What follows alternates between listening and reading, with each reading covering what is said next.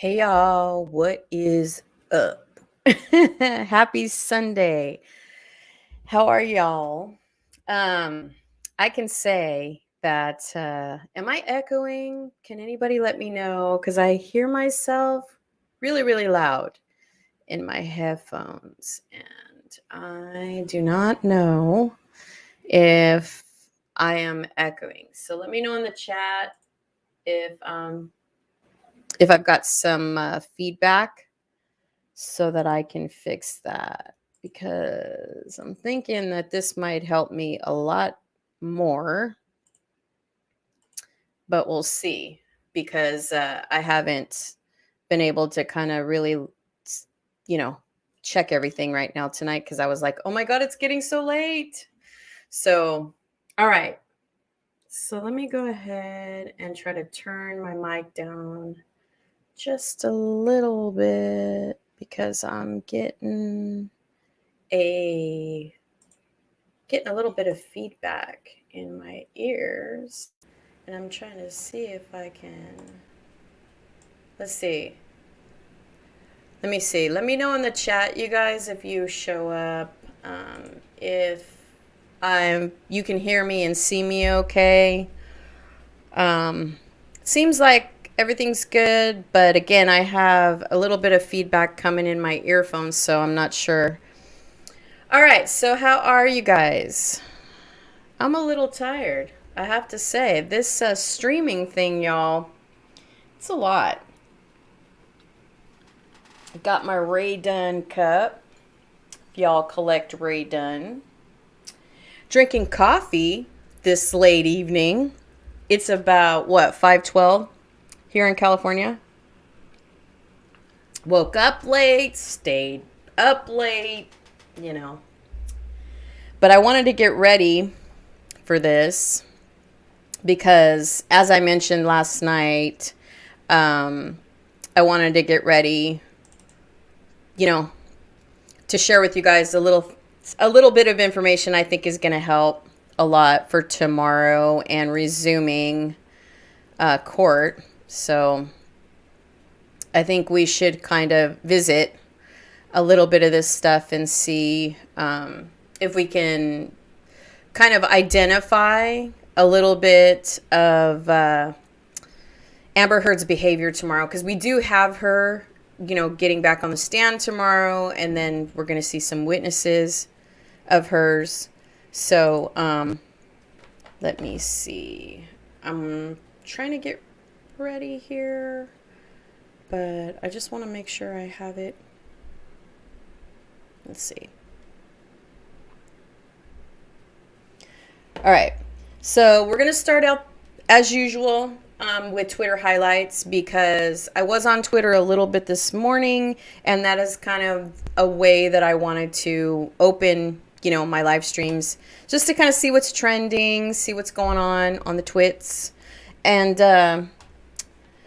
see if there's any new hashtags that are trending, that kind of thing. Now, I did see quite a few people talking about that there is a No Pirates, No Johnny tag going on right now. So we're going to look at that. So let me go ahead and grab my screen here to get ready for us. So we're on the twits. So I did post a little bit, and I retweeted a few things.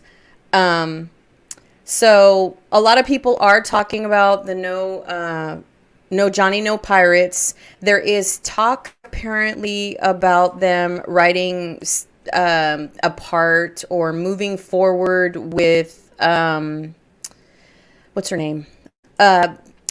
She's really pretty, Margot Robbie. So that would be our Marvel. I can't remember the character she played. So if you guys know the character she played, let me know in the chats. But we do have Justice for Johnny also trending right now, 12,000 about. We know we're going to resume for court tomorrow. So, I think a lot of people are kind of rearing up and had woke up this morning, trying to be really, really positive for tomorrow.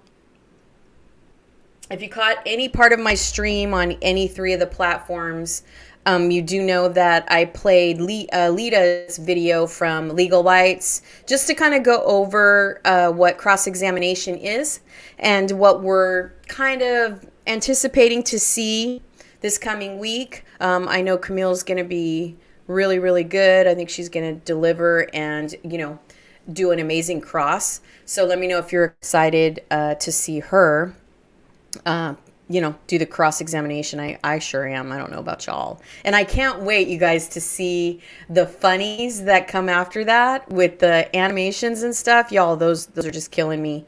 Another thing I saw on Twitter that I retweeted was that Amber's PR team is using her daughter as a prop. When is this woman going to effing stop? So I think they're trying to paint, you know, this whole, oh, I moved on after my life was so terrible, yada, yada. So they're, you know, they were trying to photograph her with her 1-year-old and this and that. Now, I don't know if I buy that. I don't know about y'all, but for me, not working. Another thing is, you know, they're trying to keep the We Love You Johnny Depp, you know, still alive. So a lot of people have been reposting his work that he did with the Children's Hospital and, you know, how he's really done a lot for the community and so on and so forth. So I think, you know, that's really a good positive thing. Let's see, what else did I see this morning? I did go on Instagram very briefly, and they do have I found this company that has a new candle for Johnny Depp. So if you guys want to check this lady out, the candle's $18. It's someone obviously that makes candles, and I do support small businesses on Instagram. So I did go ahead and tweet that out. I saw it on Instagram this morning, and I thought it was kind of cool. So if you guys want to check this out, the handle, the account name is Blazed Candle. No, Blazed and something candle. It would help if I had the right name, right? Blazed and Lighten Up, I believe it is. So let me see if we can catch. Yeah. Blazed Candle Company. Blazed Candle Company, I believe it is. So if you just look up Blazed Candle Company, I think you should be able to find it. Actually, give me a second, y'all, and I'm going to come over to my right-hand screen here because I got 3 monitors up. So let me go ahead and open up IG on this side just to make sure that I do have her account correct. If you guys want to check out this candle to promote and to support justice for Johnny Depp. So let me see. I don't know if she's donating proceeds or, you know, what her angle is on that, or if she just wanted to support Johnny Depp in general. So let me go ahead and get in here and see. Let's see. What is my handle? I don't even know. I haven't been going on Instagram as much as I need to. Let's see. Let's see. What I got going on here. What is my handle here? Let's see. If y'all want to follow me on Instagram, I created this new Instagram account. Let's see. Let's see. I just want to see if I can get in here. I hope so. So I can show y'all. Oh, crud. Of course. I don't pop in there that much, so I don't know. Let's see if that works. Yay. Yay. Okay, so I'm in. Let me go ahead and move this tab over here so I can show you this this candle thingy that was going on. Let's see, Blazed Candle. Here it is. Yeah, it is called Blazed Candle Company. So I'm going to move the tab over here. I'm going to follow her because I think that candle's pretty cool. So let me go ahead and grab this and bring this over here so you can see it. So this is the Blaze Candle Company Instagram account that I was talking about. So if you guys do want to support her, she's got this candle here. I think Smells like Johnny Depp. Mega Pints, Hearsay, and Justice. That's pretty cool. So if you guys want to go ahead and support her in her small business, you can purchase a candle. I do believe it's $18. So I think it's, I think that's worth it. Blaze Lighter Up, I guess is what the bottom of that says. So I think that's kind of cool. I haven't really been on on Instagram all that much. So just wanted to share that. I saw that this morning and thought that was kind of cool. So I did definitely want to, to mention that. There is a lot of people trying to boycott, get her off and away from L'Oreal. So I know there is a petition that someone started that I talked about yesterday. If you guys want to go ahead and try to, support removing Amber Heard as a spokesman for L'Oreal. So that is, interesting. Also, there's an interview out there too, an English interview, a British interview that she did on some show saying how she actually donated 3.5 million. Still, her and these lies, y'all. I can't handle it. Let's see. So, lots and lots of stuff. Supporting Johnny Depp. Laura B posted something yesterday talking about he was out of the country for weeks and weeks, nowhere near her. So I think someone on Laura B's account had a question about the TRO that she filed. And basically he was out of the country. So what she was trying to do with this post is basically just, post the dates that he was traveling. And so how could it put him, from one, in one destination. So that was interesting to see that. This was the Hollywood Vampires tour in 2016. So that was also interesting. There is an interview out there on this channel here about, it says, Stephen Crawley has dropped another podcast. He spills about Amber Heard's C use and the fact that she had a fling with Billy Bob Thornton. So another one stepping up with some info to, completely blow her, innocence away. Now, I was on Google last night trying to, see some pictures of hers, like seeing what I could look at to see if, what pictures were out there. This I thought was super interesting because she's got a few pictures out there from way back when with a lot of wine spilt and things like that. I was just kind of Googling Amber Heard wine, trying to see something out there that would kind of allude to the fact that, that was sus about the wine that ended up in the hallway, right, that wasn't there before. So I saw this and thought this was interesting. There was no capture on the photo when I saw it, so I thought that was interesting.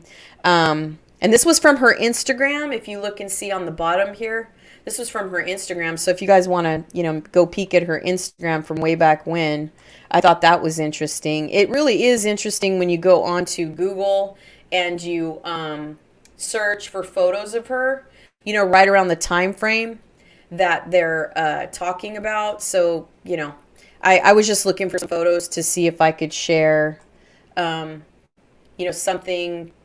anything that would actually kind of bring light to some of the photos that were leaked at that time. It has been quite some time, so it's like I know there's a lot of photos and stuff that float around on Twitter and stuff like that, but I was looking for those myself. I did find a few, and I was trying to figure out where I put them. Let me see if I can. So I saw this one. I was looking, for photos to use for my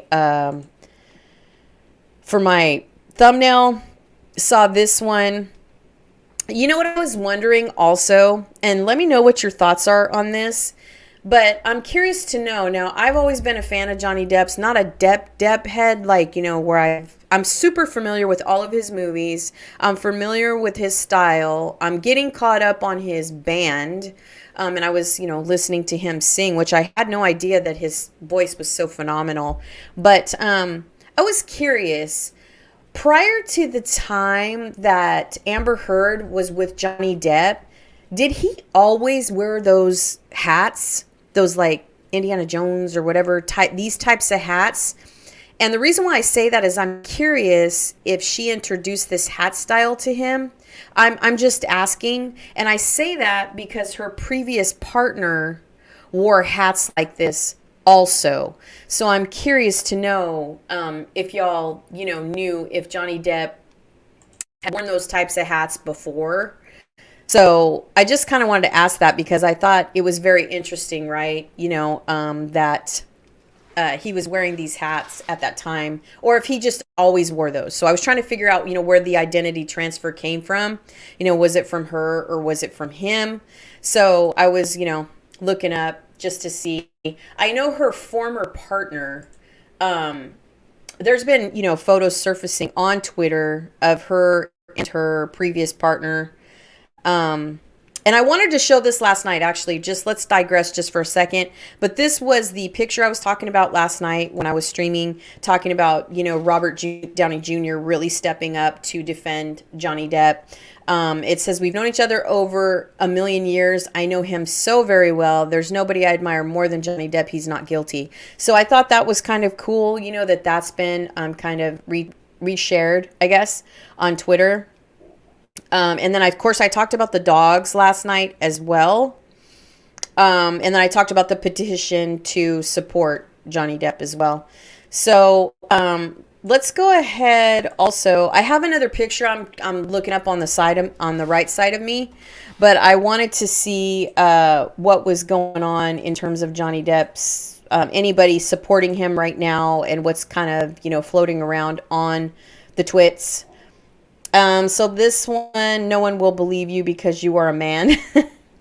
Okay. Let's see who else is ready for the cross. Me for sure. Are y'all ready? Cause it's a coming. I'm wondering if they're going to do, well, they still have to get to 2016, right? They still have to get to the Australia incident. So I'm really curious to know how long, if we're going to, oh God, I hope they don't torture us with her tomorrow, like the whole time, but we'll see, we'll see. So, let me know in the chat also, wherever you're seeing this or wherever you've stumbled across this, where you're going to be watching the trial. Someone asked, who she believes. So I thought that was funny. Let's listen to this TikTok real quick. So let's go ahead. This is funny.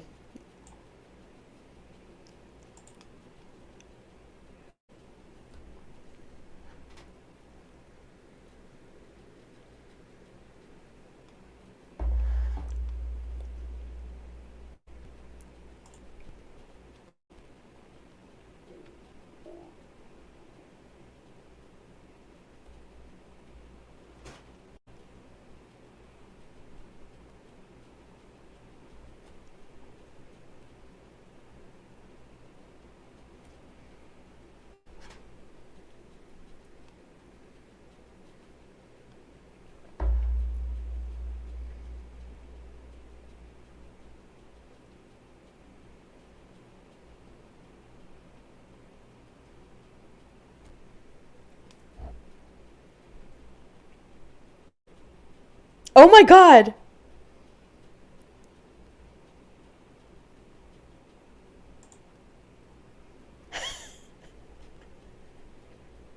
Oh my God.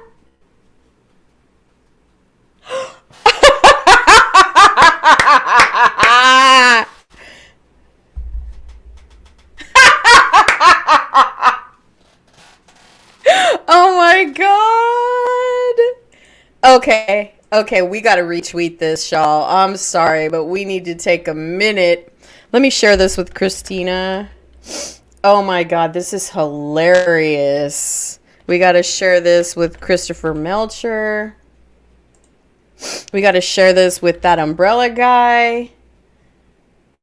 We got to share this with Brian, who is incredibly average. Let's see.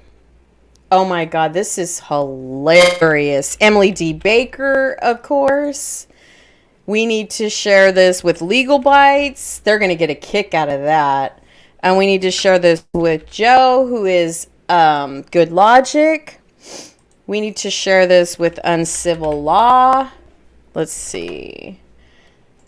We need to share this with Hogue Law. Oh my goodness. We need to share this with Andrea Burkhart. Who else can we share this with that would love this? Let's see. Who else can we share this with? Who else can I tweet this out to? Oh my goodness, did you I mean, that is just too much. That is too much. Oh, Andy Signor. Let's see. I don't know if this is going around. This is funny. I like Ann Silvers as well. Andy Signor. I think that's it at the moment. I can't really think of anybody else. I know I'm going to think of somebody else, but let's see. A must see. Oh my God. Let's see. Does she have a... Wait. Does she have a... We won't do Alexa. We'll do... Let's see. Is she... Let's see. Wow. She's trending right now. Let's see. Amber... We'll go with that, I guess. God, I really don't like supporting that. I mean, I know it's, Amber Heard, the party is over. That's hilarious. Oh my God. Let's see. Justice for Johnny. Oh, goodness gracious. We love you, Johnny. How about that? Because that's trending. All right. We'll send this out to, the twits. This is so funny. This has got to be seen. I didn't retweet. Did I retweet this yet? I just did, right? Let me see. Let me stop that. Oh my goodness. Did y'all see that? That was hilarious. Oh my God.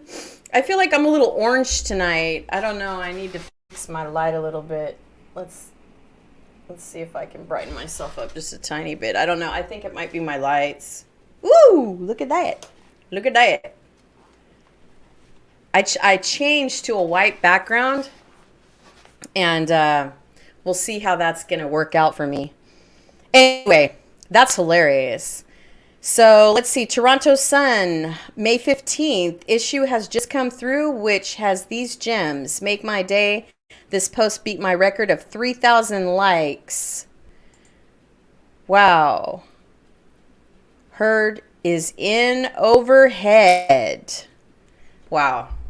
Y'all, this is going to be a really interesting week. So right now we're just doing our Twitter highlights, which I totally forgot to add my little ticker here. Let me put it on the show. We've been doing this 23 minutes. I usually do my Twitter highlights for about 30 minutes, so we'll wrap it up in a minute. Let's see. I hope I'm not echoing to you guys. I don't know because there's no one in my chat yet, but hopefully someone will stumble across, and it looks like 2 people are watching, so that's awesome. Oh my God, what is that? What the heck is that? I want the herd cheering section. What? Just to stop with the mind twist. We all know, and if you were being honest with yourself, you know what a bruise looks like. But to refresh your memory, oh geez, yikes. But that's kind of good someone's doing that, because obviously the picture that she, released is nothing to support what real victims go through. And I just can't. God, I wish they'd remove her from the ACLU as an ambassador. I hope eventually, that ends up being something that they do. I really do. She's mocked this, such a serious, situation. He's at 17 million. Yay! He's at 17 million, y'all. Oh, that's exciting. That's really exciting. I'm happy. I'm happy for him. I know that he's not using Twitter. I think they're not letting him use Twitter or whatever. So I believe so. That's the reason why. Amber Heard support simply haven't been paying attention. Miss, I wanted nothing. Oh, wow. So 2016, she demanded Hollywood vampire band members' financials for her divorce. Man, she was not married to. Men she was not married to, excuse me. So let's read this little, let's read this here. Let's open this up. This obviously was, I wonder if this was provided by TMZ. I'm not sure. No one's retweeted this yet? Maybe. I don't know. Let's see. Depp has also taken issue with Heard's request for details about the earnings of his Hollywood vampire band members, Joe Perry, Alice Cooper, branding them irrelevant. The Pirates of the Caribbean star is currently locked in a bitter divorce battle with the 30-year-old actress after she filed papers to end their 15-month marriage. Can you believe all of this is just because they were married for 15 months? So, but I do believe, since she's talking about, because I know right now that I was watching a live stream last night where someone was mentioning that the original abuse or something was all about 2013, and now she's bumping it to 2012. So I'm not skilled or educated enough on the whole entire case and the situation with Johnny Depp and Amber Heard in terms of what went on. I do know, we're revisiting those incidents now, and I think a lot of us that are watching court have, been interested in what's going on. But I did not know the specifics, and that's the reason why I have been visiting the Incredibly Average's channel to do a reaction on his videos and his content, because these videos are so long ago when everything was fresh. I feel like that the information that they're giving us is pretty, that he's giving us is pretty accurate and pretty, telling. So they are reportedly working towards a monetary settlement as they are not thought to have a prenuptial agreement in place.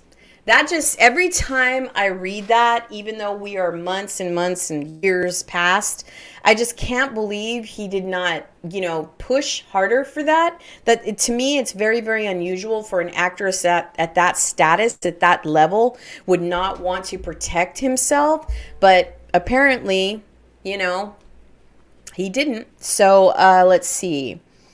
But in new documents obtained by TMZ on Wednesday, July 20th, 2016, the 53-year-old claims Amber has refused to sign privacy papers which would keep details of his finances sealed. The actor's lawyer, Laura Wasser, concedes that Amber is entitled to know some information about his monetary situation in order to get a fair share in the divorce settlement, but she wants to prevent further details from leaking to the press as Johnny does not his wealth his wealth becoming headline news. So there, it looks like there's some kind of does not want, I think is what's missing in there. Anyway, Wasser goes on to allege Heard and or her cancel have participated in at least one media story which contained specific provisions from prior settlement communications. So one of the things also that I thought was very interesting about a live stream that I saw last night, because it's very interesting and telling to watch some people that have been knee deep in this case and knee deep into specific details about this case. And that's one of the things that I was very kind of nervous about commenting on my own, being new to this case, since court has started, that I didn't want to say anything that I didn't know if it was true or not. And so one of the things that was commented about, her seeing other attorneys that were commenting on the case, this one attorney she had mentioned, it was a female attorney that had a YouTube channel that was kind of totally commenting on information that wasn't even relevant or it wasn't true. She wasn't caught up and things like that. So that's why I was saying something, because it's sometimes when you're commenting on something, you want to make sure that you're getting your information from, reliable sources, right? So anyway, she was just talking about, people commenting on the case at this point because it's become so public and people don't know, the true details about what's going on. So to me, it's just, I'm appalled every time I hear that he didn't push harder for her to sign something, you know, to protect himself. I just, you know, but also she was saying in the live stream anyway, to get to the point of where I was going with that, is that she said she's going to have to address her counterclaims this coming couple weeks ahead of us about how she's lost income due to, you know, the defamation counterclaim that she's doing. So that'll be very interesting and very telling to hear her talk about how her life is taken, you know, how her life has been affected. So anyway, but yeah, there's just, you know, I just wanted to kind of point out some of the things that have been trending on Twitter, you know, like I do. I think it's interesting. I think today was probably a big day. We're wrapping it up at this point. It's early here in California on the West Coast. You know, there are cities and states such as Hawaii that are 5 hours behind us in California. And of course, people all around the world where our day is their night. So, you know, there is a bit of, so actually, you know, tomorrow has already started somewhere in the world. So it's going to be very interesting. Just keep in mind, y'all, if you're just peeping in or if you're here watching now, that the court does start tomorrow. I do believe at 9:30, not at 9 o'clock. Or excuse me, at 9:30 instead of 10, excuse me, because prior to halftime, court was starting at 10 o'clock, I believe, in the morning and going to 5. But now it's going to be at 9:30 a.m. Eastern time to 5:30 p.m. Eastern time. And that will go all week. I think they're going to resume the same exact schedule, that there is no court on Fridays as far as I understand. So I could be incorrect on that. If you guys do know and you're watching this on one of the other platforms such as Twitter or anything like that, let me know if I got that incorrect. Because as far as I know, I did watch a stream that was actually showing the judge address the schedule for tomorrow and moving forward. So, you know, they only have until May 27th to wrap this up. So closing arguments will be very, very interesting, right? When we hear how that's all going to, you know, pan out. And I just think that I'm ready, y'all. Are you ready? Are you ready? Are you just get your snacks, make sure you're armed with your coffee and your water if you have time to watch the trial. You know, it's always a long day. There are plenty of people streaming it on YouTube. I did consider streaming it on YouTube, so I'm not sure if I should. And the reason why is because a lot of people are getting stricken, I guess, by that. Like if you use, I don't know if you use Daily Mail, if you restream it, but if you stream it through Law and Crime Network, I believe people are getting, you know, they're getting copyright affected by that because it's not their content, which is weird because it does fall into fair use. It really does. It's a public trial, but I think the reason why they're copywriting is because you're using that particular major network, you know. So there's that. But, you know, if you want to go ahead and, you know, stream it and you're a YouTuber, you just have to find something reliable, right, to stream it. So I'll check in. I'll look and see. Oh my God, someone used. I have to show you this real quick. Sorry, I have to show you before we move on. But someone used. I think this is hilarious. Let me see. Let me put myself kind of next to it so it's bigger. Let me blow this up for you. But someone used the animated Elaine picture for their default look. Isn't that hilarious? I love her face. So you might be able to find that on Google if you want to support and put that as your default picture next week. Oh my God, that's hilarious. That really is hilarious. So anyway, I had to show you that because I just saw it. All right, so now we're gonna move on. So as you guys know, let me go ahead and change my. Let me put this back on me, and let me go ahead and change my little ticker. So we're gonna talk a little bit tonight about narcissistic abuse. We're going to talk about this famous Gone Girl video. I think it was important to revisit that. Let's see. Gone Girl and Amber Heard.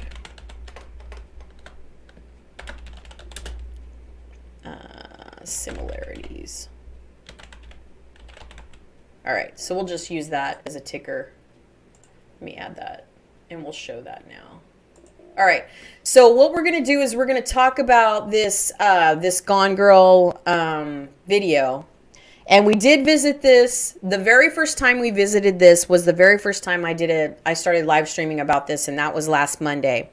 I knew when I wanted to transition my channel that I did want to start out talking about this because obviously it is something that's, you know, very popular right now. It's something that everyone's talking about, and I really did feel like I had something to say about it as well, right? And so, you know, I think it's important for us to understand what histrionic, BPD, and what behavior when it comes to narcissistic behavior. I just think that it's very important for you guys to understand the psychology of someone that encounters a person like her. And that can occur in a male or female. There is several types of narcissists. So what we're going to do tonight is we're going to have a reaction. We're going to watch the Gone Girl video from the beginning to end. It is on Incredibly Average's channel, so we're going to be reacting to his video. Then after that, we are going to listen to a very serious interview with Sam Vaknin. I'm going to show you his channel. I'm going to talk about who Sam Vaknin is before I play the interview. It is quite long. We're going to be here a little while, people. I did announce that last night. I plan on streaming for at least 4 hours tonight, probably maybe even 4.5, because there is so much to talk about when it comes to this type of behavior and what it all means. Why am I going over that? Why am I doing a reaction to that? Why did I decide to play such long content that wasn't specifically Johnny Depp and Amber Heard's audio? I'm doing this because I feel like if you're going to hear anything that has to do with narcissistic abuse or narcissism in general, that you should know accurate information about how people like this operate. Okay, it's very important to understand narcissistic abuse and narcissism instead of just these terms that get thrown around at this point in time in our, you know, in our society today. People use the term gaslighting. People use the term narcissistic abuse. People use the term BPD. People use the term histrionic, especially now. People use the term deflecting. People use all these terms, but the problem is do they really understand what that means? Do they really know what all that means? And where did it come from? And why are they talking about it? And you know, what is a narcissist really, you know? And I thought that I kept thinking about this all week, wondering if I wanted to talk about something so serious before the trial resumed. And I do. I really do. Because although we're all watching clips of the trial, we're revisiting the audios, right? And we're commenting on the audios and the way she loops when she talks to Johnny Depp, the way that Johnny Depp continues to defend himself when he really has no reason. I mean, other than taking ownership and accountability for his challenges and the things that he struggles with personally in the relationship and how it affects the relationship. And then also, you know, just even in one of the audios, you do hear him talk about BPD. He says, okay, you know, and then he says something about borderline personality disorder. And then she says, oh, now I have borderline personality disorder, you know, but in these audios, if you've heard these long clips, then you know that the way that she's treating him it's not okay. It's just not okay. It is very psychotic, honestly. It really is. She's relentless. She never gives up. She follows him around. She's just continuously harassing him. And so I just thought, well, you know what? Narcissism, BPD, histrionic, you know, all this stuff, and And these terms are being thrown around, but does anybody know what that really means? You can hear the definition of what a BPD person is, but do you understand what narcissistic abuse really means? And do you know the difference between, you know, PTSD and CPTSD? You know, PTSD is post-traumatic stress disorder, and CPTSD is complex post-traumatic stress disorder. So there's a lot, you know, to learn when it comes to this kind of psychology, you know, terms and so forth. And, you know, it really matters to understand what all this means. So there is a couple of channels that I've been following for quite some time on YouTube. I found them right around 2015 when I was going through a few things that I was kind of confused about in my personal life. And I didn't understand the psychology under it. And I knew that I had no right in my personal life to label what I was going through in any part of my life, if that makes any sense. So I heard this term and I didn't understand what it meant. And I started watching videos and I started trying to find reliable sources to watch, not these people like this psychologist that was on. I love Legal Bites, by the way. I do. I love the channel. I love Alita. I love her panel, but I don't care for, and I said this prior, you know, in another live stream, that I don't care for the two people she had on. I don't feel like they had quality information to share. I feel like those people are not reliable, in my opinion. I'm not fans of their channel. I don't think that I'm just not for that. So the only way that I could actually share what I know and who I've been following, and let you be the judge of, you know, if you saw Legal Bites or you follow LawTube, what you think of the people that I've learned this information from, and let you make that, you know, that call of who you feel you may be, you know, interested in checking out or whatever when it comes to this kind of thing. Now, again, you know, I think a lot of people are just researching this kind of thing because, you know, of this particular case, right? I think, you know, that has a lot to do with it. But at the same time, you know, I think it's important to understand what these terms mean, what is narcissistic abuse? What is a narcissist? I mean, is there just one kind? Is it more prevalent in males than females? I mean, what does deflecting mean? What does gaslighting mean? Is it just a referral, you know, from this movie that came about at one point? Is it just as simple as these, you know, psychologists say, you know, where it's just having one partner in the relationship make you question your own reality? Is that, I mean, obviously you can look up the meaning on Google. It'll simply tell you what gaslighting means, right? You know, and you'll be like, oh, okay, well, that's what it means, I guess. You know what I mean? But at the same time, I just thought that it was very interesting to share like the psychology part of it. You know what I mean? To give you guys some information that I think is beneficial. And I'm sharing it with you now, you know, on my channel. And you can, you know, I'll leave these channels and these video links below for another time. And you guys can, you know, research it further moving forward if you want. But I definitely wanted to just share with you guys where I've learned my information. And, you know, I think it all comes down to a personal opinion of who you think is, you know, giving you the best quality information and the best factual information you can. And that falls a lot into the same kind of, like when you saw the two expert forensic psychologists, who you feel is giving the best assessment and, you know, and analysis of what they've been handed, you know, to. So I wanted to kind of talk about that. So let me, what I'm going to do is I'm going to bring up Sam's channel. Let's see. I think he should come up immediately. So I definitely just kind of wanted to share who's talking. So in other words, if I share an interview with you, you know what I mean? Like you're going to be like, oh, who's this guy? I've never heard of this guy. You know, he's kind of different. I've never seen that, or I've never heard of him or whatever. So I wanted to make sure and share his channel. And that way, if you guys want to, check him out on your own time, or maybe you know someone that's going through something, or you want to learn just more about this on your own. But I definitely wanted to share with you guys who Professor Sam Vaknin is first. Before we visit the Gone Girl video, then we'll move on to his interview.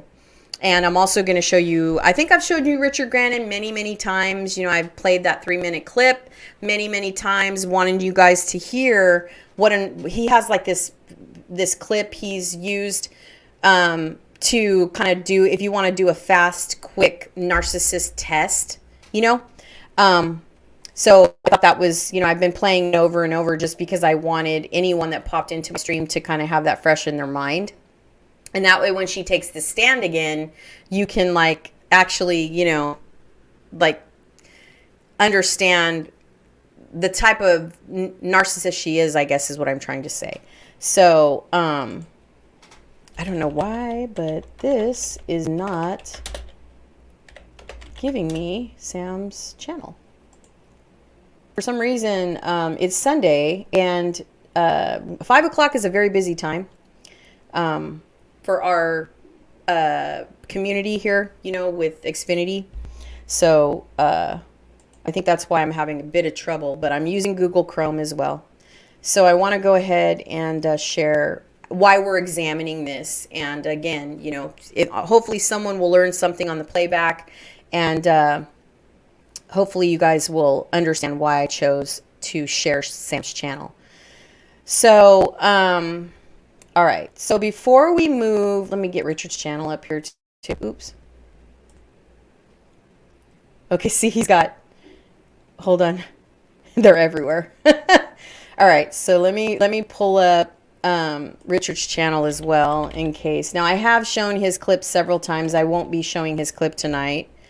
But I just wanted to go ahead and share his channel in case you guys want to, examine his channel. And you guys, if I have done a live stream previously and I forgot to put the links back in the description box from last night or the night before, I definitely will check those and make sure that the links are back in there. Because I try to do that when I close out the live stream, but sometimes I forget.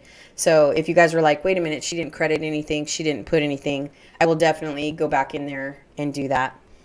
But this is just important. I feel like, I feel like this kind of stuff is important. And the reason why I definitely wanted to share these two channels is because you can hear, even while you're listening to them share information, it's just a very, very serious disorder. It's very serious. And it's like the way people throw it around, I'm very uncomfortable with that, because I feel like you don't really need to be throwing something around if you don't really know what it means. You know what I mean? Don't chime into the conversation unless you've actually done some research on it and literally, what these people are talking about, because then, it's kind of like you're just, jumping on the bandwagon of what you hear and stuff like that. So let me go ahead and grab Richard's channel here. And that way you can at least just see who I'm following to learn some of this information. Now, Richard and Sam are friends. They didn't start out that way because they've been on YouTube for some time. But definitely, I wanted to kind of get this stuff all ready. All right. So we're going to go ahead and share the screen now again. And I will put myself right here. All right.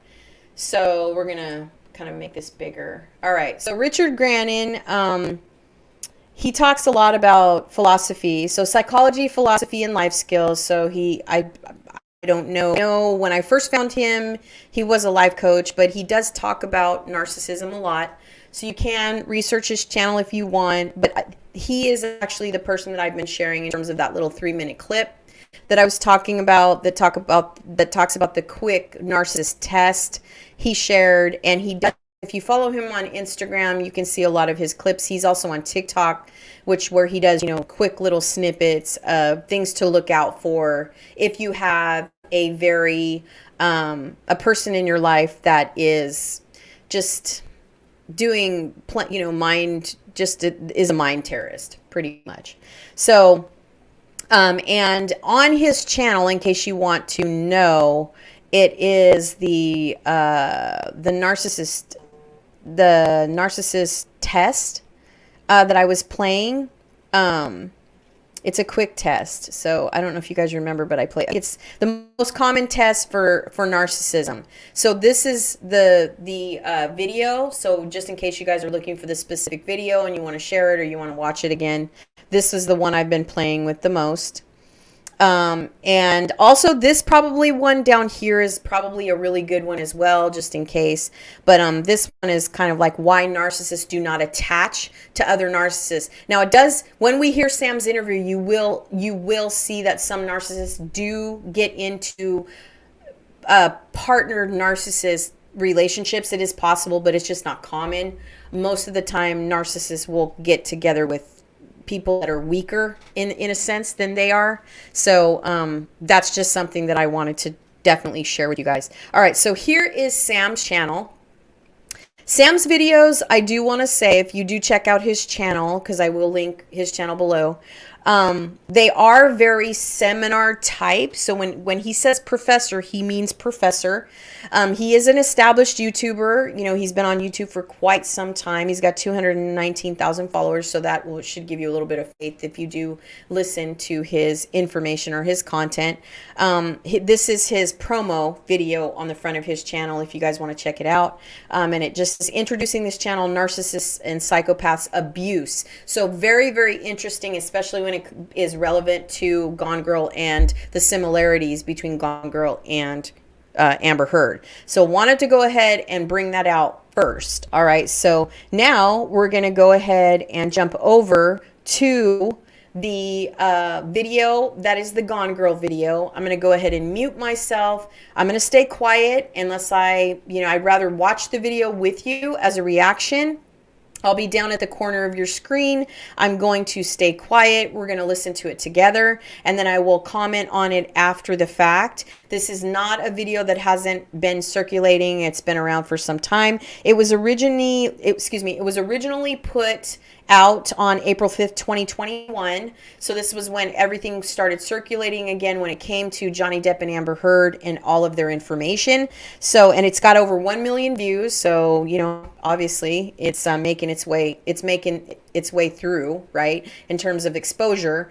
But let's go ahead. And also he has this disclaimer on the front of the page here that says mental health is something to take seriously, and it must be made very clear that this one specific case is in no way a representation or generalization of most people dealing with the issues. Example, suffering bipolarity does not necessarily equal being violent. Okay, so obviously that is to be determined by a psychologist or someone in that profession. But let's go ahead and put me down on the left side, and we're going to go ahead and mute me, and I'm going to play the video. So let's go ahead and start, and I'm going to mute myself first, and I'll come back when it's done. It is 26 minutes. Before we play it, let's go ahead and play it on 1.25. I feel like 1.5 is a little bit too fast, but to make it as fast as possible, right? But we are here to review content tonight. Trial starts tomorrow, so it is very important for us to cover this information again, so that when she takes the stand and we hear her friends and her witnesses defending her, we understand the reality of how this started. And honestly, you can make your decision if you feel like she premeditated this whole this whole experience, I guess. All right, so let me go ahead and mute myself, and I'm going to start the video.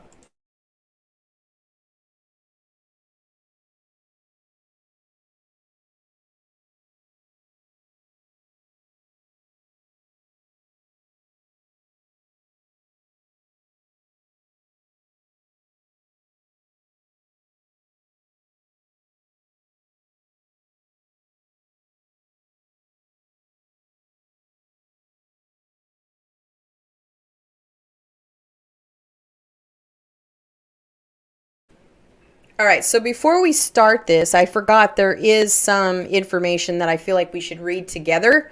So let's go ahead and go back just a tad. And I forgot, before he introduces the video, there is some, text and stuff. So we're going to read that together. But this is, let's take a look at Amber Heard's diagnosis made by her doctor. So again, you will hear Sam Vaknin talk about cluster Bs. You hear Richard Grannon talking about cluster Bs quite a bit. It's not something that other psychologists on YouTube and so forth don't talk about, the cluster B, but it is important to understand what a cluster B is.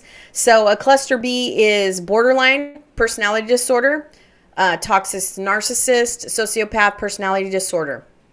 So there is also a fine line between a sociopath and a psychopath. So that is also something, that Sam will go over.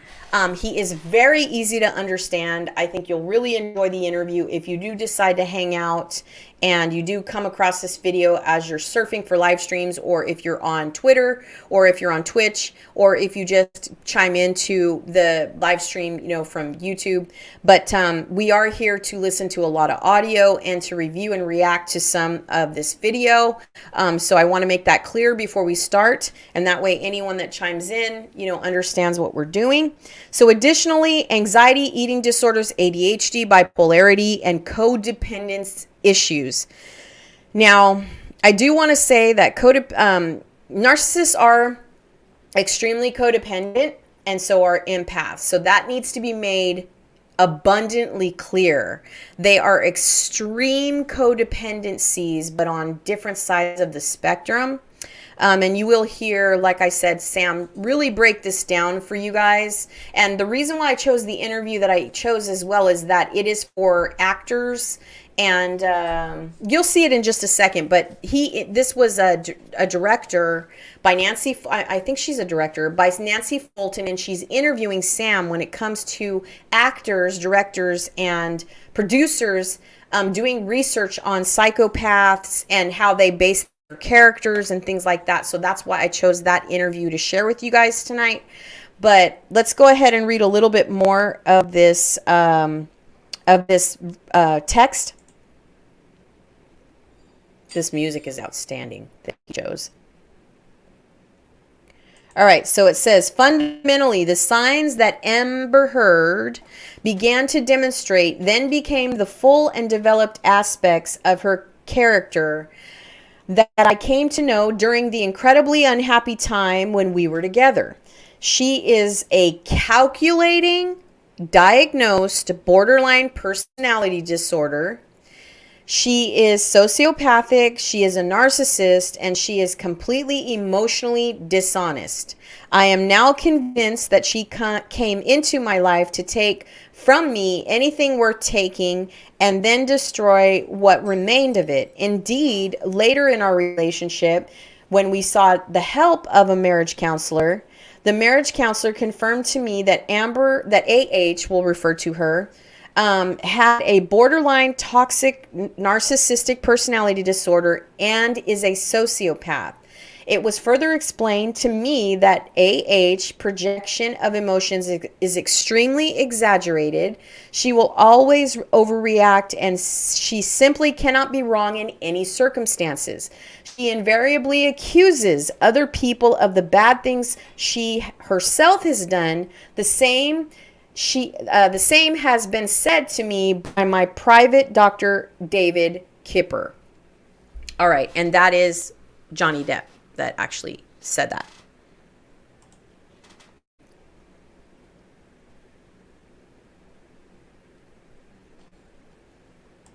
All right, Mr. Justice Nicole. Client admits to history of anxiety, eating disorder, ADHD, bipolar disorder, codependence issues, and occasional insomnia. Have I got the right sentence? Miss Laws, that is right. Yes. Mr. Justice Nicole, were those observations correct or incorrect? The witness, they are incorrect. Amber Heard's denial. All right. So The witness is Amber Heard, so that's why it doesn't say Amber Heard, it says the witness. And then Mr. Justice, to me, sounds like it was one of the counsel that was questioning her at the time. And I don't know who Miss Laws is, so maybe I have that, wrong of some sort, but that is kind of what we're looking at here.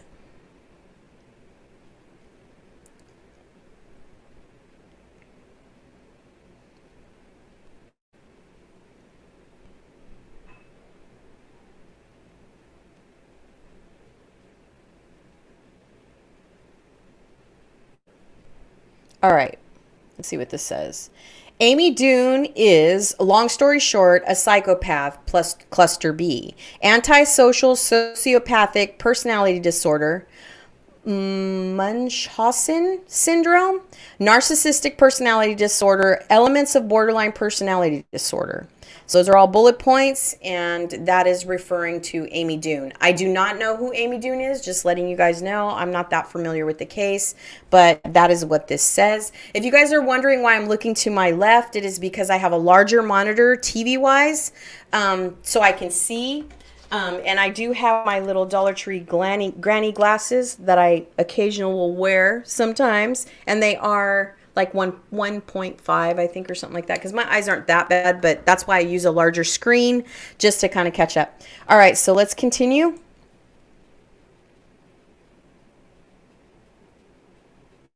All right. This says, both are manipulative with a lack of remorse, dishonesty, and striking charm that are also characteristics of a psychopath.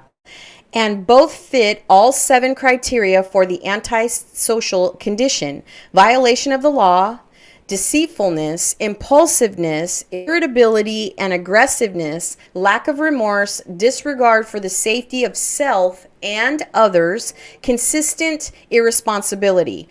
All right, now, one of the reasons why I chose to add Sam Vaknin's interview is because we're reading this, right? And this is something that Brian, obviously researched and is putting on the screen to let you guys know what some of the definition of these terms mean. But why we're going to listen to Sam's interview in relation to tomorrow and moving forward with all the people that are coming forth to defend her, I honestly believe that you're going to see a lot of empathic ways with the sister, where she's being kind of manipulated to say and do what Amber Heard, wants her to do, which is very common in siblings of a narcissistic family. I did already mention that I do believe that probably the father was the domineering narcissistic personality in the marriage of their parents, and probably the mother was the empath. But I'm guessing. I do not know those people. I don't know the history on the mother. I know her mother, passed away recently, so my condolences on that. But that is, Amber Heard was saying that she was very close to her father, and that is just something, that when they're siblings, one of them will take on the personalities of one of the parents. So that's the reason why I say that. And as we see, why we've done this in this sequence is because we want to see the similarities between a movie, which is fictitious, but we're also in comparison teetering on the opposite side of, or comparing in a straight line Amber Heard's behavior versus this fictitious movie, right? But and then saying how she was the ringleader, because we have her friends that took place with the penthouses and all this whole plan and the whole thing, right? And then the reason why we are choosing to listen to Sam Vaknin's interview thereafter is because Sam is actually going to put this in its place and really lay down the blueprint and the map of how psychopaths and narcissists behave. And I think that is very, very important. I promise you, if you watch this, if you come in even right now, or you come in from the time that you watch Sam's interview, you will learn something. Just get something to drink, get a snack, put me in your ears. You don't have to watch me, but listen to it from beginning to end with me, and I promise you it will bring a lot of light so that you can take that with you moving forward and that is kind of, that information will be kind of in the back of your mind when we see the rest of the case. I think that's very, very important and wanted to bring that to light. That's why I chose to do my live stream so long tonight. All right, let's continue.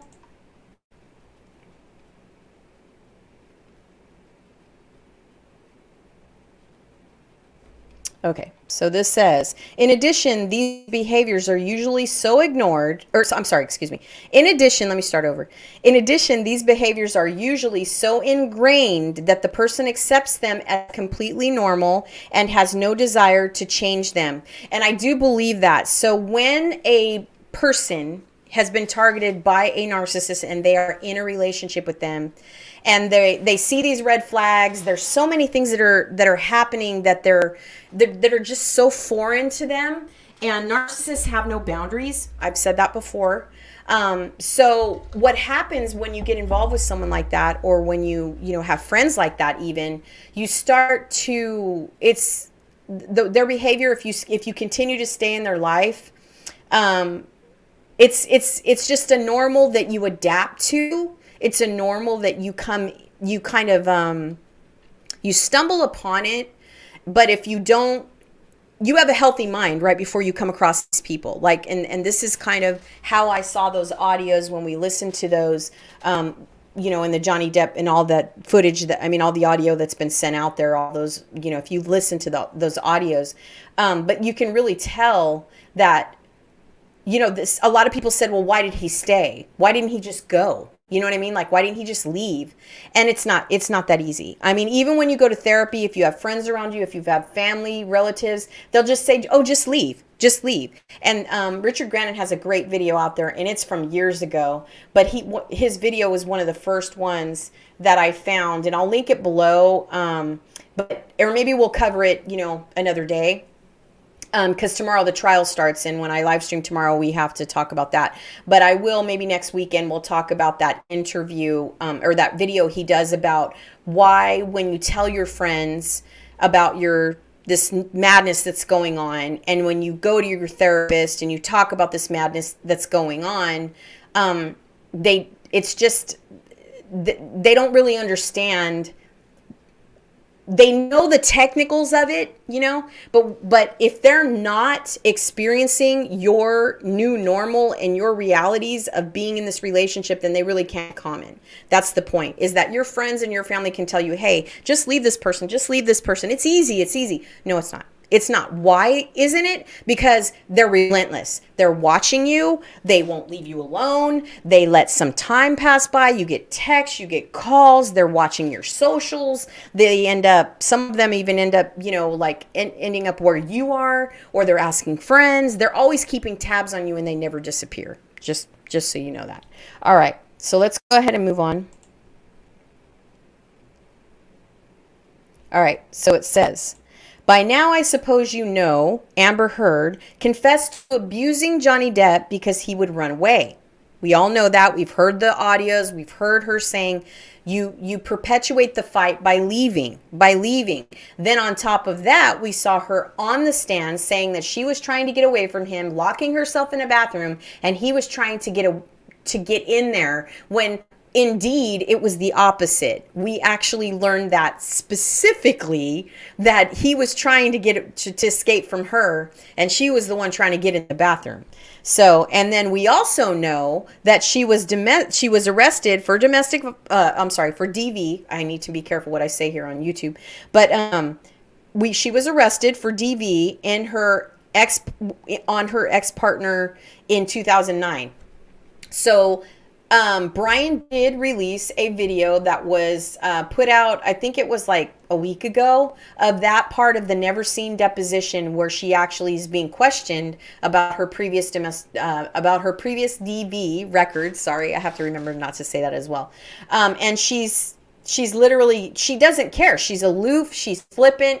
She's kind of defiant when she's telling the story, as if, she's just condescending also. So, she doesn't care. She's just like, in fact, if you see that clip, then you'll know what I'm talking about. And we already did see that together here on the channel. But here it is. her saying on the audios, I did start a physical fight. You run away every single fight. Amber Heard arrested in 2009 for DV against then girlfriend Tasha Van Ray. So if you saw that little clip of the deposition, then you saw that she was questioned about Tasha Van Ray, who was her ex-partner, and she was married. They were domestic partners legally, and so that was something that they were, you know, that they questioned her about in that never seen before footage from the deposition. So let's go ahead and continue, because I know Brian does narrate this at some point in this video. And by the way, this interview or this article here on the bottom, as you can see, was posted June 8th, 2016. Remember, we are going to hear a lot about 2016 coming up in the weeks to come. So just wanted to go ahead and let you guys know we're gonna see a lot of that and hear a lot of that. All right. All right. Now let's read this part. Some of the other accusations are mental, verbal abuse on her former assistant and stealing her R story, lying about donating her divorce settlement to charity, which we saw that in Johnny Depp's case. And keep in mind, Johnny Depp's case did rest. And let me make sure I have my date correct. They rested Tuesday, not of this week, but of last week. So Johnny Depp's case rested May 2nd, 2022. Or excuse me, I'm sorry, May 3rd. May 3rd, 2022. What's today? Yeah, today's the 15th. So they rested Tuesday, May 3rd, 2022, if I have that date corrected. Correct. All right, so let's go ahead and continue. Now let's really get into it. The plan: stage your crime scene.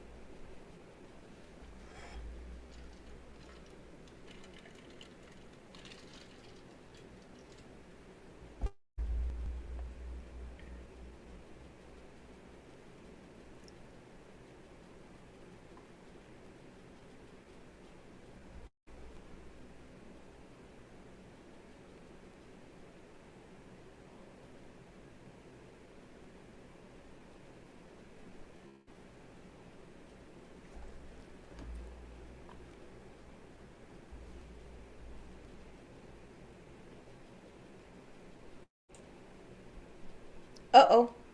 1 second, y'all. 1 second. Coming back. I forgot to... I wanted to make sure the audio was on. I hope you guys could hear it the whole time. Let's see. Diary. Minimum 3. Yeah. Early days. Sorry. Those are true. I And keep they're messing up. crucial. Oh, wait. You want Nick and Amy to be Wait. likable. Yeah. After that, you invent. The spending, the abuse, the fear, the threat of violence. And if I get everything right, the world will hate Nick for killing his beautiful, pregnant wife. A social media campaign is calling on ticket buyers to boycott a Monday night concert by Depp's rock band, the Hollywood Vampires, in Stockholm, Sweden, The Local is reporting. However, fans have called for a recasting of the role, as Depp's then-wife, Amber Heard, accused him of emotionally and physically abusive behavior. Anger, outrage, accused of glamorizing domestic abuse. The backlash came hard and fast when Johnny Depp's exclusive British GQ cover story dropped. Even fellow journalists quickly expressed their disbelief. Can't believe I have to say this, British GQ, but being accused of domestic violence does not make you cool. Stop dramatizing his behavior as though he's some sort of misunderstood hero. He's not. The hashtag I'm with Amber trends. He wanted to divorce. For this anniversary, I've arranged a trip. Follow the river, up, up, up. Sit back and relax, because you are done. What's up, up, river? Up the river. Prison. Fucking crazy, bitch. That's what this is. She's framing me for her murder. You married a complete psychopath. The morning of our anniversary, I was gonna ask her for a divorce. I just couldn't do it. I couldn't fake it for another year, another day. And what happened? Before I could say anything, she said, I need you to go somewhere and really think about our marriage. She knew I would go to Soy Beach. You had no alibi. She stage managed me. She knew exactly what I would do, and I fucking did it. I went to the beach, I thought about our marriage, I came back and decided I wanted a divorce. By the time you got home, She was gone. After the party, Miss Heard, or possibly one of her friends, defecated in our shared bed. Depp's statement read, according to reports from page 6, on 12 May 2016, Miss Heard confessed to our estate manager, Kevin Murphy, that leaving the feces in the bed had been just a harmless prank, thereby effectively acknowledging that she had been responsible, whereas she had previously sought to blame our dogs. During Depp's witness testimony on Friday, the actor claimed that the incident was what spurred him to leave Amber, not the other way around. It was not left by a 3 or 4 pound dog. I was convinced that it was either Miss Heard herself or one of her cohorts involved in leaving human feces on the bed. I wanted nothing to do with her. I thought that was an oddly fitting end to the relationship.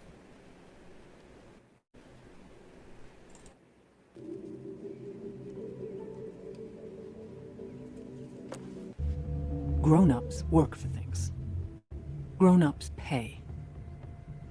Grown-ups suffer consequences. Now, Sarah, though, I'm going to go to you first. You saw Amber on the day she filed for divorce, 2 days after this alleged phone incident. Tell me what you saw. Correct. I happen to live in the building where Amber Heard was living with Johnny Depp, and she currently continues to live. She's had multiple contacts with various people who work in the building, face-to-face with no makeup on. I know that she did for a fact on Monday, the day she filed for divorce, and on Wednesday, 5 days after the incident, and 2 days before she sought the restraining order, and there were no marks on her face. Which Debbie told about. I've looked at it, and I've seen those scratches before on other people, and it's not only just self-inflicted. I'm convinced of that, self-inflicted. At the moment, I've no deal with the devil, God has laid it out. I feel sick. It's so bizarre. It seems like the kind of thing that would happen to Amy. She always attracts these. Drama? You can say it, it's just me and you. Amber Heard officially charged in Australia. The actress is facing 2 counts over illegally importing her and Johnny Depp's pups, 2 Yorkshire Terriers, into the country. She is also charged with producing a false document. Just because I don't like to be around Amy doesn't mean I don't care about her. I have to do things like a job that I would get down by telling Chris that I can't go off that program. I said, I did, because I'm not like you, I'm not my fault. And then finds like, she said, do you think he does it? Christy, on the other YouTube, she knows exactly what she's doing. She knows exactly what she's doing. No, I'm saying, hand up, she does. She's not a fool.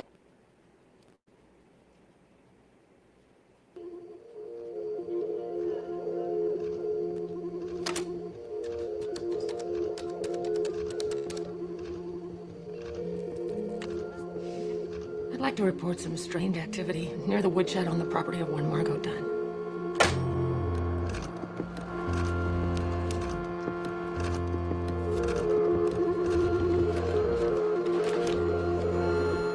How do you know this is going on, though? She told me. Oh, okay, so this is a friend of yours? Yes. Okay, so what did she say, that this guy was assaulted her or hit her? Physically assaulting her, yeah. Okay, but this isn't a boyfriend or anything like that? Yes, it could be, yeah. Okay, is it her boyfriend, yes or no? Yes. What's her name? Her name, Amber. That's all I can tell you. I have to go. Last week, I threatened to leave, and he said he'd find me, and he'd kill me. So I disappeared. I lost the baby. I couldn't even tell my parents. I'm so...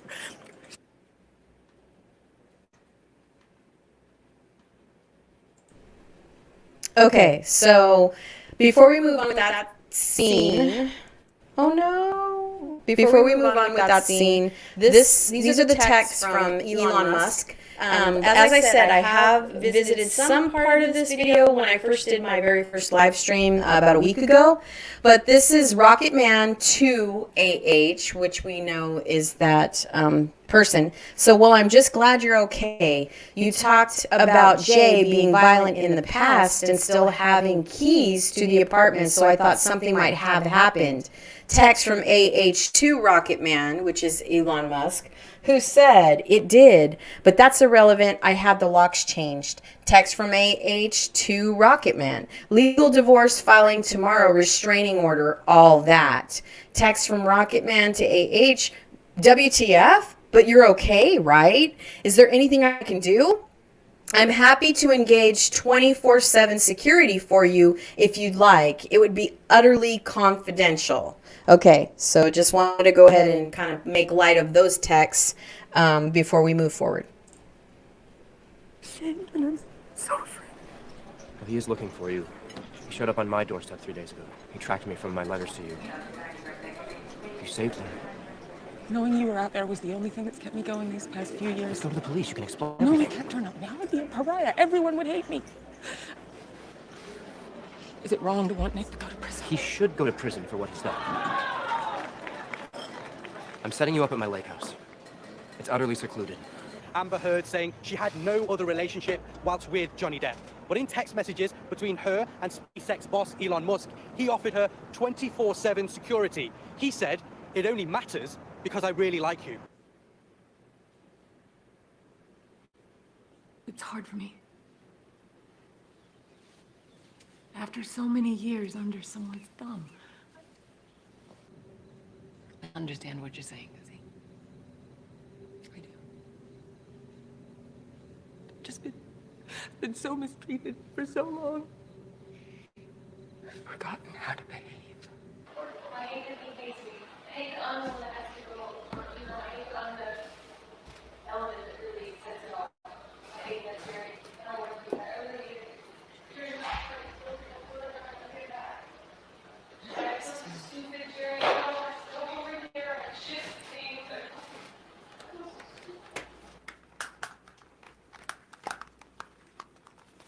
We've seen dozens of home invasions. Dozens and dozens. This area right here, it looked wrong from the second we saw it. Whole thing looked staged. I mean, watch this. And yet, they remained upright throughout this life and death struggle. I don't know. She put in pictures in her restraining order documents of like broken glass, like he threw a bottle, according to her, and it smashed everywhere. But the cops say they saw nothing. They said that none of that was there, and they actually were inside the apartment. And the bodyguards say that too. It's mind blowing that. Well, Mike, you know the implication, right? The implication is she said, "I'll get him," and she broke the glass and she hit herself with the iPhone.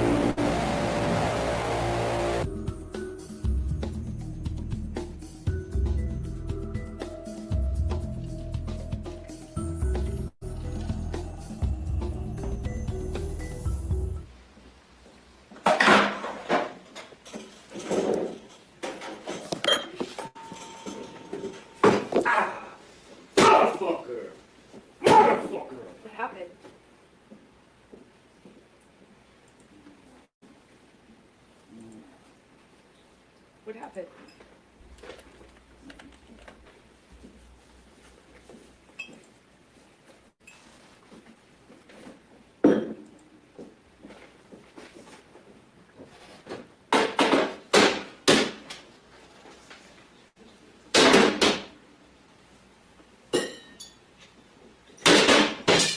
Nothing happened this morning, you know that? Were you in here? No. So then nothing happened to you this morning. Yeah, you're right. I just woke up and you were so sweet and nice. We were not even fighting this morning. All I did was say sorry. Did something happen to you this morning? I don't think so. No, that's the thing. You want to see crazy? I'll give you fucking crazy. That's crazy. Oh, you're crazy. Oh, you're crazy. Have you drunk this whole thing this morning? Oh, you got this going. You got this going? I just started it. Oh, really? Really? Sneak that shit on me? No, I didn't. You were smashing shit. Oh, bye.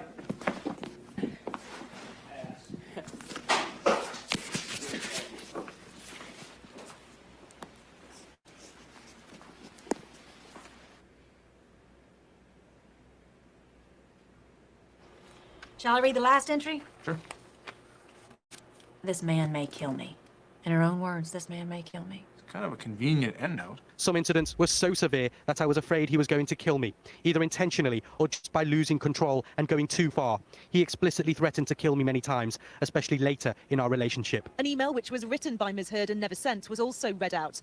It's like Dr. Jekyll and Mr. Hyde, she wrote. Half of you I love madly, the other half scares me.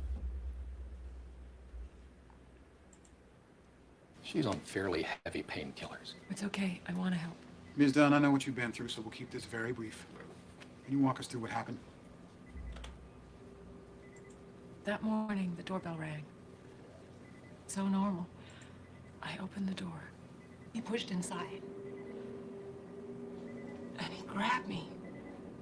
But I got away and ran to the kitchen. And he clubbed me. I collapsed. That club was actually the handle to a Punch and Judy puppet. Right. He was trying to get into the door. I was trying into the room. I was trying to escape in. He pushed the door into me, and I was trying to hit him by getting him out of the door to stay in the room. Treasure, I'd hidden some puppets at Go. Then how did Desi have that handle? I just found it. I'm sorry, I feel myself fading. Can we take a break, please? No. She's upset. She's upset. It's clear that she's crying and she's upset. No. Punch Johnny Depp with a closed fist in the history of your relationship with Johnny. Answer it how. Sorry, I don't hit the door. He did not mean to, nor. Johnny did hit me in the head with the door, but you meant to. I did punch me in the jaw. I meant to hit you, and I did not do this thing with the door. I do remember. I did mean to hit you. It was about you hitting me. The door? No, God, no, I She's laughing. So on the and tape, you eating. tell Johnny Depp that you did mean to hit him. Objection. That's argumentative. Evil people always eat for some reason. I think it's weird. Flanked by security, Amber Heard doesn't try to hide the bruise on her cheek. Neither does her lawyer. You guys, she showed a lot of courage today.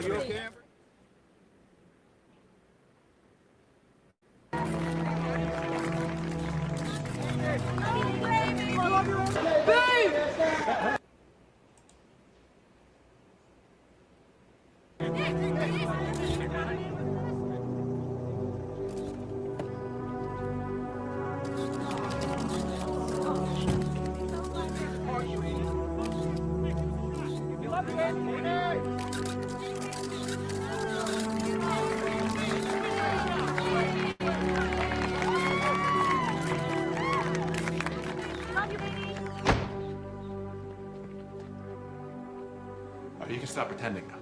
I'm not pretending. You were perfect. Smiling and laughing just 24 hours after accusing the Hollywood star of abuse. You're a murderer. I'm a fighter. Any comments, Amber? Nothing. Fighting the good fight. They'll destroy you. Neighbors will shun you. And I'll make sure that no one forgets to hate me. Here we go. And the city, thanks for the follow. And the city, thank you so much. Coming on the record, and it Oh, they're following. that haven't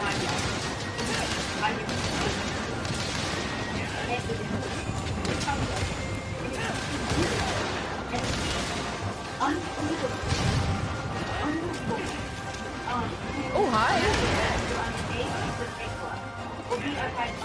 The secret what? My bad. A secret fight club organized wanting to do this for for 3 years, and while taking pictures of it and documenting it, just saving it up for the right time when I'm not asking for any money and have nothing financial to gain from it. But no one is going to believe that. No one is going to believe that one of the two alternatives. Either I'm in a fight club. Do you believe you're an abuser? Do you believe you abused me physically? Do I physically believe? I mean, do I believe I physically abused you? Yes. Do you know I'm 115? Well, not anymore, but I was 115 pounds. I'm a 115-pound woman, and you're. I have the capacity of you. That's not the question. That's not the question. Have I ever been able to knock you off of your feet? You started. Knock your balance? You started these Or things. who are you ever going to give up started it, really? I have never been able to overpower you. That's the difference between me and you. Why did you try? And that's the difference that the whole world and the jury and the judge see. It's there's a very big difference between me and you. You can please tell people that it was a fair fight and see what the jury and judge think. Tell the world, Johnny. Tell them Johnny Depp. Johnny Depp, man, I'm a victim of people's domestic violence, and Yes. I know it's a fair fight. And see how many people believe or side with you. Nick and I have been through some bad patches. We've had our dark days, but we thank you so much for supporting us in Hence our new life the together, for forgiving Nick. photos they are now posting of her and her daughter to make her out to be like she's just this loving, compassionate person killing me.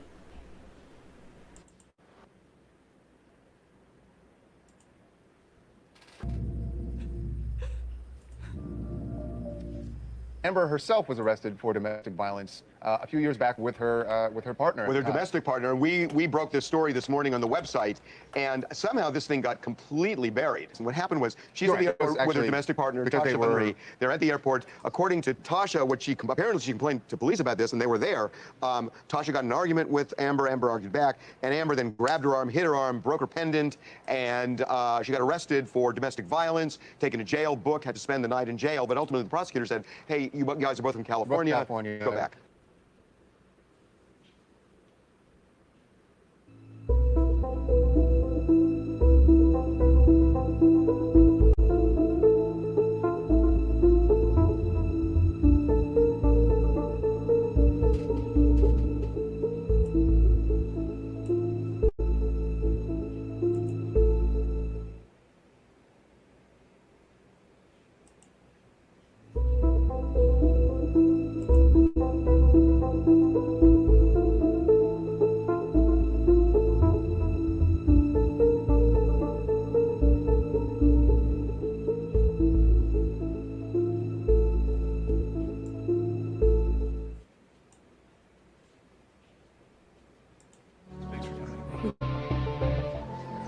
Just my cheek.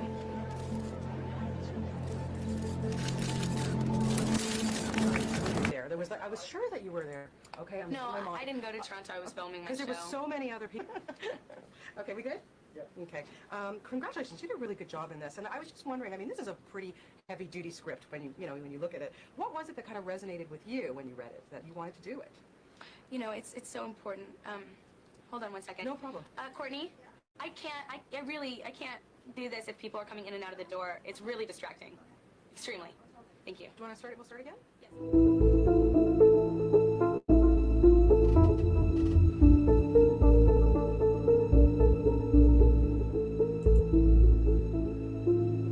I was laying around in my house, this whole thing. Have you ever had a guys fight over? But that red, it kind of just takes you up a notch. I mean, it's like, okay, she's going to kick my butt. She could kick my butt if she wanted to. Well, you know, red hair doesn't make you want to, I mean, it does make you any more able to kick butt. You can do it in any color hair, trust me.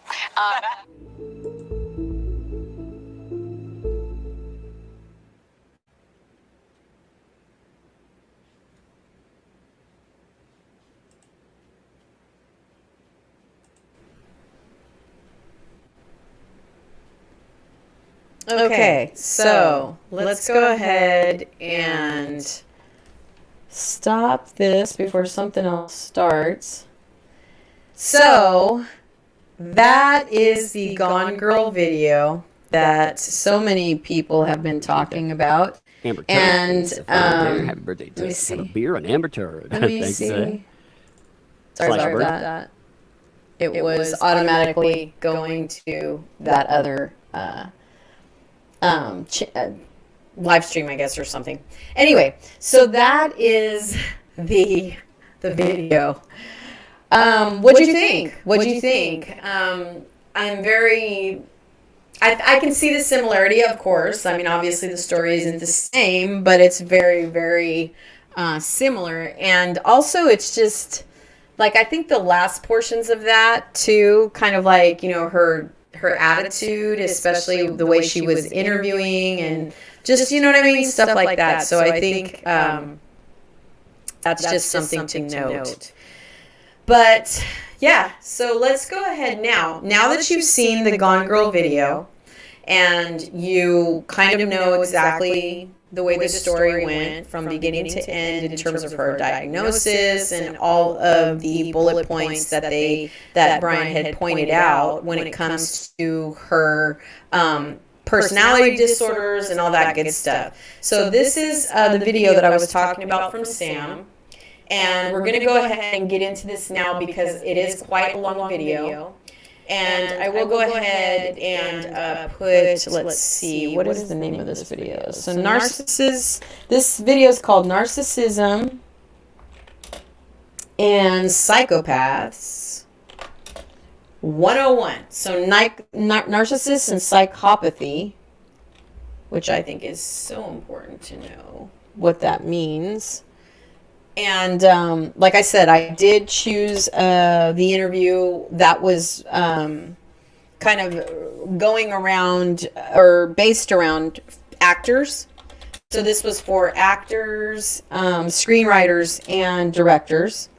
And this is an interview with Nancy Fulton. So we're going to do a reaction on this. And she's basically just interviewing Sam for information, on clarity on how these particular types of personalities work. And, she asks him a bunch of questions, and then she talks about characters and things like that they put in a movie, and how directors and screenwriters and the people in the industry kind of get their information, on basing characters around, especially, kind of like, I guess that would include, like, what's the one that Anthony Hopkins did? I can't remember. Silence of the Lambs and things like that. So I'm just putting this so that I can put this on the screen. And this is from 2016, January 26, 2016. And so, yeah, so we're going to go ahead and start this now.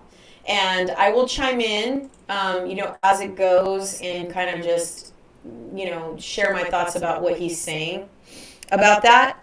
And it is quite a long interview, as I mentioned, and I think it's like 90 minutes. So let's go ahead and start, and I will stop and kind of chime in when I feel there's something that I want to point out or discuss. And the reason why I'm bringing this up, like I said, is because I'm very curious to know, since she's had a week to rest, what she's going to be like when she takes the stand again. I think it's going to be very interesting and very telling. So let's go ahead and start and get something to drink, get comfortable, and I will be coming back in as we go. So this, again, is directed for actors, screenwriters, and directors. So I think it'll be an interesting listen to anyone that's also aspiring in the industry if you're seeing this on Twitter. All right, let me mute myself so I can start it.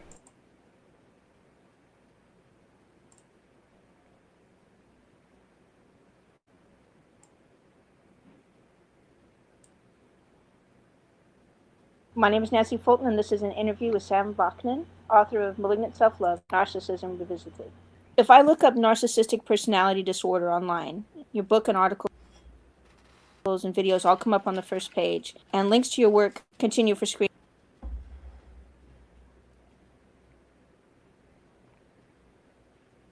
after screen, and your work is quoted and cited by almost everyone else who talks about the disorder. Can you describe how you came to be so well known in regard to narcissistic personality disorder? In 1995, when I erupted on the scene with my insights and observations and so on and so forth, I was literally the only one online. There was no other website. There were no other people talking about the topic. There was a scattering of books, ponderous academic tomes, which dealt mainly with the dynamics of narcissism, but not with the impact narcissists have on others, nearest, dearest, and not so nearest or dearest. So it was an isolated, obscure, much neglected niche in abnormal psychology. And in 1995, when I embarked on the Herculean task of describing narcissism and then describing narcissism's effects, I had to invent neologisms, coin new terms and phrases, or adopt old terms and phrases, like false self or true self or narcissistic supply. And then I invented terms like somatic narcissists, cerebral narcissists, and so on and so forth. So I was the first. And between 1995 and 2004, I had been the only one. By 2004, I was running communities with a membership in excess of 200,000 people. So the word spread. And then money started pouring in. I made money by selling books and DVDs and what have you. People noticed that I'm making money, especially academic vultures. And suddenly there was a proliferation of self-styled and self-imputed experts and scholars and what have you, all of them writing and selling books, all of them counseling narcissistic abuse victims, and all of them making a heck of a lot of money. So money drove the explosion of the field. Money made narcissism a buzzword. And money distorted the knowledge about narcissism and the priorities attached to its study and the implementation of the lessons that we cull. So is your interest in narcissism related to your having been diagnosed as having had the disease? Or I started to study the disorder because I've been twice diagnosed with narcissistic personality disorder in the span of a decade. Mm-hmm. And because my life went downhill or south, and I've hit rock bottom at least 4 or 5 times, and finally it penetrated my thick skull that something might be wrong with me rather than the world. And so I started to study, but it's been an uphill battle because the diagnosis of narcissistic personality disorder entered the profession's Bible, the Diagnostic and Statistical Manual, only in 1980. Mm. And prior to the mid-90s, there was no knowledge, understanding, database, nothing. There was nothing. No one knew anything about any of this. So it was an uphill battle. But slowly, I found like-minded therapists, numerous victims of narcissistic abuse, and about 1,000 narcissists. They all collaborated, and they allowed me to gather a humongous database of what it's all about. Based on this database, I wrote books and so on. So it all started with my own quest, with as most things do, with my own quest for self-comprehension and then perhaps self-modification. Wow, that's very impressive. So you're very careful not to position narcissists as being heroes or larger than life. And yet it is true that a lot of people who have narcissism are very effective. Sometimes it's very good things, sometimes it's very bad things. So they can be, some narcissists become cult leaders, some become very successful politicians, some become very successful surgeons, some become very successful actors, actresses, and directors and producers. So can you explain why it is the case that narcissism seems to be associated with achievement for good or ill? Well, I dispute the premise. It is not. It is not. I dispute the premise. It is not. It is, what you have just said is true in narcissistic civilizations, in narcissistic societies. But if you were a narcissist in a collectivist society, for instance, if you are a narcissist in Japan, or if you were to be a narcissist in the Arab world, you will be mowed down, you'll be cut down. You will be the epitome of failure, not of success. Collectivist societies do not tolerate narcissists. They cut them down, they reduce them to size, and they prevent them from attaining any power, directly or indirectly. In collectivist societies, we have another phenomenon, which is collective narcissism. The collective itself professes superiority, or the collective itself is vain, and so on and so forth. So we have a phenomenon of collective narcissism. But we do not have individual narcissism or effective individual narcissism in these societies. You are an American, so your point of view is American, or by extension Western. Indeed, Western society, and more so American society and civilization, if there is such a thing, and culture, these are highly narcissistic. And in narcissistic environments, narcissists rise to the top. Because narcissistic cultures and societies and collectives place a premium over narcissistic traits and behaviors. They reward these traits and behaviors. They encourage them. They foster them. The whole education system is geared toward producing narcissists, because narcissism in these societies is an adaptation. It really allows people to rise to the top, to leverage their qualities in order to attain power or money or sex or accomplishments, including intellectual accomplishments. It's all predicated on being a good card-carrying narcissist. But mind you, Western civilization is less than 20% of the world. In the vast majority of the rest of the world, Africa, huge parts of Asia, and so on and so forth, narcissism, individual narcissism, is an unheard phenomenon and definitely is not coupled with success. That is very interesting. I had never thought about that before. Would it be true to say that malignant narcissists are responsible for a lot of violence and crime in the world, and also represent a fairly large portion of the abuse of husbands, abusive boyfriends, scam artists, corrupt politicians, and so forth? If so, why is that the case? It's not so much about causing harm as about being ruthless and unscrupulous and relentless and fearless. Psychopaths especially are fearless, and being an adrenaline junkie and lacking risk aversion and so on and so forth. It's less about the personality. Did you guys hear that? Psychopaths are fearless. So that's why when someone says something about, like, honestly, all of this stuff going on, let me go ahead and just pause. Let me put myself back on camera real quick. So, you guys, I had to steal a snack while it was playing. But the reason why I wanted to say something is because, here, I'll put myself over here for a second. But the reason why, the reason why I thought this was really important to play is because I think a lot of people are wondering if she feels affected by all of this bad press. Now, I know in some of the audios she had cared, or she sounded like she cared about what other people thought of her, which I think is definitely something of the covert, which you'll hear him talk about. But also, if you heard the beginning of the interview, he said, at the time that this interview was recorded in 2016, no one really was talking about narcissistic abuse, or no one really was talking about narcissism in general.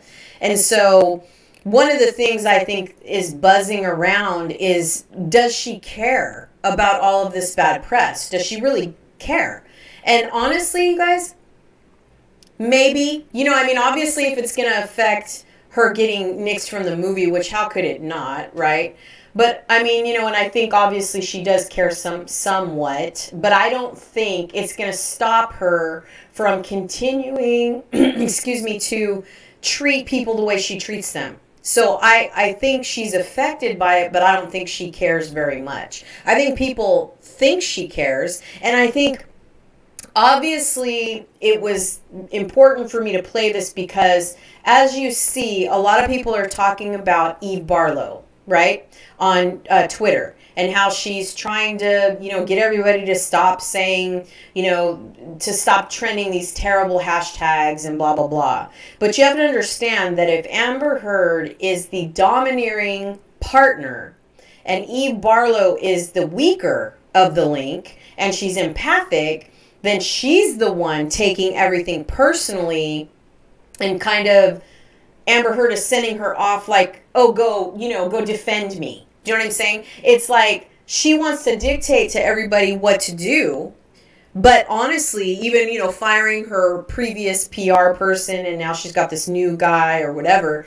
But honestly, I don't think she cares very much. I really don't. Obviously she's affected. She wanted fame, but she knew when this thing got publicized to the level it's been publicized. She knew that the court of public opinion was going to just literally come for her. I think she kind of anticipated that, and that's why I think, I don't think she's nervous when she's on that stand. I really don't. I don't think she's nervous at all. I think she is more worried about putting out a believable performance and beaming in on the jury like she does to make sure that their attention is on her and like that they're feeling. Because remember, narcissists, they play on people's feelings because they don't have any, really. They really don't. Even when they cry and they pretend they care, they don't care. So that's why I really thought it'd be important to share this, because I thought at least if we were to hear someone that really breaks down, you know, the narcissism and narcissistic abuse and what types of narcissists there are and how prominent they are with men and women and psychopaths and sociopaths. And this particular interview is interesting, I feel like, to some people because it is by the title, you know, because basically she's interviewing him for research for screenwriters, directors, and producers. So that's one of the reasons why I chose this interview. And I just wanted to say that. So I wanted to definitely kind of, I'm going to back that up just a tad so you can hear him say, psychopaths are fearless. They don't care. So just thought that was a good, you know, thought that was something good to point out. All right. So let me go ahead and mute myself again and we'll start the video again.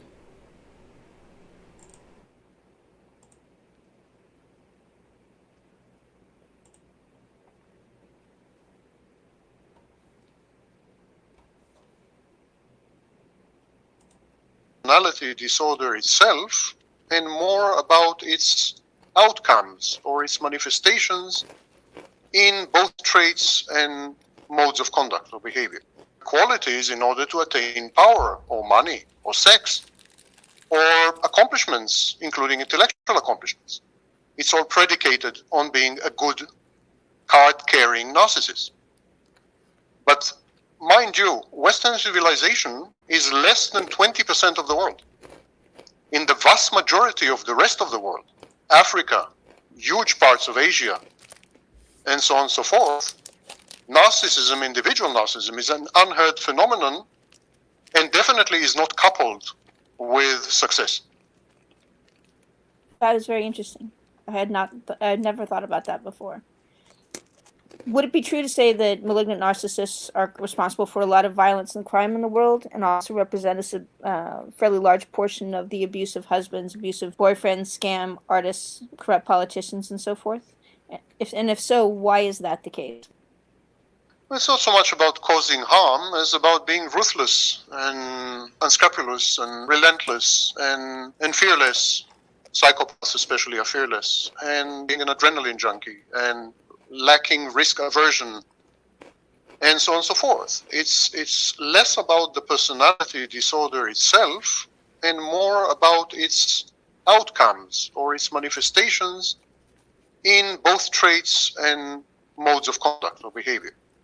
So narcissists and psychopaths behave in ways which tend to maximize returns on unusual behavior.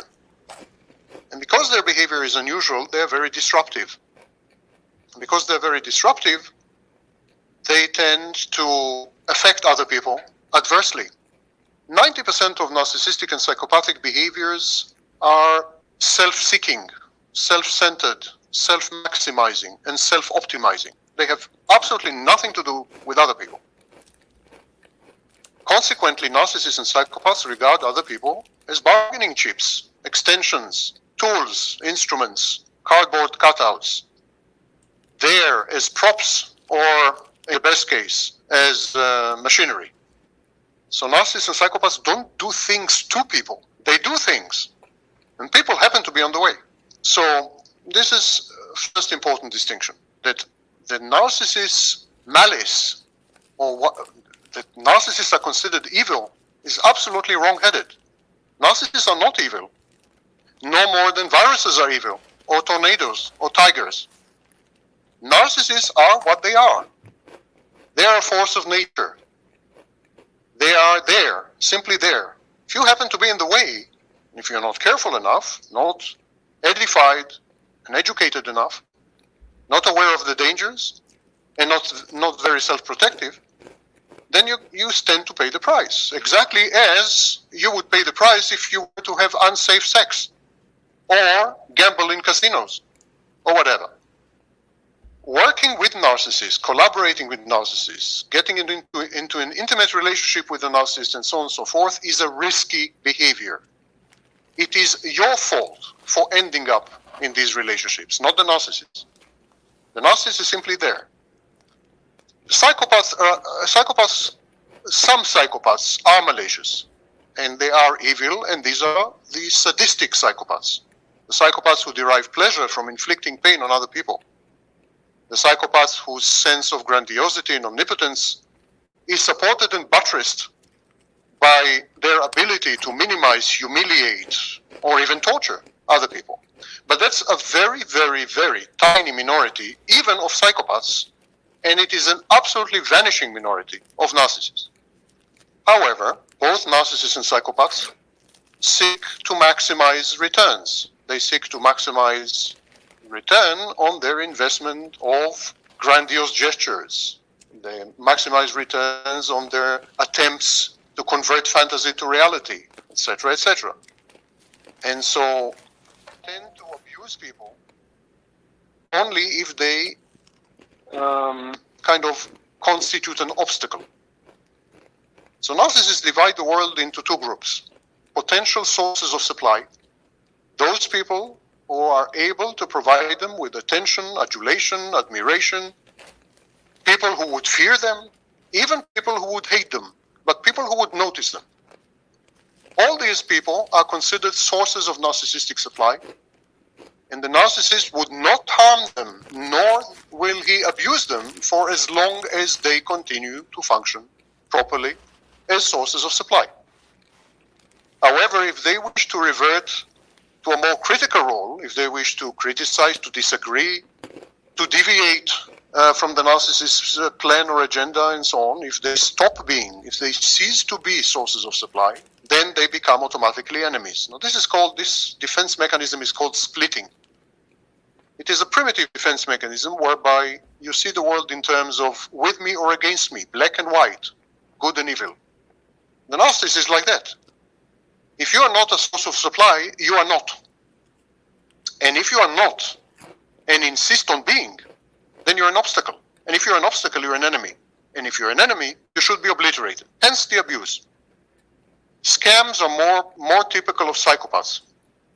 And indeed, there is a huge confusion, especially in the media, especially in the mass media, and in Hollywood, since we will be discussing Hollywood. Yes. In all popular portrayals of narcissists and psychopaths, there is a huge confusion and a huge admixture of narcissistic and psychopathic traits. For example, scam artists, criminals, they are usually psychopaths, not narcissists. Antisocial behavior and criminalized behavior are typical usually of psychopaths. Narcissists are usually socially conformist. They conform to society and its rules. They play the game. And they play by the rules because they want to rise to the top, and they do rise to the top, and they become pillars of the community, and therefore narcissists are actually the underpinnings of the establishment itself. They are the establishment. They become top-level politicians. They become chief executive officers. They become the establishment. They make the rules. Why should they break them? Psychopaths, on the other hand, are outcasts and outlaws. They are antisocial. They are criminalized. They seek to impose their own rules on society. They avoid religiously conventions, mores, rules of conduct, and so on. They are a law unto themselves. They are usually lone wolves. They are merciless. They are ruthless, etc., etc. So these are two completely distinct types of people. They lie on the same spectrum. They have many things in common. For example, they both lack empathy, which we will be discussing later. But they are distinct in how they interact with society and with other people. Whereas the narcissist seeks to leverage other people to further his grandiose and fantastic agenda, The psychopath seeks to demolish and obliterate other people.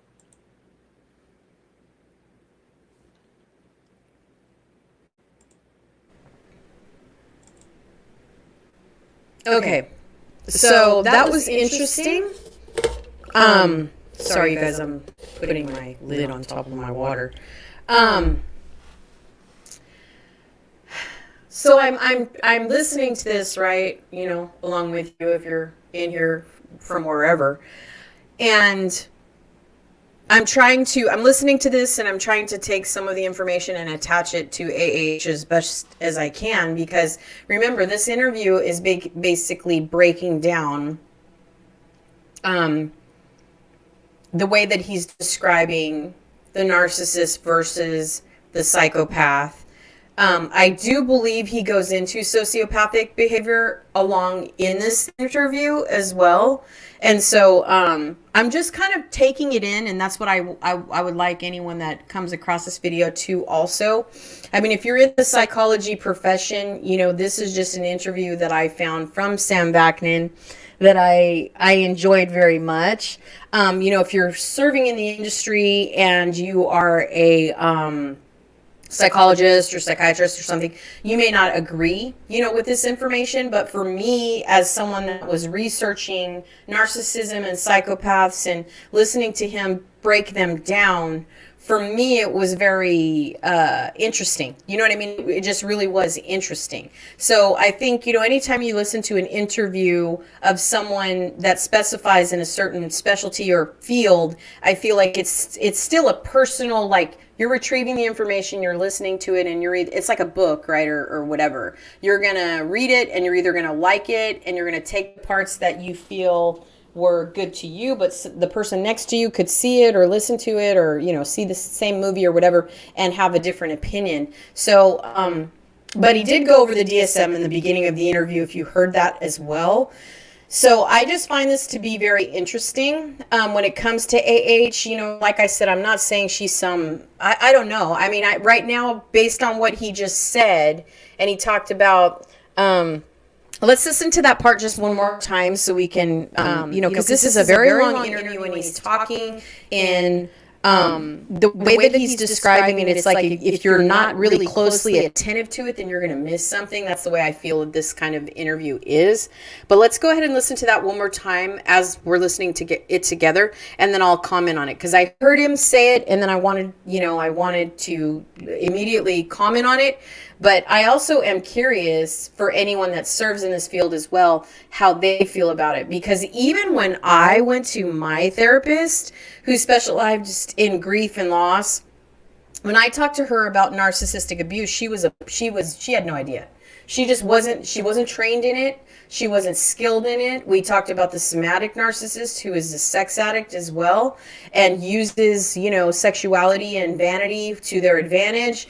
And she was just so not educated. And so I ended up having to get another therapist, you know, who I thought might be more educated in it. And it seemed like the more that I bounced around to each therapist to talk about what I was going through, no one was educated on it. So when I heard Sam talking about it so specifically, and like I said, his channel is very much like a seminar type of channel. It's like being in college or something, you know, listening to the way his interviews are scripted. It's very hard to follow, and a lot of times, in my opinion, you have to back it up and play it again and back it up and play it again. And that's one of the reasons why I wanted to share this right before the second half of the trial starts, so that when she's up there and, you know, everyone is just really dissecting her behavior. A lot of people are breaking down her body language, but also because we have another day of her, I just kind of want to, you know, after having this fresh in my mind, I want to kind of listen, right? You know, to the way she's acting after this break and stuff. So let's go ahead and play this just little snippet again. And feed off the skeletons and the ruins and the corpses left in its establishment itself. Sorry. Criminals. They are usually psychopaths, okay, not narcissists. Antisocial behavior and criminalized behavior are typical usually of psychopaths. Narcissists are usually socially conformist. They conform to society and its rules. They play the game.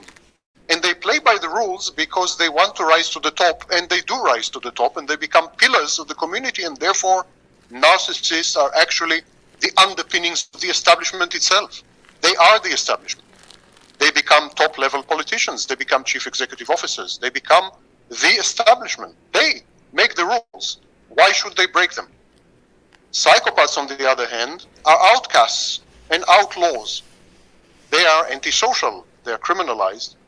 They seek to impose their own rules on society.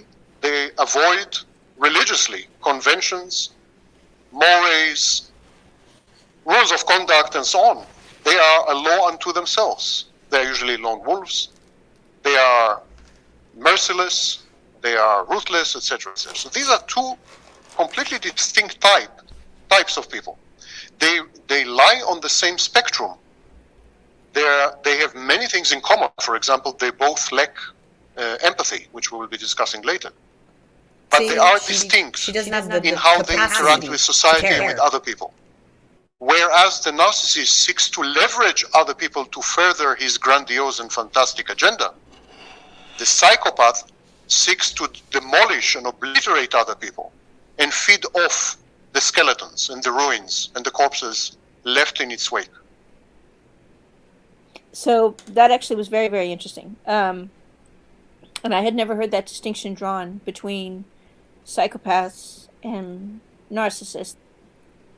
Let's take 2 seconds to talk about the difference between narcissists, or people who are high on a set of narcissistic traits, versus people who have narcissistic personality disorder, versus people that are psychopaths. Because I think that there is a huge problem in lumping all of those people together, because they don't behave the same, they don't translate into the same outcomes.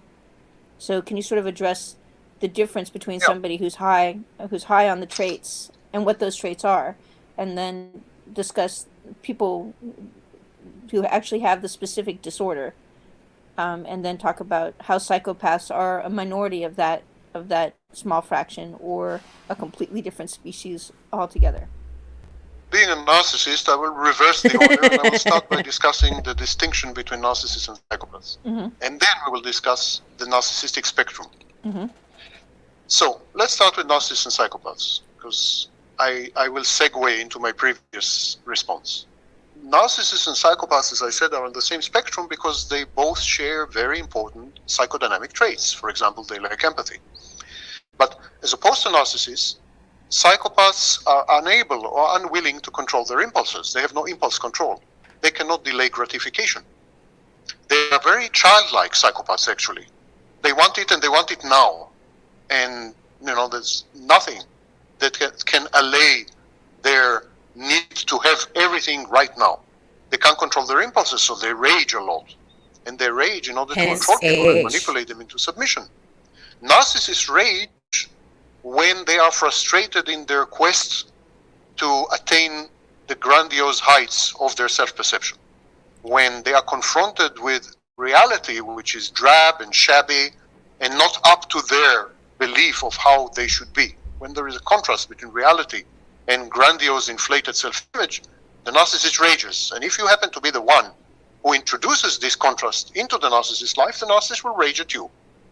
But psychopaths rage as a tool of control and manipulation. And they rage because they cannot delay gratification and because they have very poor impulse control. Psychopaths, like narcissists, lack empathy. But psychopaths, as opposed to narcissists, some psychopaths, as opposed to narcissists, are sadistic. They take pleasure in inflicting pain or deceiving people. They even find it funny. Many psychopaths will burst out laughing after having inflicted a horrible damage or pain on someone.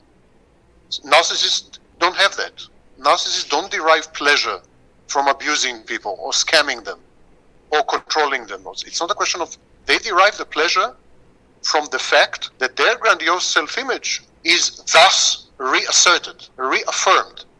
So if they control someone, or if they abuse someone, or if they manipulate someone, it's not about the manipulation itself, or the abuse itself. They don't derive pleasure from the act of abusing. They don't derive pleasure from inflicting pain. They derive pleasure from the fact that this confirms to them that they are godlike.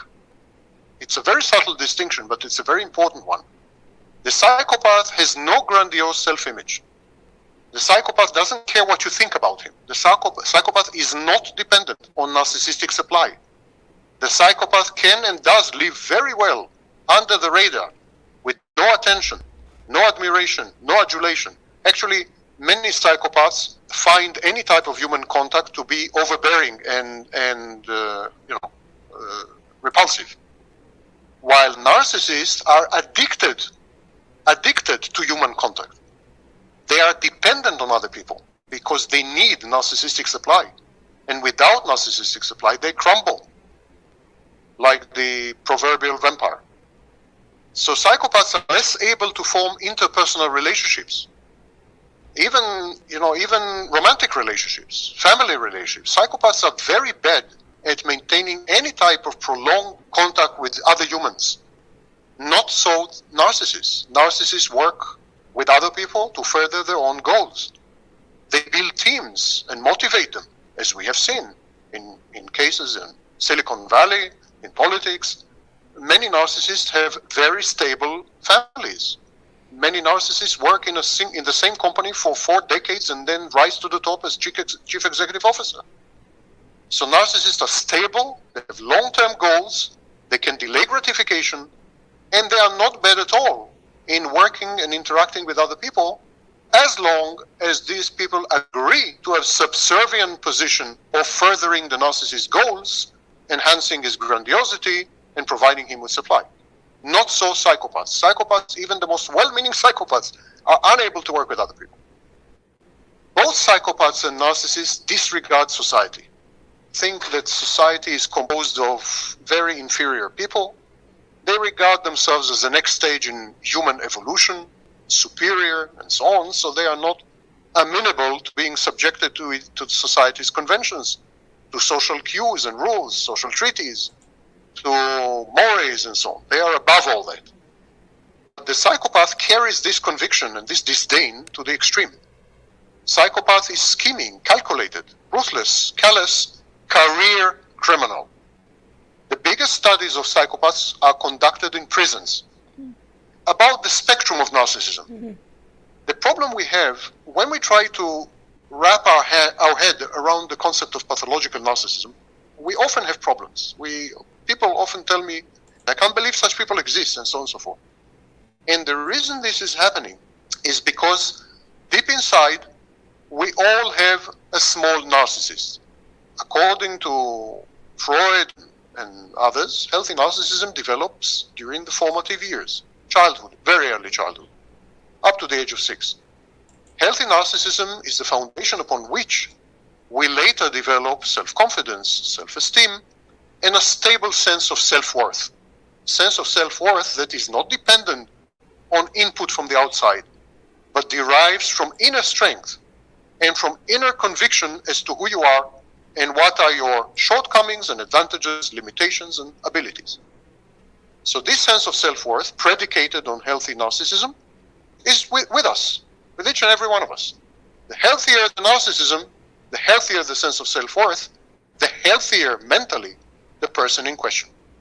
Now what happens is, when childhood is disrupted in ways which we can discuss later, this healthy narcissism remains with us even when we grow up, and then it takes over and it becomes pathological narcissism. Instead of allowing the person to develop and flower and flourish, to become a full-fledged adult with the ability to have meaningful interpersonal relationships, function in a variety of settings such as workplace and so on, instead of this, what happens is the adult remains stuck in childhood, where all the delusions of childhood narcissism, for example, omnipotence, I know everything, omnipotence, I am all-powerful, omniscience, I know everything.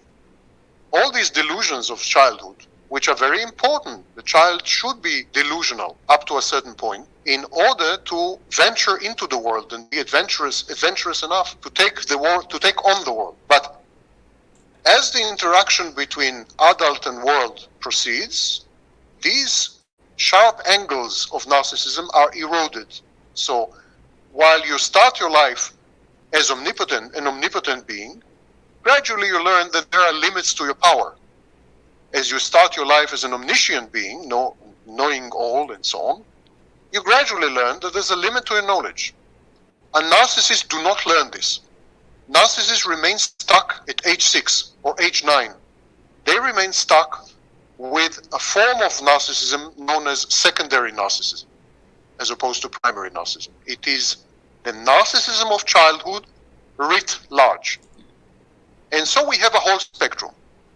On the healthier pole, we have people with healthy narcissism who outgrew the more delusional aspects and fantastic aspects and grandiose aspects of the narcissism and remained holding the core of self-confidence, self-esteem, and stable sense of self-worth.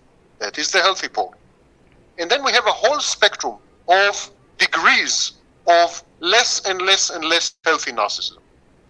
So Theodore Millen, one of the fathers of the modern study of personality disorders, suggested that we should make a distinction between narcissistic disorders, which is really an extreme and severe form of narcissism, and narcissistic style, and between narcissistic style and narcissistic personality.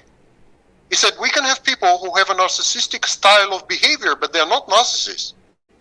Or we can have people who have a narcissistic personality, but they are not, for instance, delusional. They are not grandiose. They have empathy and so on and so forth. They are a bit self-centered. They are a bit egocentric. They are a bit, they overlook the needs and preferences and desires and wishes of others. They are socially awkward, perhaps, and so on. So he said that there is a whole continuum of narcissistic behaviors, traits, styles, personalities between the healthy person and the really, really deranged and depraved narcissist, which is also known as malignant narcissist. Okay, so I'm stopping it because I'm trying to understand. So we're how many minutes in here? So we're 25 minutes into this, and the actual title of the interview is Psychopaths and Narcissists. So the hashtag that's trending is AH is a psychopath, right? But when we watched the Gone Girl video, and Brian put up the information that's been released in terms of her diagnoses, she has toxic narcissism, I believe, was in that. And what else did he say? He said sociopathic, and he said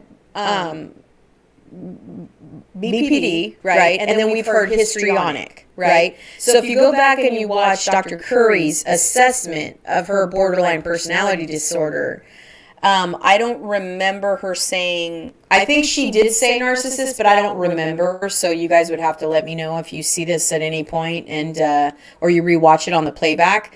But the reason why I'm breaking this down is because I'm trying to understand, obviously she's out to destroy him. Okay. And he said, and Sam said that there's a very small percentage of the type of psychopaths that actually want to literally, as he delicately put it, obliterate someone. But it's a very small percentage of the type of people that are that, I guess vindictive or, out to literally destroy someone. It sounds like to me, the way I receive that information is to strip somebody until they literally have nothing left. You know what I mean? Like they are just completely robbed of their identity. You know what I mean? Like it's just been stripped. There's nothing else to say. So I'm listening to him decipher and draw this line, between narcissism and psychopaths. And I'm trying to understand where does she fall into this in reference to Dr. Curry's diagnosis and some of the information that Brian had in his Gone Girl video where what she was actually diagnosed with by her doctor. So, and that's very interesting to go back and see that video too, because I remember in the first couple of days, right, didn't someone say that she was diagnosed with PTSD, not BPD? So that to me is very interesting, you know? And on top of the fact that I feel like her and Johnny Depp were also both diagnosed with ADHD, which was interesting because I don't remember hearing that until recent, you know, until now that I'm focusing in and beaming in on the psychology of this all. And I understand that if you see this on the playback and you say, girl, this is way too like deep, you know, analytical for me, and that's totally fine. But I'm just trying to understand, you know, like, why did she do, like, other than just wanting money and wanting fame, you know, like, I'm trying to understand why everywhere she goes and every person she gets involved with is basically just, she train wrecks everything. So I'm trying to understand, I mean, why she's doing this to every person that comes into her life. And, you know, and also just seeing her as a new parent, it's like, my goodness, you know, I mean, I'm not insinuating or saying anything about her physically, you know, hurting her child or anything. I'm just talking about because she's so emotionally challenged and she's so manipulative and she's out to literally wrong those that don't right her, if that makes sense. Then I'm trying to understand based on what Sam is saying, like, can you be I mean, apparently in the first 20 minutes of this, I guess you can be a psychopath and narcissist at the same time, is what I'm understanding. Because every time I listen to this interview, and also he did a more current interview this year in the same month. He did it in April of 2022, and he revisits some of these questions because this interview is really long. It's from 2016, but at the same time, you know, I just feel like the information in literature doesn't change, right? You know what I mean? Like the definition of this is still you know, important to know, but I think it was just my kind of goal to share, you know what I mean, like the DSM-5 and the way that it's defined and described in the criteria. And since this word psychopath has been thrown around everywhere, I even myself wanted to understand the difference between a narcissist and a psychopath, and can they be a dual? I'm sure they can. I mean, you know, there's always comorbids. There's always multiple diagnosis that can, you know, that can be in your chart. You know, you can have several different disorders at the same time. That's what comorbid is. But at the same time, I'm just trying to understand and break down what he's saying, because what he's saying is it's like he's talking and I feel like you can't help but fall into what he's saying. But at the same time, I feel like, you know, are you a person like me that's trying to make sense of what he's saying? Because I feel like he's still making it pretty easy to understand, but he's just giving you, you know, a abundance of information. So you're like, whoa. So I understand this can be deep, but at the same time, I still find it an interesting listen, and to share with it, you know, this way, since, you know, since her behavior is just so obscure. Her behavior is just, I just don't get it. I don't get it. You know, why she went to this extent, you know? And I think, like he said, you know, there's a certain healthy narcissism that we accrue or acquire, right, from childhood to adulthood, you know. So I agree with that. I mean, I do. You know, I think it's, and you know, you can be an empath where basically you feel everything versus, you know, I think empaths are just, like I said, they're very catering, they're very generous, they're genuine, they're people pleasers, and you know, and they feel everything others feel. And so that's kind of, in my opinion, what makes, you know, empaths so sensitive and care about what other people think first, you know, before they kind of take care of themselves. You know, they're more, like I said, caretakers, I feel like. But I feel like that's what makes them easy prey to narcissists and you know, people that, because I think she found that weakness in him. I think there was this romanticized, unrealistic idea of when they first met, and they both had this perception of what they were falling in love with or what they were attracted to. But I find her a lot more clever than him. You know, I mean, I think all celebrities have a you know, a certain level of narcissism, you know, but at the same time, I feel like this whole entire, she's an emotional terrorist. I just don't understand. You know, just like with her blowing up this story on the stand to the level of, like, she's ran with it so exaggeratively that we don't even know what tiny little micro percentage of her story is real, if any. You know, and then that's based on the photographs, hearing her testimony, listening to the audios, and the way that they have these long, relentless disagreements and arguments. And God, she was just relentless. And so that's the reason why I'm trying to distinguish by what he's saying what parts of art live in her, if that makes sense. You know, so anyway, just thought I would say that. And so now on with the interview.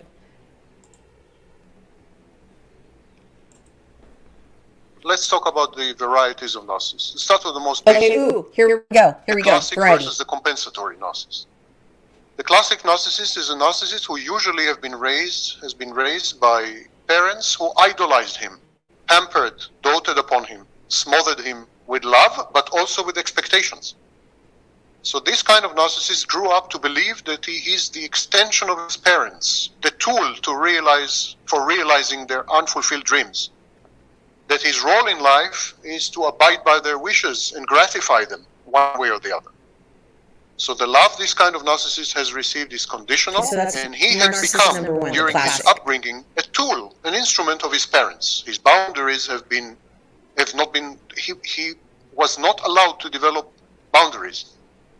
And if he did develop them, they had been breached. So this is the kind of narcissist that carries through life believing himself to be superior, feeling very entitled to special treatment and special accomplishments without any commensurate investment or effort, and gets very pissed off when things don't happen his way, even if he is a lazy bum.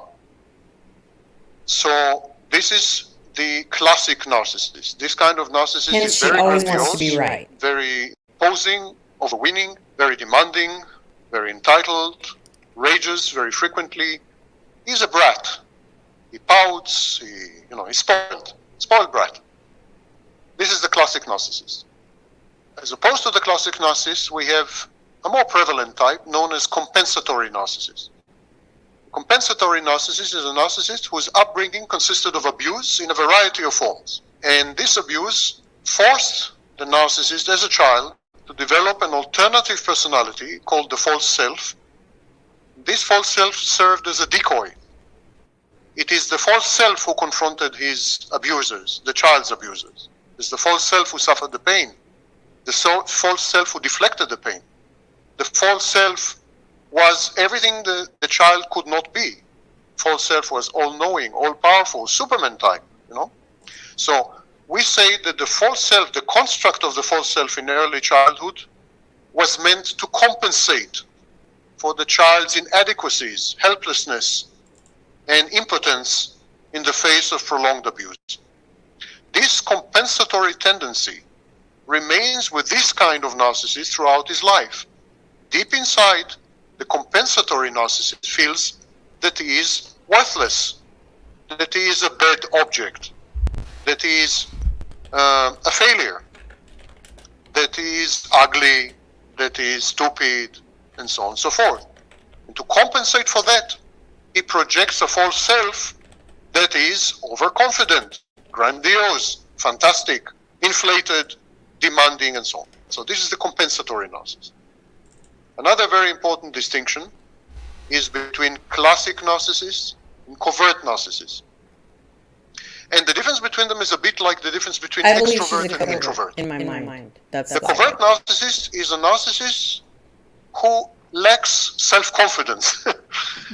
Which sounds a bit like an oxymoron, contradiction in terms, but it happens. It's a narcissist who is shy, who is fragile, who is avoidant, who is a bit schizoid. Narcissist who would rather act through another person. would rather remain behind the scenes, a bit passive-aggressive, manipulative, scheming, and yet, deep inside, convinced of his own superiority, of his own grandiosity, of his own perfection and brilliance, and so on. So this narcissist is actually a full-fledged, the covert narcissist is actually a full-fledged narcissist. Only he doesn't dare to speak his name. This is the kind of narcissist that doesn't dare to pursue his fantasies and his dreams of everlasting dominion, of money, of sex, of power, of fame. He doesn't dare to pursue these dreams. And this inability to pursue his dreams and to realize his fantasies renders him very frustrated, very aggressive, and very pernicious. It's a very insidious type of narcissist. Now, there is a subvariant of this, of the covert narcissist, known as inverted narcissist. Inverted narcissist is a covert narcissist. In other words, a narcissist who avoids the limelight, who avoids exposure to other people, who is shy, who is reticent, who is homebound. But this kind of narcissist, the inverted narcissist, realizes her dreams and aspirations and grandiose wishes and fantasies through her partner, through her spouse, through her mate, through her colleague, through her children. They will go out to the world, they accomplish things, and by being associated with them, her grandiosity is supported. So if she's the wife of the President of the United States, then she can feel grandiose enough because she's the First Lady. If she's the wife of a rich guy, then she feels that her fantasies have been fulfilled through him. It is a kind of narcissist by proxy. Now, inverted narcissists team up exclusively with narcissists. They team up with narcissists because only narcissists can bring home narcissistic supply for the inverted narcissist to consume. And so we call inverted narcissists co-narcissists or codependent narcissists. The last important distinction, I think, although there are many more, but these are the critical ones. The last important distinction is between cerebral and somatic narcissists. Narcissists use their personal traits, qualities, and skills in order to garner narcissistic supply. So if I'm intelligent, I will show off my intelligence. I will show off my intellect. I will brag about my achievements in class, university. I write a book. And I will leverage these accomplishments to garner, to get from you narcissistic supply. And this kind of narcissist is called cerebral narcissist. It's a narcissist who uses his mind, his intellect, his intelligence in order to obtain narcissistic supply from the environment, attention, adulation, admiration, and so on. And then there is the second type, the somatic narcissist. That is a narcissist who is not very endowed in the upper compartment. He is not the most brilliant star in the bright star in the galaxy. So he is not capable of writing amazing books or showing pyrotechnics of intelligence and intellect. He doesn't have it. Doesn't have what it takes. But he has a great body. So this kind of narcissist is going to use his body as a tool to obtain narcissistic supply. He is going to body build. He's going to become a sex fiend, a sexual conqueror. He's going to have numerous sexual conquests. He's going to become a marathon runner. He's going to use his body to obtain adulation, admiration, supply, attention, and so on. This kind of narcissist we call somatic narcissist. So as you see, narcissism is a very, very hyper-complex phenomenon. We can have totally opposite types within the same psychodynamic category. For example, we can have a shy narcissist with a very outgoing narcissist. We can have a stupid narcissist, a somatic narcissist, usually, as I said, not well endowed intellectually, as against a genius. We can have someone who feels that he owns the world and he is far superior to anything, the next stage in evolution, as opposed to someone who believes himself to be trash, zero, nothing, inadequate. And all of them, put together, all of them are in the same category. They are all narcissists. There are many ways, and they all lead to narcissism. Narcissism, adaptive mechanism. It is a way of coping with the cruel, hostile, abusive world. It's a way of coping with lack of unconditional love. It's a way of coping with very, very cold environments. And each one of us comes to the world with his own toolkit. So we use whatever toolkit we've been given to develop our narcissism in our own idiosyncratic and highly specific way. Let me put my glasses There on. are, of course, common traits common to all narcissists, but the manifestations vary very widely. If you were to identify the key trait of narcissism, would that be specifically a lack of empathy? Furthermore, when you use the word empathy, how is that strictly defined? No one knows. That's the long and the short of it. We very often, including in science, and especially in the so-called social sciences, which, whether they are sciences or not, is still open to very, very serious debate. But in social sciences, we very often use words, the definition of which eludes us even as we use them. Empathy is a very bad translation, the German word einfühlen, or feeling the same. And it means essentially feeling as another person does. But then it immediately opens the question known in philosophy as intersubjectivity. How can I verify that I feel what you feel? I have no access to your mind, ever, by definition. I have to rely on your reports, verbal reports, body language reports. It's all a form of communication. I have to rely on communication in order to compare my inner experiences with your inner experiences. But that doesn't mean that we are talking about the same thing. When you say pain and I say pain, when you say love and I say love, are we talking about the same thing? There is no way on earth to determine this. We therefore rely on conventions, conventions that are open to serious philosophical challenge. But let's leave philosophy aside. Empathy, in the operational sense, is the ability to have an emotional reaction which ostensibly arises in the other person under similar circumstances. In other words, it's a kind of transference, it's a kind of transfer of emotion from one person to another via visual or other input. So you see someone stubbing his toe, that's the visual input, and it provokes in you, evokes in you, a kind of emotional response which you assume is identical to the emotional response in the person who had just stubbed his toe. Notice how many assumptions and hyper-assumptions there are. Okay. Now, like, okay. Empathy Dang, very Sam. often is described as a monolithic quality. Am I going to get a grade on this? It is definitely not monolithic. It has many, many layers developed over life. And I think it has at least 3 layers. The first one is what I call the reflexive instinctual layer. Reflexive instinctual layer is the kind of empathy that babies have. Oh.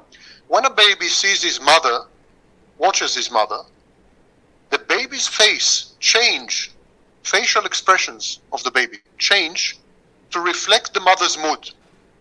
You're a mother, probably know that. Yes. When you're sad or when you're smiling, the baby smiles. When you're sad, the baby frowns. Babies react to the mother's mood, especially the mother, by the way. They react very strong, and this requires empathy. The baby is required to decipher and decode your mood prior to reacting. So this decoding is nonverbal. It's not even intellectual because the baby's brain is insufficiently developed at this stage. I'm talking about 6 months. 6 months old. Very interesting. It must be some kind of reflex or instinct. Yet, it has all the hallmarks of empathy, and it continues well into adult life.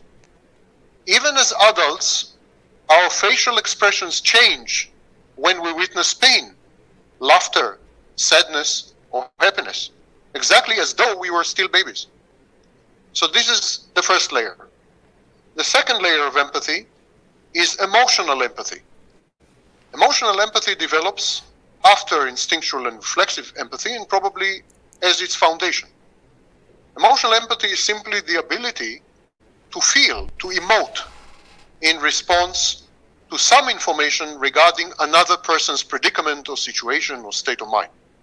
We react not only with our faces or with our body, as babies do, we now react with emotions. We see someone in pain, we wince, we feel almost pain. We see someone unhappy, we may cry, weep with them. We see, it's kind of sympathy, not only empathy, but there is an element of sympathy. And there is definitely a recognizable, identifiable, emotional response in the viewer. And this is emotional empathy. And then the last layer is cognitive empathy. Cognitive empathy is the ability to observe a series of data and then arrange them or frame them so that they yield information about the other person. So if I see someone stubbing his toe, I see that his face is contorting. I would put two and two together, toe being stubbed, face contorted, and I would say he's in pain. That is kind of cognitive empathy. Cognitive empathy has no emotional elements. It is sort of an analytic software. The ability to observe other people and make deductions based on our inner world as to their inner world. Ever since 1997, I've been saying that it is wrong to say that narcissists and psychopaths do not have empathy. I do not think that is true. And I came up with a suggested phrase. I said that narcissists and psychopaths have cold empathy, as opposed to warm empathy. Warm empathy is what all healthy people have. Warm empathy is cognition, emotion, and instinct and reflex, all mixed together, all in perfect harmony, all provoked unintentionally, all automatic. And this is healthy empathy. Cold empathy, as opposed to warm empathy, doesn't have the emotional element. It is only cognitive. Cold empathy is the ability to read other people, to analyze them, to penetrate their mind, to see what's happening inside their heads, to understand their emotions, including pain and fear, and then to make note of all these things in a huge database and to leverage and use this new information to benefit from it. Narcissists use this information to obtain narcissistic supply, to manipulate the other person so as to yield supply. Interesting. Psychopaths use this information to obtain material favors, sex, money, power.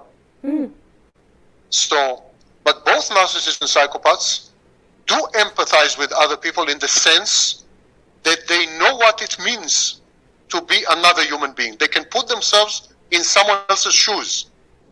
And then once they put themselves, once I as a narcissist put myself in your shoes, once I understand what it means to be you, once I will find out, once I find out your weak points, your vulnerabilities, the chinks in your armor, what makes you tick, your thoughts, your hopes, your preferences, your wishes, your dreams.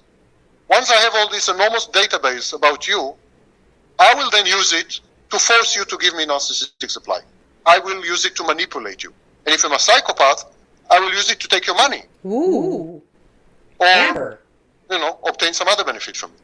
So do you think it's the case that a narcissist does that most of the time, unconsciously or consciously? That's a good question. It's kind of really interesting to me that a narcissist wants narcissistic supply, which means some object which gives him a certain set of emotions, whether it's a feeling of success, a feeling of warmth, food, whatever, sex, whatever the gig is.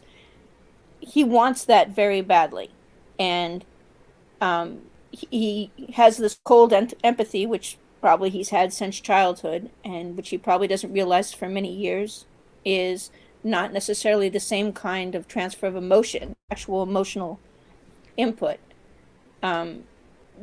Do you think that he, to a significant degree, the narcissist unconsciously is using cold empathy to get what he wants from other people because he doesn't get the same kind of feedback the rest of us do from, there's no way for him to get warm empathy, which is a tremendous value to a lot of people, right? If I get a lot of pleasure from my children's satisfaction and happiness, or I get a lot of pleasure from my husband's satisfaction and happiness. Like having them be happy makes me happy. I get that feedback So they don't have to do things for me. You know what I'm saying? Because seeing them happy actually does make me happy, because I get that sort of contact high.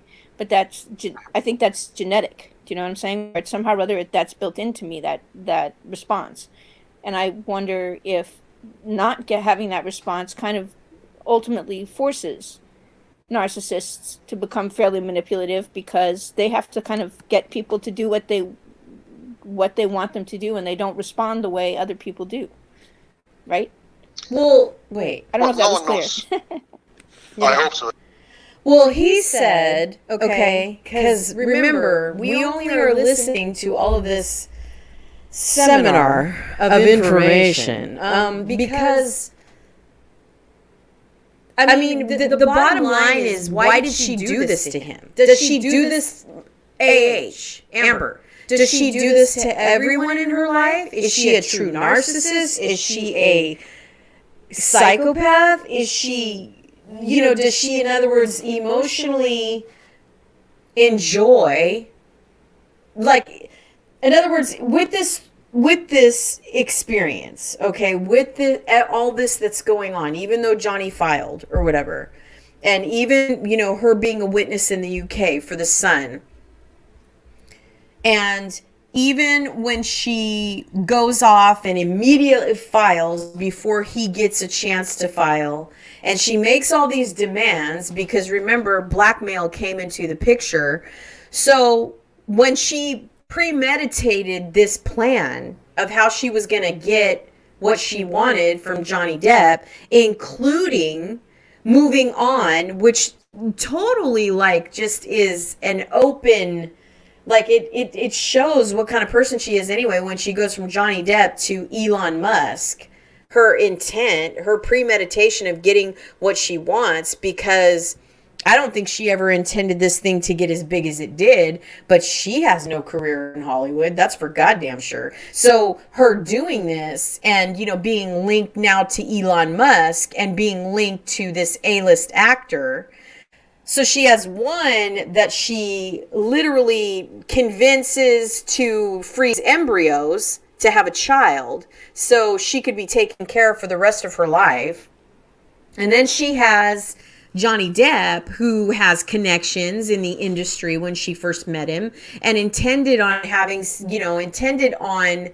like he was saying something about earlier when he was talking about like her gaining fame as the partner in the relationship that doesn't really have, like, she's just getting something out of it in terms of supply, because she knows she's gonna get recognition for being his partner. She knows she's going to get fame from being his partner. And that's why in some of the audios, this is why I'm listening to this. This is why I'm sharing this with you all. Because in the audios, just like, I think it's the 5-hour audio when she's like, can you just help me? Can you help me do this? And even on the stand, if you guys remember, when he went up on the stand, he said, well, how do you think she got Aquaman? So, you know what I mean? So it speaks volumes that she's started from this actor in the industry she's trying to, become something in, versus knowing that after the divorce and after all the BS that came with that, she moves on to Elon Musk. We all know that James Franco was nothing in this. I mean, James Franco was just someone for her to fuck around with. You know what I mean? Like, what was she going to get out of him? He already buried himself with his bullshit that he was in, the spotlight for. So there's that. So I'm just trying to take what Sam is saying and kind of break it down in terms of, like, what is her, like, what is she, the only thing I'm thinking that she set out to get from all these people is just to enjoy a life of luxury for the rest of her life, so, and including what they're saying about this baby that she's got, with the embryos that Elon Musk was trying to fight her legally to destroy, and she never did, and it's, this baby was born via surrogate anyway.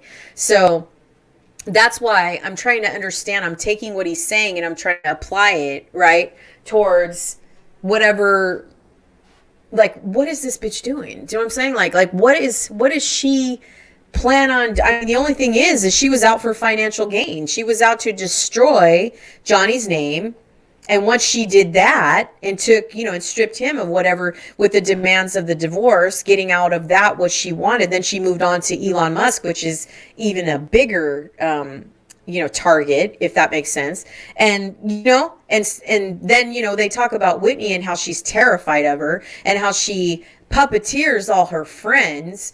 And she's been, you know, aggressive with her previous partners. So I'm trying to understand, is she a classic narcissist psychopath, or is she a, I believe she's a somatic narcissist because of, you know, Kevin Costner called her out recently, you know, in the press, saying that's why you walked into my trailer naked, right? So I think this girl has always been, you know, aware of the plan that she had when it came to Johnny Depp. And I think she's constantly subconsciously aware of what she's doing. That, you know, she didn't just like so happen. I think even though she was an unknown, I think she knew if she was to use her beauty as a weapon with Johnny Depp in the beginning, even though she was 20 something years old, that she was gonna get like some big return, because he said to maximize returns, Sam said. So that's why I felt like this interview was really important to play for those that were interested in it, even on the playback. Yes, this is very difficult to get through. It's very meticulous in the way that he's describing the levels of, you know, narcissism and psychopaths and all this kind of stuff and personality disorders. But honestly, if you just kind of if you can manage to get through it, it teaches you something, you know, because eventually somewhere in this interview, you're going to find something that makes perfect sense, on top of the fact that he's being interviewed. This is not just Sam just talking and talking and talking. He's actually being asked questions. So if you actually watch this and you have the patience to listen to it, then I think that's why it was very important for me to play the Gone Girl video first and to talk about the similarities of her being premeditative in this, you know, in this circumstance of that marriage and stuff, and how she was just relentless and constantly, you know, mind terrorizing him, versus who she is intimately, what kind of person she is intimately, and how she treats the people around her. So I don't think it's just, you know, with him. That's the thing, is I think she has some classic narcissism in there. I think she's definitely a somatic narcissist, you know. And then, like I said, you know, right now they're talking about cold empathy and warm empathy, and you know, there's a level of empathy that you have genetically, that's an emotional response, versus, you know, a person pretending to have empathy, masking empathy.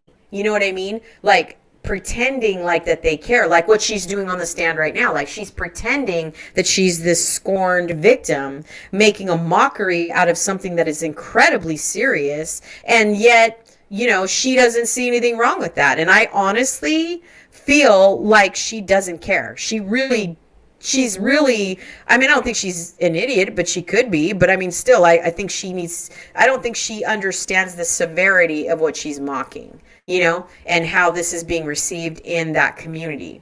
So we got quite a bit left, so I'm going to go ahead and stop talking. But I did want to kind of have a reaction of what he's saying, because that was the whole point of playing this and kind of breaking it down. And I did warn y'all prior to this live stream that it would be pretty deep. So hopefully, if you're clicking on it, even if you stay a little bit and you leave or whatever, or you see it on the playback, it's difficult to get through, but you do learn. And it will make a lot of sense, honestly, this coming week when you see all her friends and her take the stand. And I just felt like it was really important to bring this to light. So we're going to continue now, and I'll stop a yapping. I'm still trying. No one knows whether empathy is acquired or learned, or whether empathy is inbred, or whether empathy is it's still very, very unclear. There are studies that indicate that you can learn empathy even late in life, and there are studies that indicate exactly the opposite. That's if you hadn't acquired empathy till age 6, it's a lost cause. So no one knows the answer to this one. However, it is true that narcissism is an adaptive reaction to the environment. People say, why do narcissists find it so difficult to get rid of their narcissism? Why don't they want to heal? Why don't they want to be better? Why don't they want to be different? Well, they don't want to heal, if healing is the word. They don't want to be better. They want to be different because narcissism works. It's an adaptive reaction. It works. Narcissism works for them. And it has been working for them since age 6 or 4 or 3 or 6 months. In an environment the narcissist grows in, narcissism is actually, pathological narcissism, is actually a healthy reaction. It is the environment that is pathological. It is the environment that is sick. The child reacts to a sick, dysfunctional, pathological environment by developing a sick, dysfunctional, pathological mechanism of coping with this environment. But the mechanism works. It's adaptive. It yields results. It guarantees the child's survival and growth. It allows the child to derive outcomes and benefits from his environment. So the child learns gradually that narcissism is not such a bad thing. And of course, when you are 40 years old or 50 years old, it's too late for you to learn new tricks. You know, most narcissists are one-trick dogs or ponies. They, interesting. Throughout their lives, they found out that narcissism is sufficiently productive, sufficiently constructive, and sufficiently yielding for them not to bother to begin to adopt new coping mechanisms and strategies. So the answer to your question is that narcissists are emotionally invested in their narcissism. Perhaps it's the only thing they're emotionally invested in. See, I'm glad he said that. And narcissism is about the constant maintenance of an alternative reality. Pathological narcissism is the first documented case of virtual reality and alien intelligence. Long before anyone was talking about virtual reality in IT, information technology, and long before anyone raised the thought of aliens, there were narcissists. And they felt like aliens on this earth, and they lived in a kind of virtual reality. Now, narcissism is the constant investment, constant maintenance, huge effort and attempt, energy consuming, energy depleting, gigantic work to maintain an alternative reality. So I want to say something about that. I don't know, how much anyone has seen or if they click on this particular moment, but you have to think she had weeks to prepare for that performance. She's had weeks. Like, she had weeks prior to her taking the stand. She's had this week to get prepared for tomorrow, right? Because she's taking the stand immediately. So, God, here we go again, right? Yeah, everybody better get their drinks out, and ready to digest whatever she's going to deliver tomorrow, because that's going to be a handful. But, I mean, just think about it. Like, the type of investment it takes to know that she was going to be that exaggerative and that, like, she planned that shit for weeks and weeks and weeks. Johnny Depp didn't have to do that. He just got up on the stand and told the story just like he did before. And I mean, if you go back and you see her original deposition where she's all flippant and condescending and full of a bunch of attitude when she's at that table, versus now, she's the weepy victim that, you know what I mean? That's so scorned, and she's so emotionally broken. It doesn't make any sense. You know what I mean? Like, it just doesn't. I mean, if you are an authentic survivor, you're actually more vulnerable and more sensitive. Like, she should have been falling apart in that deposition. the way that she was trying to, you know, like explain these incidents. So all of a sudden now she's broken years later. Come on, man. You know what I mean? Like, it just doesn't make any sense. So I just had to say that because, yeah, she, you know, I mean, I'm still, versus by what he says, I'm still trying to figure out what the hell she is. Like, is she a narcissist? Is she, I think she's a somatic narcissist from what from what I'm like listening to him and the questions that Nancy's asking him.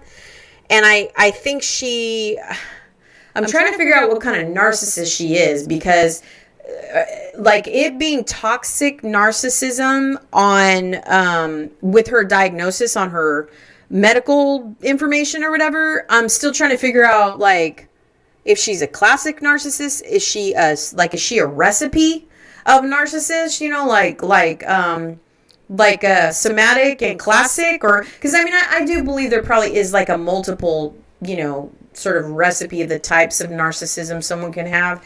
But yeah, and you know, and then the psychopath thing, I'm still trying to get my head around that, trying to understand it. So but I do feel that she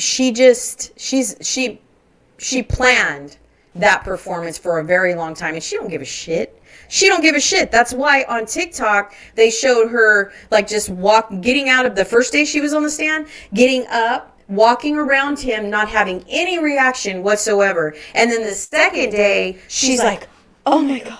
You know, when she walks, and so many behavioral analysts had said something about that was like a performance in terms of, you know, the way that she reacted when he was getting ready to leave and she had this automatic response. It was over dramatic. So anyway, I'm trying to get us through this. So let's go ahead and continue.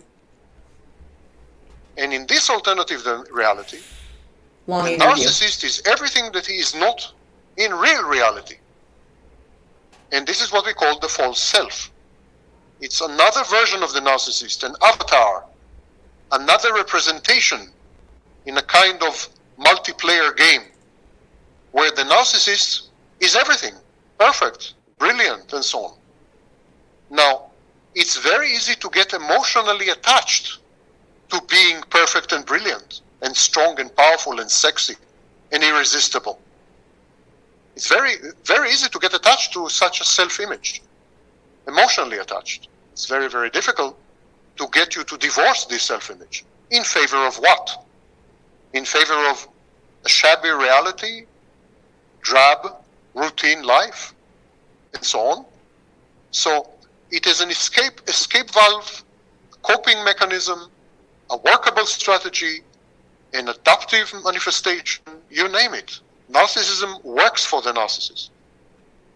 Narcissism demands only one thing: to obtain narcissistic supply. It's an addiction. It's an addictive behavior. It demands narcissistic supply. Now, unfortunately for the narcissist, narcissistic supply has to come from other people. It cannot come from television sets or from refrigerators. It has to come from other people.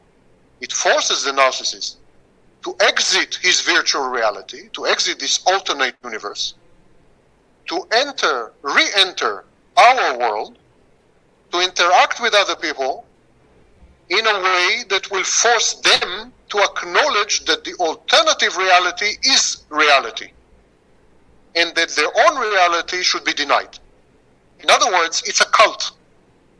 Narcissists create cults, and they are all cult leaders.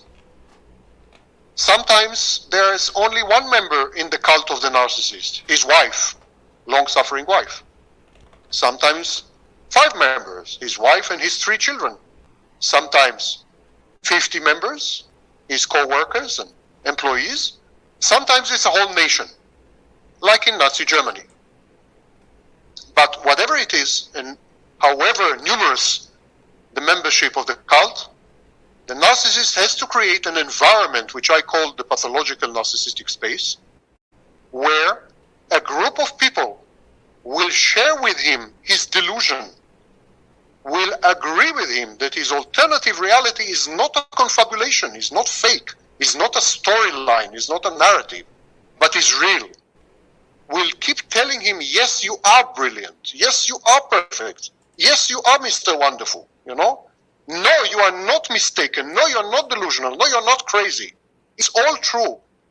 And we call this phenomenon when dozens of people or other people participate in your own delusion and support it, we call it shared psychosis. Narcissism is about creating mass delusions. When other people keep telling you that you're okay, you're not crazy, you are really perfect and brilliant, you're really godlike, they are giving you narcissistic supply. The currency, the coin of the cult, the coin of this alternate reality is narcissistic supply. To be a member of the cult of the narcissist, you have to pay the narcissist with narcissistic supply. Now, the narcissist is not interested in you. He is interested in your narcissistic supply. So there is no question of interpersonal relationship, intimacy, awareness of the other, accommodation, collaboration, compassion, empathy. All these things are incidental to narcissistic supply if they exist at all. Usually they don't.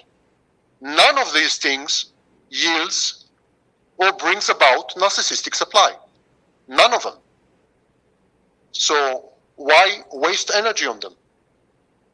The narcissist has a very, very strenuous energy economy. He needs all his energy to maintain this edifice, this house of cards of narcissistic delusion, grandiose fantasy. He needs everything in his power, day and night, waking hours and sleep. Everything he needs to dedicate to maintaining this precarious balance, this house of cards. He doesn't have time or energy for anything else. He doesn't have time or energy to love someone, to care for someone, to collaborate with someone, to empathize with someone. There's no time and no energy for that.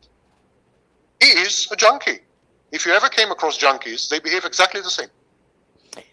So, one of the things that you've talked about, I'm conscious of the fact that, like we've been talking for an hour, and I could listen and talk for 3, but I don't want to. I'm happy to take up all your time. You're not, Nancy. You're not imposing on me. All right, thank you. It's okay. Sweet. So, if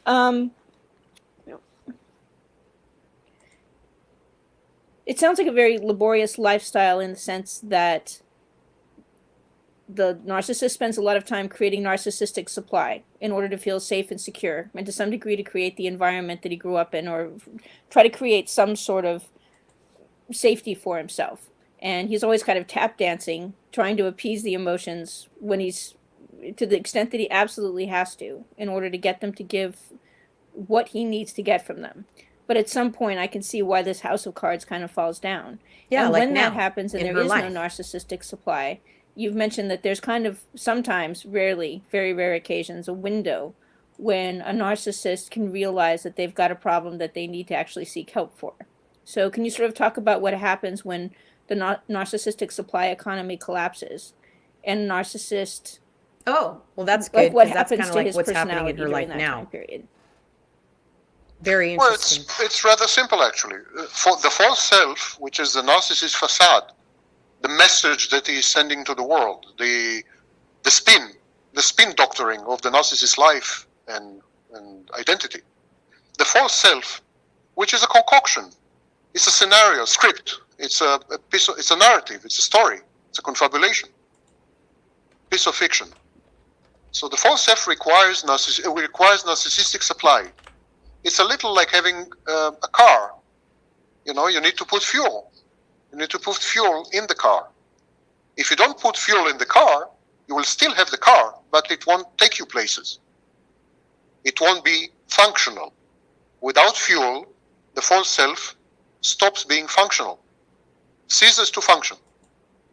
And so when this false self ceases to function, normally the narcissist is exposed to messages from the environment, messages from reality, which contravene his grandiose perception, which contrast with his fantasy about himself, which undermine the narrative of his life and of who he is, which challenge his totally fictitious and delusional identity, and which render him less than able to cope with what I call the grandiosity gap. Grandiosity gap is the gap between reality and totally fantastic self-image. So thus exposed, without an immune system, it's actually a line of defense. Without an immune system, the narcissist becomes very, very vulnerable.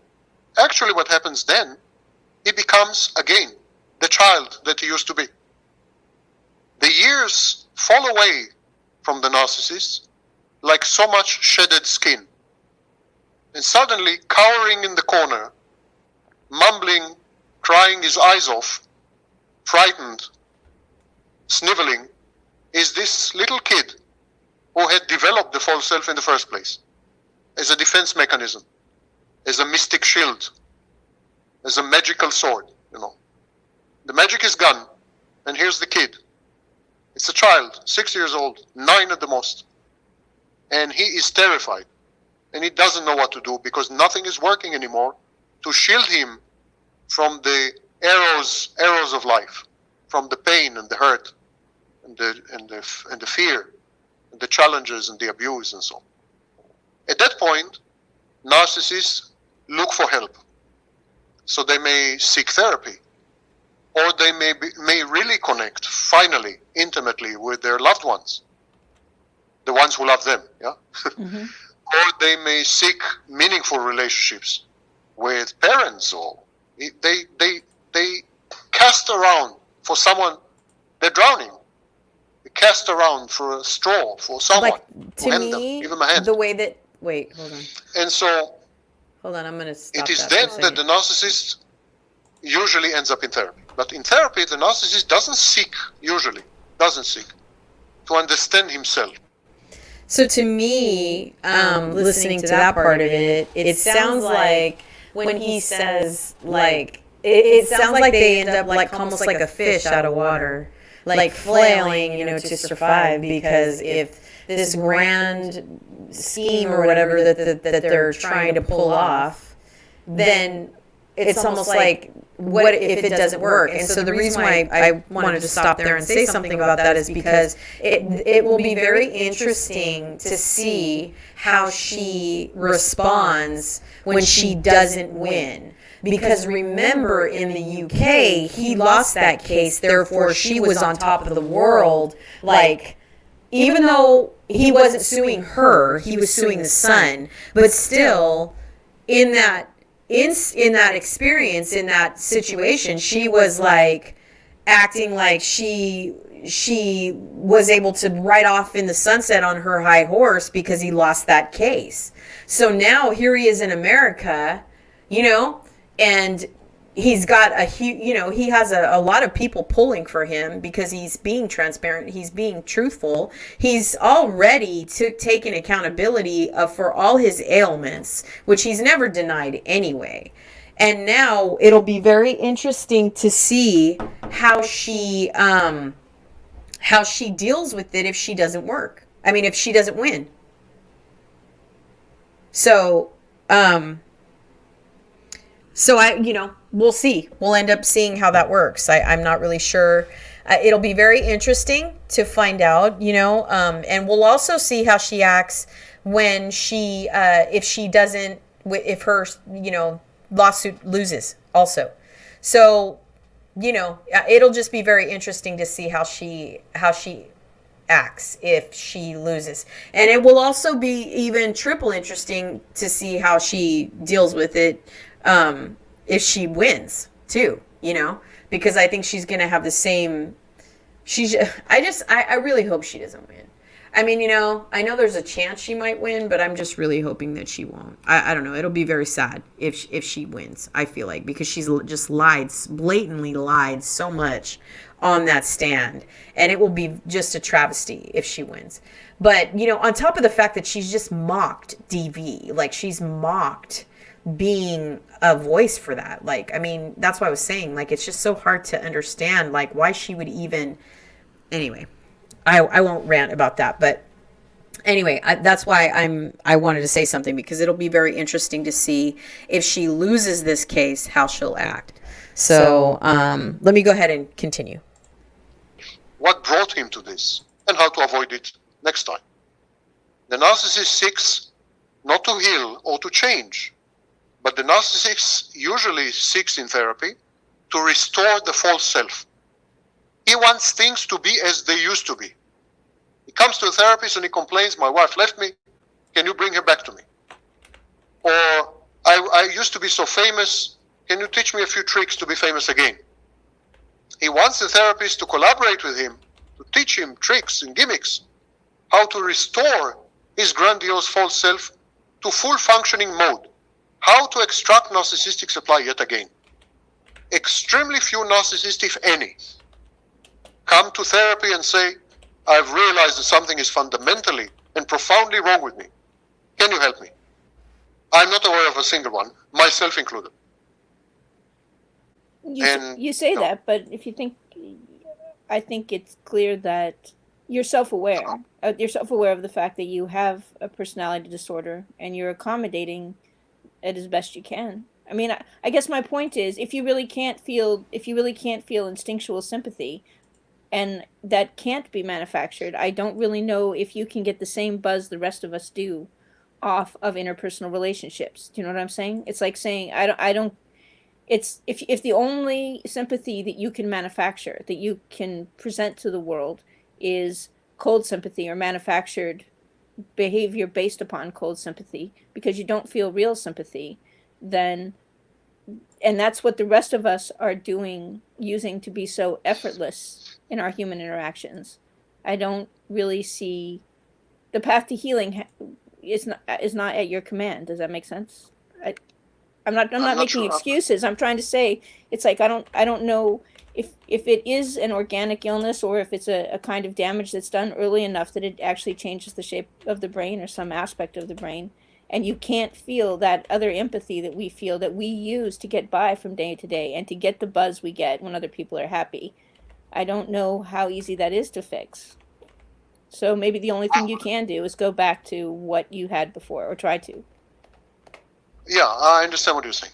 Indeed, the emphasis in most treatment modalities, including the most modern treatment modalities such as cognitive behavioral therapy or emotive cognitive behavioral therapy, or, you know, the most schema therapy, and you name it. The vast majority of these treatment modalities are very modest about the treatment goals and about the therapeutic alliance. Most of them seek to modify behaviors. When narcissists present in a therapeutic setting, when they first encounter the therapist for the first time, usually the goals would be to modify the narcissist's socially unacceptable, antisocial, and abrasive behaviors. I don't know of any serious therapist who would claim that he can cure narcissism or heal narcissism. Those who do are charlatans. Money-grabbing, money-hungry charlatans.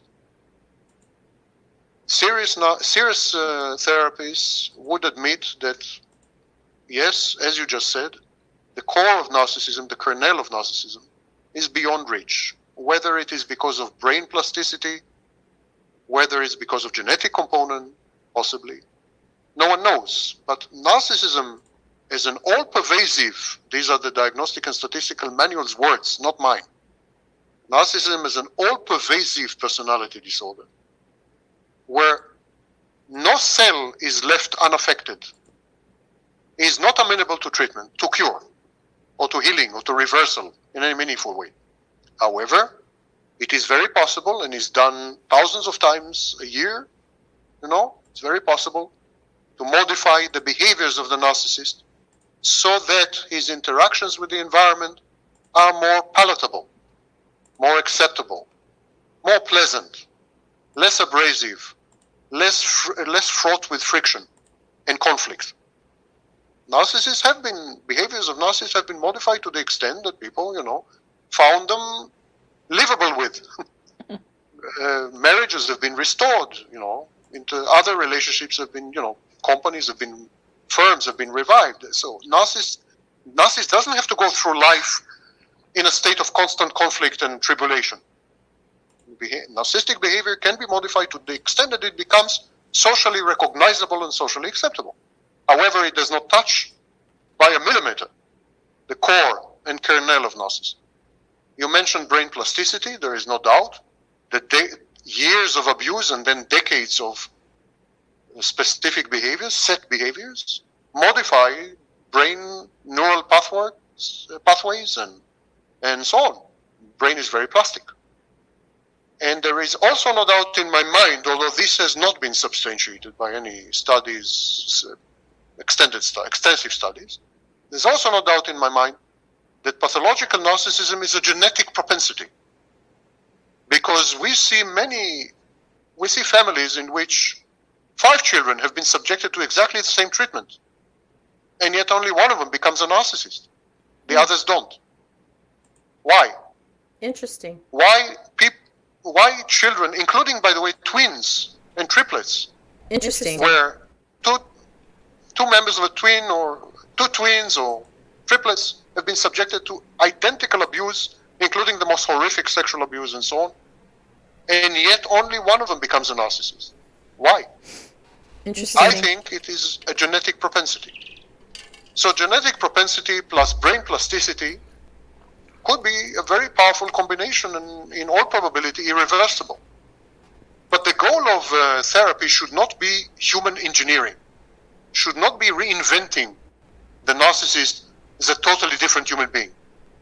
That is very sinister. The goal of therapy is to render the narcissist more functional in his relationships and his environment, to allow him to go through life in a manner that will not leave him, will not wreck him, will not ruin him, will not render him a bitter, old, frustrated, lonely wreck of a human being. That's I think what therapy should be all about, and not only in the case of narcissists. One of the reasons I like your website better than I like most of or the vast majority, or let's say all the other. Thanks, Sam. That was a lot. Is that because you do take a very psychodynamic approach, and because you do spend a lot of time documenting sort of the interior thinking and the trigger mechanisms, you have a better insight into, I think, than most people, into what therapeutic methods might conceivably work. So if somebody were a narcissist, or thought they were a narcissist, or, was cowering in their home, realizing that they've driven off every single person they ever really liked, is Hence there... Amber. And with the understanding that they could have an entirely different ailment, ranging from post-traumatic stress disorder, which might present some of the same symptoms or whatever. Okay, good. He's going to comment on PTSD. I was hoping he would. Because getting the wrong therapist would be pretty toxic. Like, what would you tell them to look for? Well, first of all, as an aside, narcissism is precisely a post-traumatic syndrome. Narcissists have been traumatized as children, one way or the other, by being smothered and pampered and spoiled, or by being abused in a classical sense. So, whichever way, narcissists have been traumatized, and narcissism is really a post-traumatic reaction. That's as an aside. Now, unfortunately, the so-called scholars, professionals, and experts today are 20 years behind the curve.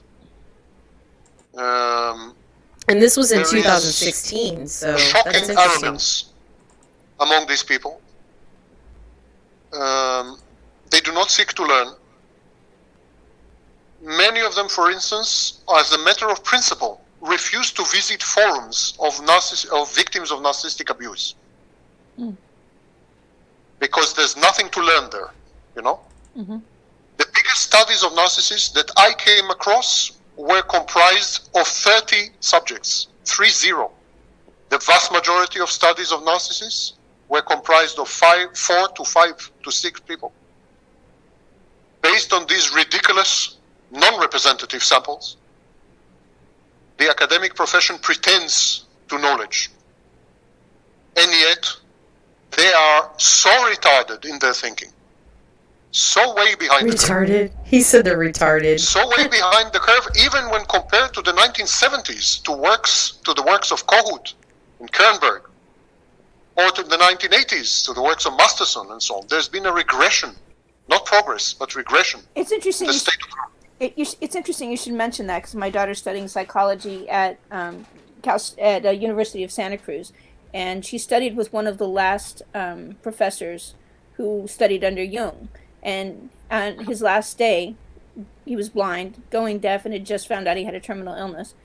He said, some of you in this class have to study cognitive science. The whole industry is moving toward drugs as a solution for the treatment of underlying personality disorders, and they've left behind the entire universe of other psychotherapeutic methods. And it is the case that you can't treat every mental illness through drugs at this time, and it's unlikely to be the case that you'll ever be able to use it as the sole method for treating mental illness. And if none of you engage in the kind of work, and he mentioned some of the people that you talked about, he says if you don't take up where they left off, we're going to fall into another dark age. And he seemed to think we already had. I fully agree with him. I fully agree with him because I compare texts, scholarly texts, released today, to scholarly texts released in the 70s and 80s, to scholarly texts released in the 10s, 20s, and 30s of the last century.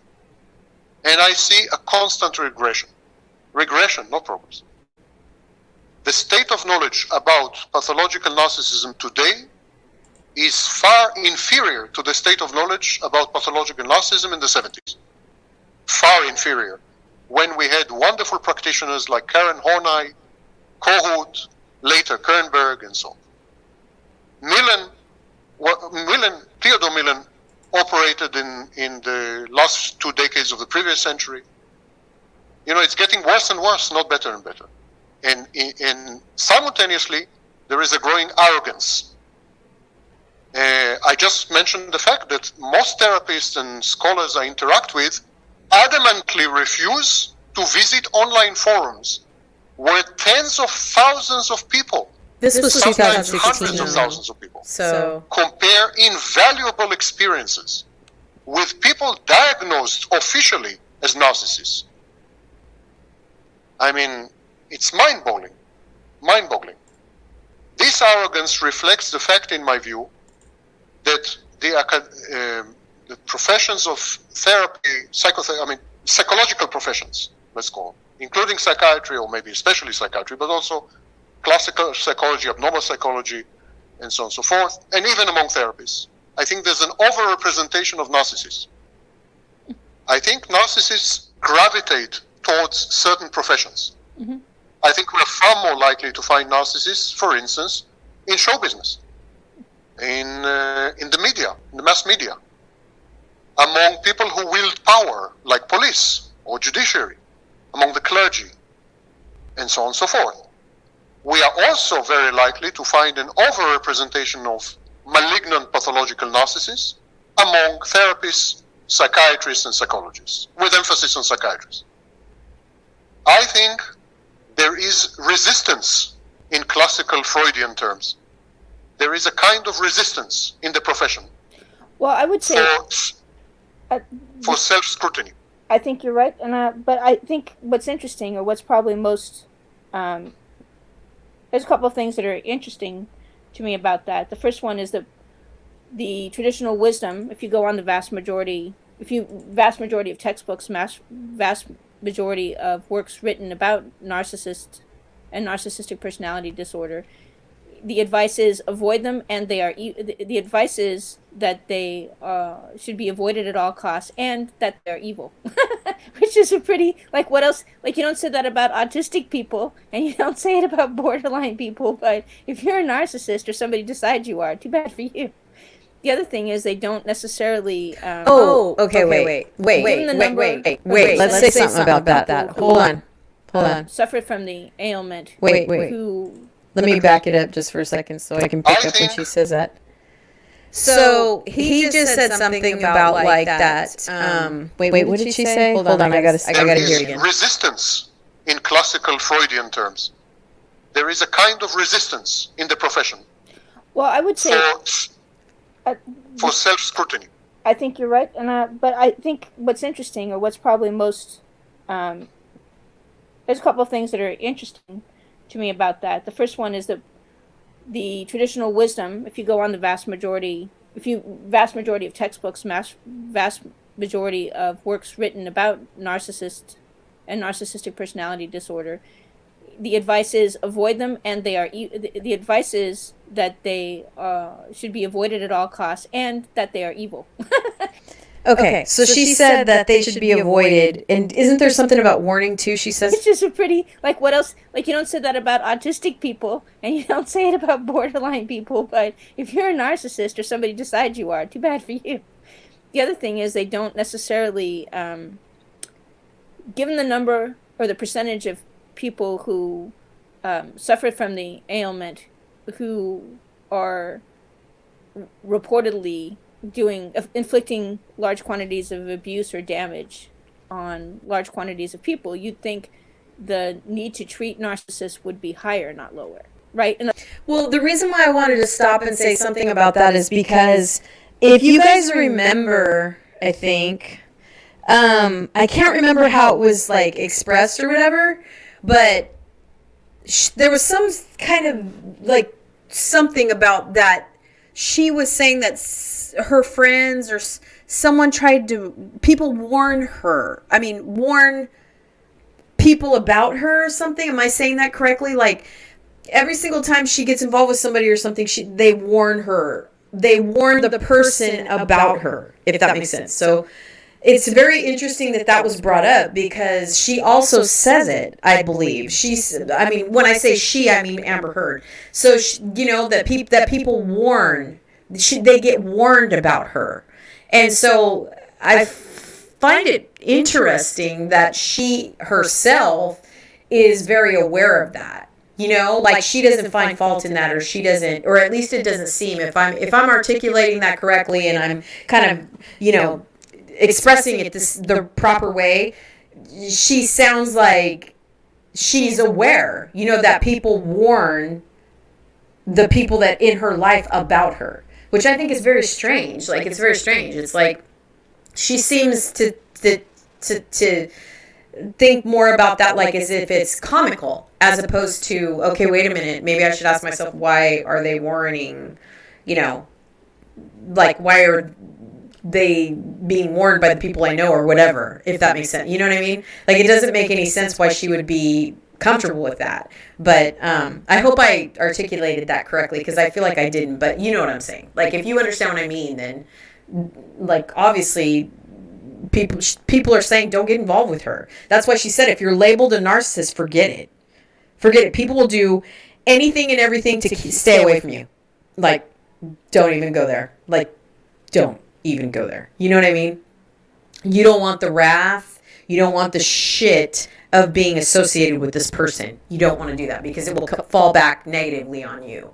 So, and that's fair to say, because I think, Johnny Depp himself had said that people warned him about her. You know what I mean? And he still just kind of didn't, maybe he didn't think the warning was worth kind of taking into consideration, but still, you know what I mean? So, anyway.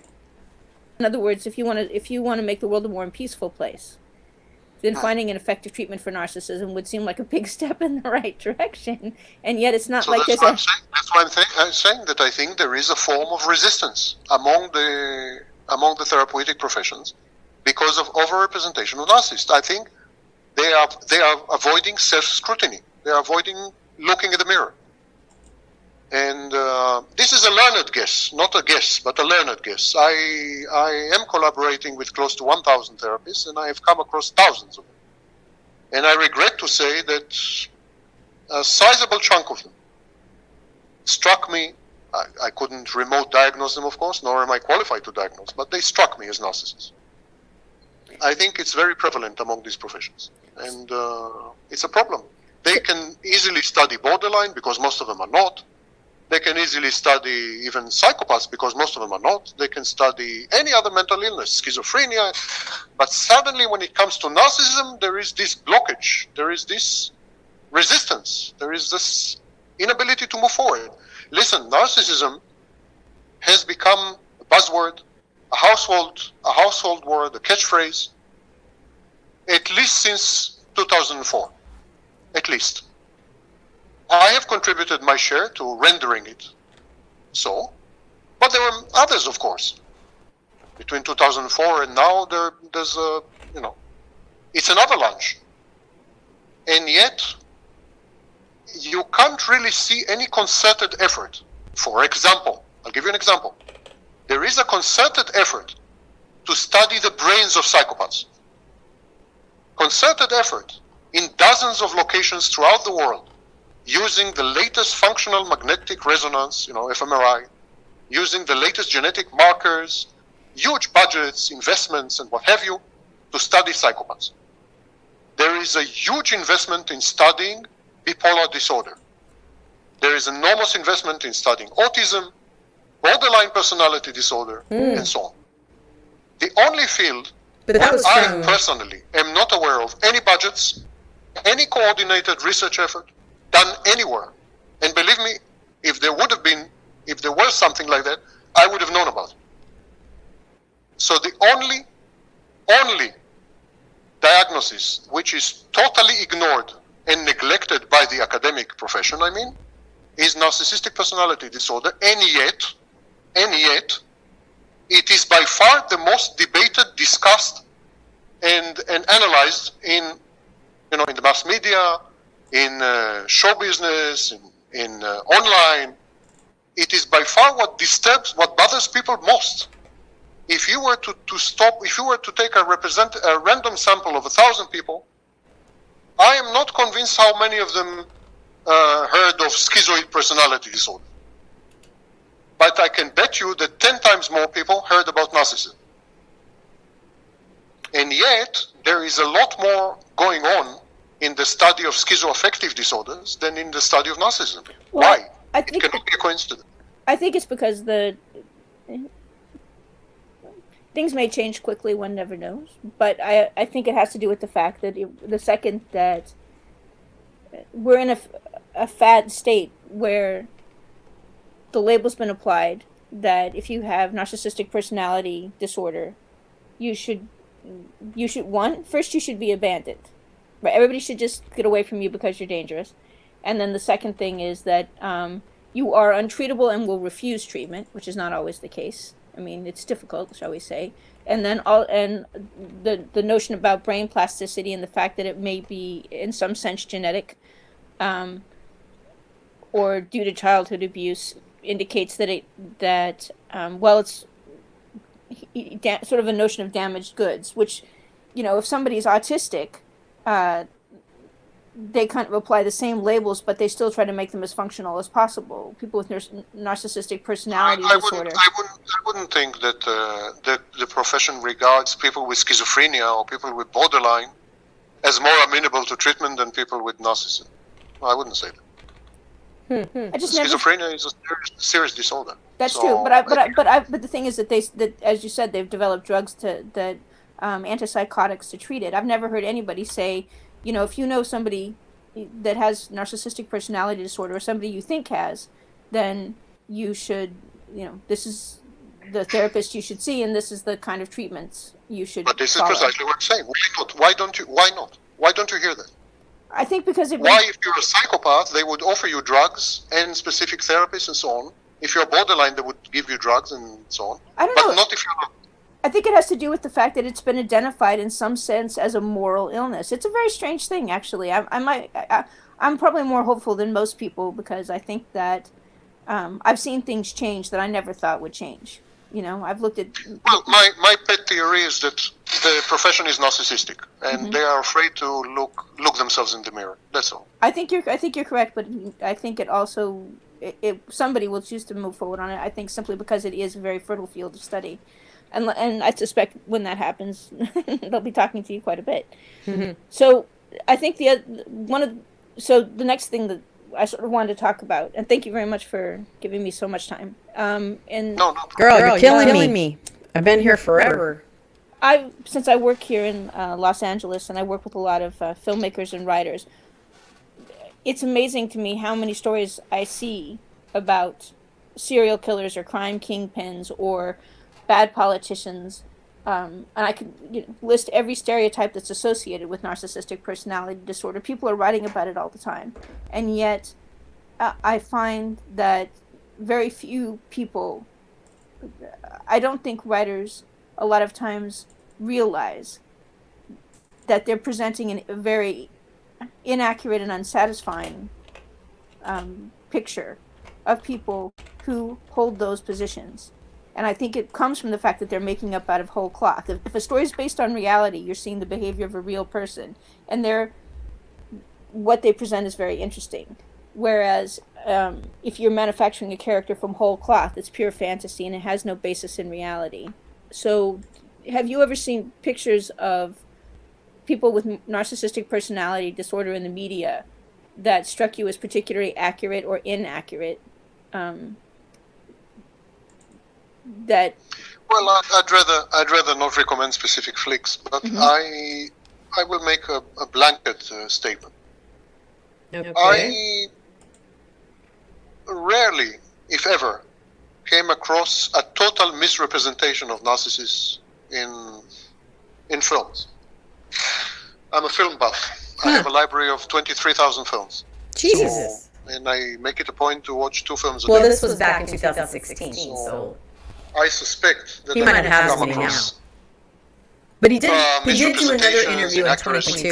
I'll cover that one. Thank God. I can't say that I've ever come across. I don't know if I could do another 2-hour reaction video misrepresentation of narcissists on an interview like this. But I think the problem is, if there is a problem, it's that when narcissists are described, first of all, they are not identified as narcissists. So we have serial killers, cult leaders, corrupt politicians, criminal kingpins, crime pins, kings, and so on, and clergy, abusive clergy. I mean, you name it. And sometimes a detailed analysis of their psyche or psychology is sacrificed in favor of a detailed analysis or description of their actions. Now, this may be a plot device or a decision, an intentional decision. I'm not sufficiently well versed in script writing or in movie making to give advice on that front. But the movies that did attempt to go deeper, did attempt a psychological profiling of the anti-hero or protagonist, did a good surface job. The problem was not so much that they got it wrong, but that they got it shallow. And then it raises the question, of course, whether viewers around the world would have liked to see something deeper and more profound and thereby perhaps a bit more accurate, or whether shallow is the name of the game. And actually, that's what's selling the goods. That's precisely what audiences all over the world are looking for. In other words, whether this is a commercial decision, whereby the producer says, don't go too deep, it will turn off audiences, and it's, in our target markets, people prefer it shallow, or whether this is a result of ignorance and lack of acquaintance with the profundities of the disorder and the plot twists that can be founded on these profundities. In other words, if you go deeper, your plot might become much more interesting. Being shallow forces you to sacrifice certain possibilities and certain potentials in the storyline. Going deeper opens up whole universes of possible interactions, possible plot engines and drivers, possible developments. So the deeper you go, the more complex and interesting your story can be. However, to go deeper, one needs to be very well acquainted with the intricacies of narcissism and psychopathy. These are not, as I said, monolithic, easy to recognize, easy to assimilate disorders. These are very, very complex series of interlocking and interacting mechanisms which sometimes yield contradictory behaviors in the same person and sometimes at the same time. It's a bit unnerving, perhaps. Maybe one of the reasons that people remain on the surface, script writers, for instance, remain on the surface, is that going too deep might unsettle and unnerve the audience. Maybe people don't want to go into that abyss. They don't want to dive or delve into these dark, hidden corners. And so, He's getting a little bit too philosophy for me. I don't know what is the motivation of remaining on the surface. But all I can say is this. I haven't seen anything that is patently wrong. I haven't seen glaring inaccuracies. I haven't seen total misrepresentations. But I would say that the rule is shallow, behavior-driven description of people with pathological narcissism or psychopathy. It's a pity because it's the tip of an iceberg, and very often the iceberg is much more interesting than the tip. But why this decision to remain on surface and not to delve or dive deeper, that I don't know. I think you're correct in that it is not a situation where they necessarily choose to. They might want to know more, but it's a question of not being able to find the information, or also not knowing the depth of the depth of information available to them, or the impact, how it could manifest itself in a better screenplay or a better story. It is a case, we're entering a much more competitive media market, many more people producing, and so bringing something new to the classic, to the bad priest or the criminal kingpin or the bad politician, bringing something new to that may require them to go deeper, just because that's what it's going to take in order to say something that hasn't been said 4 million times before. I also had a question about I think actors a lot of times will delve deeper into when in playing Rain Man, the actor decided to live with somebody who was an autistic savant for a period of time, so he got to know what the behavior was. So actors a lot of times, I think, will go deeper than the screenwriter will in finding the character. And I guess you've already said you won't mention portrayals that you think are particularly good, but if I said, the Hannibal Lecter from Silence of the Lamb, was he a psychopath or a narcissist or both? Could you tell from his portrayal? That's an interesting question. Mostly psychopath. Yeah. Mostly psychopath. Yeah, I agree. I think so too. And if I said Don Corleone from young Don Corleone from The Godfather. That would be. There is a subcategory known as psychopathic narcissist. Oh yeah, I belong to that subcategory, by the way. I'm a psychopathic narcissist. I love Sam. That means I've been diagnosed with both narcissistic personality disorder and antisocial personality disorder. So I'm a psychopathic narcissist. This is a type of psychopath that also has manifest or very extensive narcissistic constructs, dynamics, traits, and behaviors. So, for example, very pronounced grandiosity. Most psychopaths, as I told you, seem like that. Run-of-the-mill pedestrian psychopaths. They are not overly concerned with narcissistic supply. They don't have a particularly grandiose self-image. They are not out there trying to support this precarious house of cards of fantastic brilliance and perfection and so on. This is not what narcissists are about. Narcissists are about money, fame, power, but as utilitarian things. So you mean psychopaths are about money and about power. They're not about. Sorry. Psychopaths are about money, fame, and so on, but they are not about money and fame in order to support money and power. Sorry. Yes. Let's reiterate. Psychopaths are about money and power and so on, but they're not about money and power in order to sustain some grandiose self-image. Money and power are not the means to an end. They are the end. With the narcissist, money and power are the means to an end, and the end is his grandiosity. With the psychopath, money and power are the end. You could be both. He wants money. He wants power. Not because he thinks he's so grandiose, but because he loves money and he loves power, period. But we have a compounded creature or character, which is the psychopathic narcissist. It's someone who has comorbidity. He has both disorders that's what I was saying earlier. at the same time. Just and this type of person is both a psychopath in the classic sense and a narcissist in the classic sense. So the young Don Corleone would strike me as a psychopathic narcissist, someone who has both. But not so Hannibal Lecter. Hannibal Lecter had strains of grandiosity. But if you look deeper, closer, you see that his grandiosity is reality-based. He says he realizes that he is brilliant. He's really a genius. It's not a figment of his imagination. It's not a fantasy. It really is. He really is.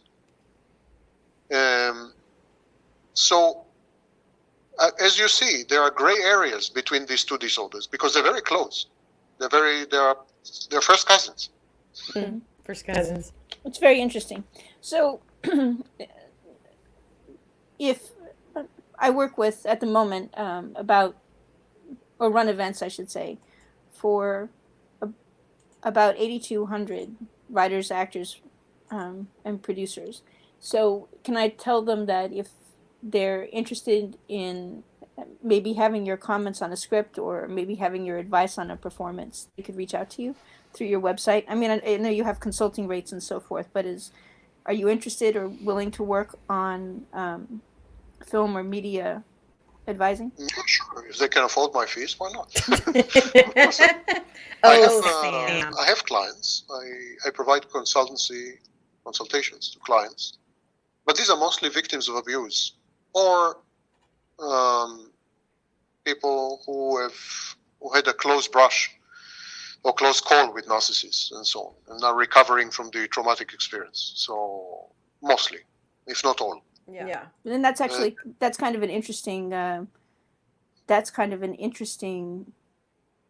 avenue of exploration for stories and screenplays as well, and theatrical plays as well, because there is a tremendous amount of post-traumatic shock that comes from almost being killed by a serial killer. Yes, close call. I call this close call. But you don't have to be killed by a serial killer. It's any encounter with the narcissist leaves you usually with a strange aftertaste. You know, there was a robotics expert in Japan in the 1970s. His name was Masahiro Mori. Mori coined the phrase uncanny valley. Mori said that as robots become more and more android, more and more anthropoid, more and more like humans, we as spectators and users and of robots and so on, we would feel more and more uncomfortable. He said that when robots will come to resemble people very, very, very much, we would feel very, very, very uncomfortable. And you could stop and ask yourself, why is that? Ostensibly, when robots come to resemble people so much that you can't distinguish between robots and people, you should feel very comfortable with these robots because they're like people. He's saying robots, and we have a lot of experience of being around people. Why is it that when robots become totally android, totally men-like, human, why should we feel so uncomfortable? And he has this long explanation of why we should feel uncomfortable and so on. So I think people have this kind of reaction, which is called the uncanny valley reaction. I think that people have this kind of reaction around narcissists and psychopaths. When they meet narcissists and psychopaths, when you look at the narcissist, you see a human being. When you look at the psychopath, you see a human being. You know, he has skin, eyes, hair, hands, walks and talks, breathes in and out, perfect android, and yet you feel very, very uncomfortable. Something's wrong. The parts don't fit. The operating system is kinky. Something is not working as it should. That's why the when, simulation is perfect. That makes sense, because that's why when you meet somebody like that, it's just something's off. You can can't feel put it, your you know? finger on anything that's out of the way, anything that's awkward, or anything that's not Makes as sense. it should be. And yet the overall feeling is unease. You're ill at ease. You're uncomfortable. But that must be attractive to some people, because a lot of narcissists. Exactly, I was about to say, Yeah. even in dating, in settings of dating, Yeah. when some women are actually attracted to these idiosyncrasies, these eccentricities or deficiencies. Even But in these I'm sure it could be settings, the other way around. Women I've interviewed, and I've interviewed thousands by now. When I push them to the corner, when I force them to confront the first date and to analyze it bit by bit, strike by strike, moment by moment, and word by word, they admitted to having flashes of unease, even flashes of fear. So women who met narcissists, dated a narcissist on a first date, even if they happen to marry that narcissist later, even if they happen to form a family with that narcissist, have children with him, when they are pushed back, when they are taken back to the first date, they describe in the first date things that did not fit. Some things that provoke in them unease, fear, discomfort. They were taken aback by some comment, a bizarre movement, invasion of private space, strange question, and it passed. It was like a flash in the pan. It was momentary. But narcissists and psychopaths are like ill-fitted robots. They look perfect from the outside. They look perfectly human. But something's wrong in the software. And the more you interact with them, the more you have this insight that not all the parts don't all fit well. That there is it's clunky. It's something, not working. And this is called the uncanny valley. Maury's uncanny valley reaction. I absolutely believe that. I've met a number of our narcissists face to face, or people I think you can't ever tell because they're not professionally diagnosed, but I've met a number of people that I had exactly that reaction to.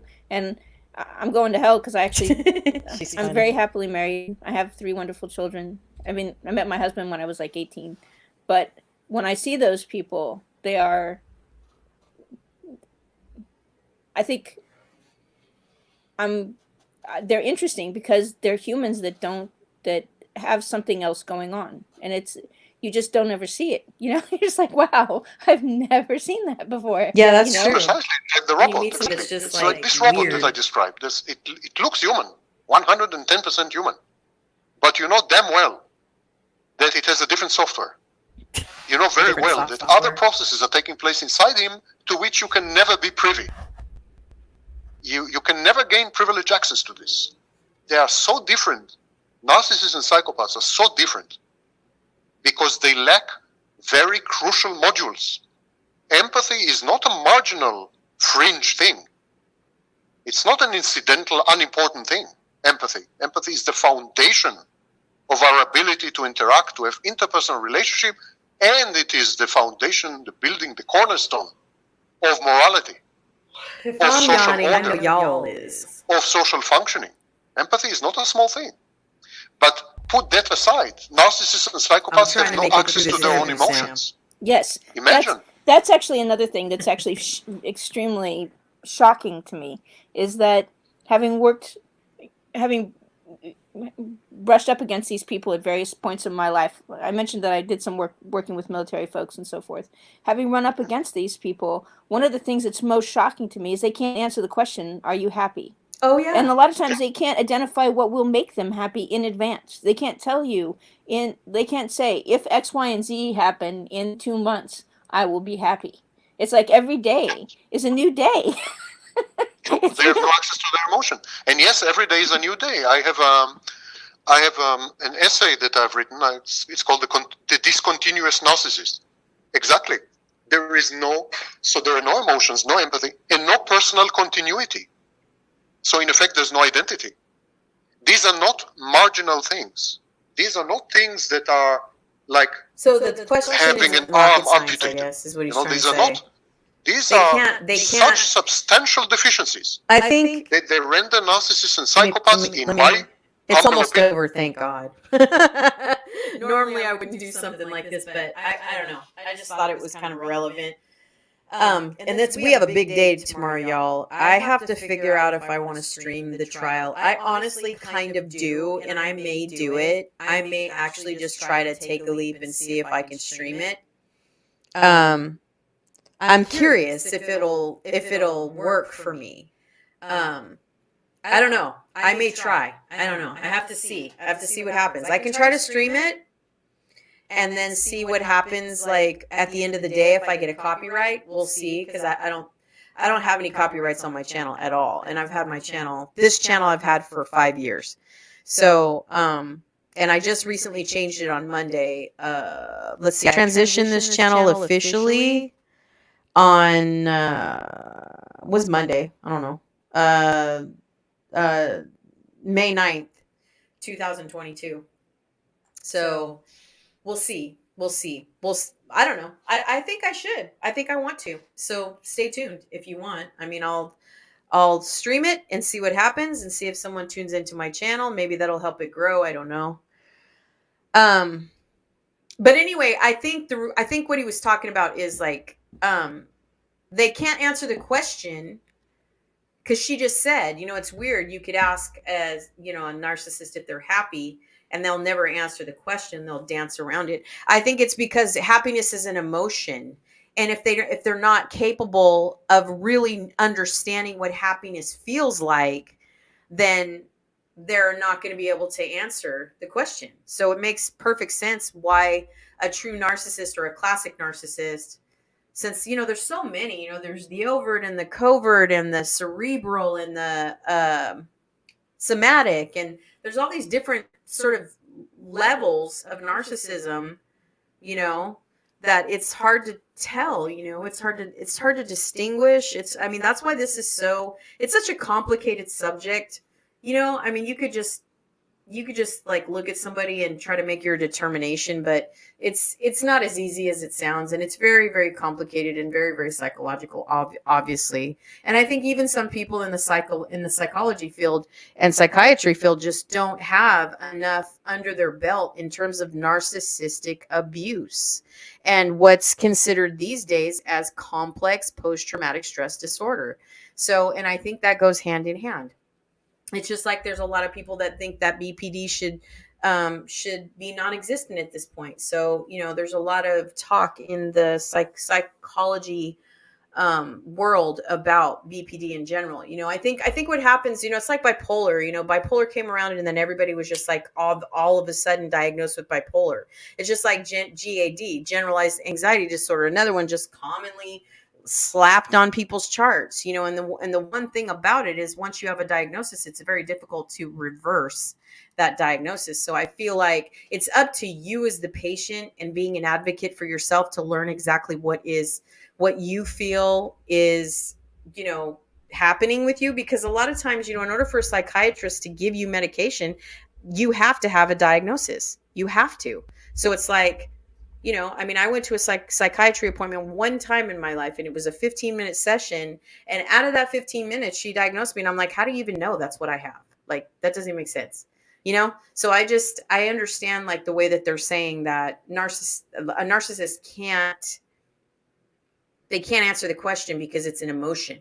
It's something that they have to feel in order to be happy. And I feel like that's what she's talking about when she says, when you ask a narcissist if they're happy, or are you happy? They're not going to know how to answer that because it's an actual emotion. It's something that you have to feel in order to articulate, you have to articulate how that makes you feel, So it makes sense that if a narcissist has no capacity for empathy, or if they have to if they have to act, like they have empathy, which is to pretend, then they don't really know they don't really know how it feels to feel, what someone else is feeling. I mean, you can't speak for someone else, but you can relate to a human emotion, which means don't cry. It'll make me cry, or when you see someone get hurt, you feel that you're like, oh, I know that hurts, or something of that nature. So it's like, if a narcissist can't answer how it would feel, then how it feels to be happy, then it makes sense what she's saying. We're close to wrap. We have what? Girl, I'm waiting because now I'm like, this has been a long interview. Opinion, non-human. I don't think that an animal, which we all are, without empathy, without emotions, and without personal continuity, in other words, identity, can, under any stretch of the word, be called human. Well, I think what's interesting is that, so somebody who's got this discontinuous, and you've talked about the fact that there's a relationship between dissociative identity disorder and narcissism, and I've seen this as well. Like, so a narcissist is going through life. Something happens, triggers narcissistic rage or some sort of issue, and then subsequently, you'd say, look back at this moment leading up to this. They can't. Like, their brain doesn't, they confabulate because they honest to God can't remember. So they can't tell you. They have no fucking idea what happened. They can't tell you what happened. If you take them back to that string of conversations, they go back into the narcissistic rage because they can't remember. And it's very disturbing to them as well. They know that there's something that happened. They know that they've stepped outside the lines and that they've exposed. It's very upsetting to them. I mean, I feel bad because it's very upsetting to them, and it's like there's no way to soothing a narcissist is like a really difficult activity. Yeah. So you don't really know what to do except wait for it to pass. It's like, okay, well, I guess I'll just step away while this goes on. Same reaction. You would obtain the same reaction from people with dissociative identity disorder. Dissociative identity disorder is the modern term for multiple personality disorder. We don't use the politically incorrect term multiple personality disorder, so we use dissociative identity. Oh, she has multiple personality disorder. So you would have the same reaction exactly. Girl. If you push someone with a dissociative identity disorder to describe what happened on this and this date or on this and this event, they would go berserk on you. They would go postal. They would rage. So narcissists have many, many dissociative symptoms. And if you stop to think about it for a minute, it makes sense. Mm-hmm. When you have two personalities, false self and true self, I think by definition, you have multiple personality. Mm-hmm. The false self is not something external. It's not cosmetics. It is the narcissist. Mm-hmm. It's what we call coextensive. In other words, it is all pervasive. It is the identity of the narcissist. It's not that the narcissist feels that he is acting. The false self is not the outcome of acting. It's not a manifestation of thespian skill. The narcissist, when he is in the mode of false self, is the false self. And then when the false self stops functioning, when the narcissist hits rock bottom, then a totally new personality emerges. Totally new personality. I have clients where the husband used to be cold, indifferent, asexual, and so on and so forth. Then he hit rock bottom, and he suddenly became hypersexual, warm, intimate, clinging. He hated pets. Suddenly he has pets. I mean, it's like a totally different person. Well, I'm one of the things that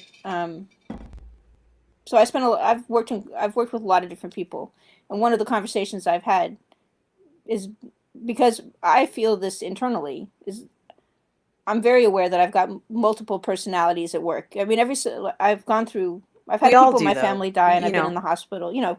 So I've gone We all through do. the feeling of disassociation, which is a rather cool feeling when it's actually happening, because you'll be in a moment of crisis, and then all of a sudden you're like, you feel emotionally, you somehow inside you take a step back, and everything becomes clinical and slightly funny. Because your brain's just like, ah, fuck it. What can I do? Your emotions literally disengage because they're just like, I can't think straight if this shit's going on.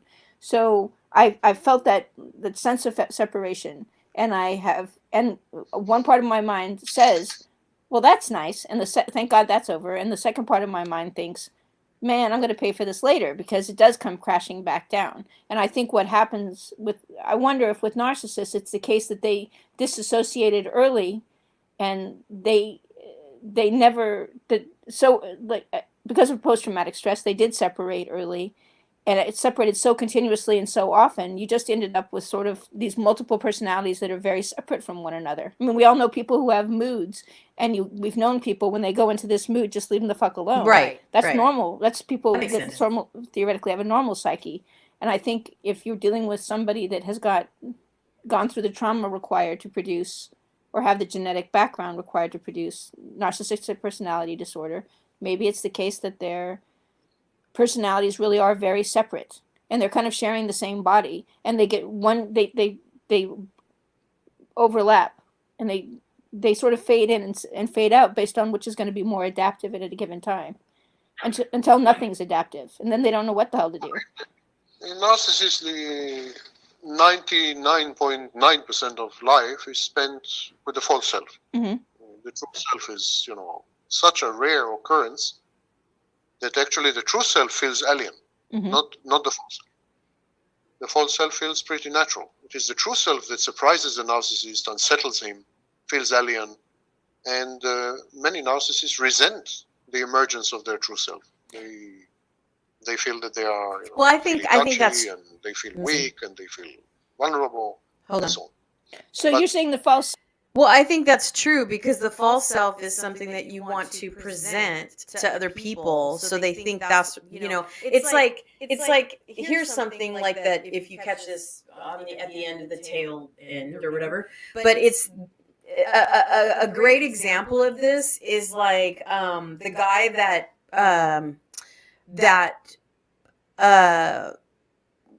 hurt, because I don't want to say the M word on here because I don't know if we're allowed to say it, but the guy that assassinated, is it Gucci?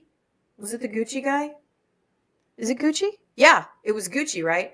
But if you saw the miniseries, I think it was on Netflix, but like he was just so like, he wanted everyone to think that he was accomplished and that he knew this person, and he was constantly just exaggerating everything and telling stories and stuff. But when it came down to, him being alone, he couldn't deal with who he really truly was, and that story was so odd, because it's like you never really knew why he did what he did.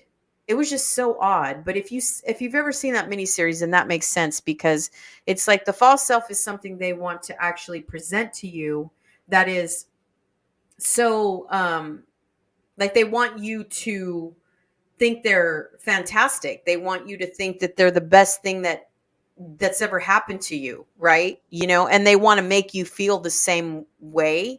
So, and I think, that's obviously related to the expression love bombing, but at the same time, it's like, and how does that relate to my topic? Well, it does, because it's like, if you hear both Johnny Depp and Amber Heard talk about when they met, they both romanticize meeting each other, because he said she was the most beautiful creature or something like that, So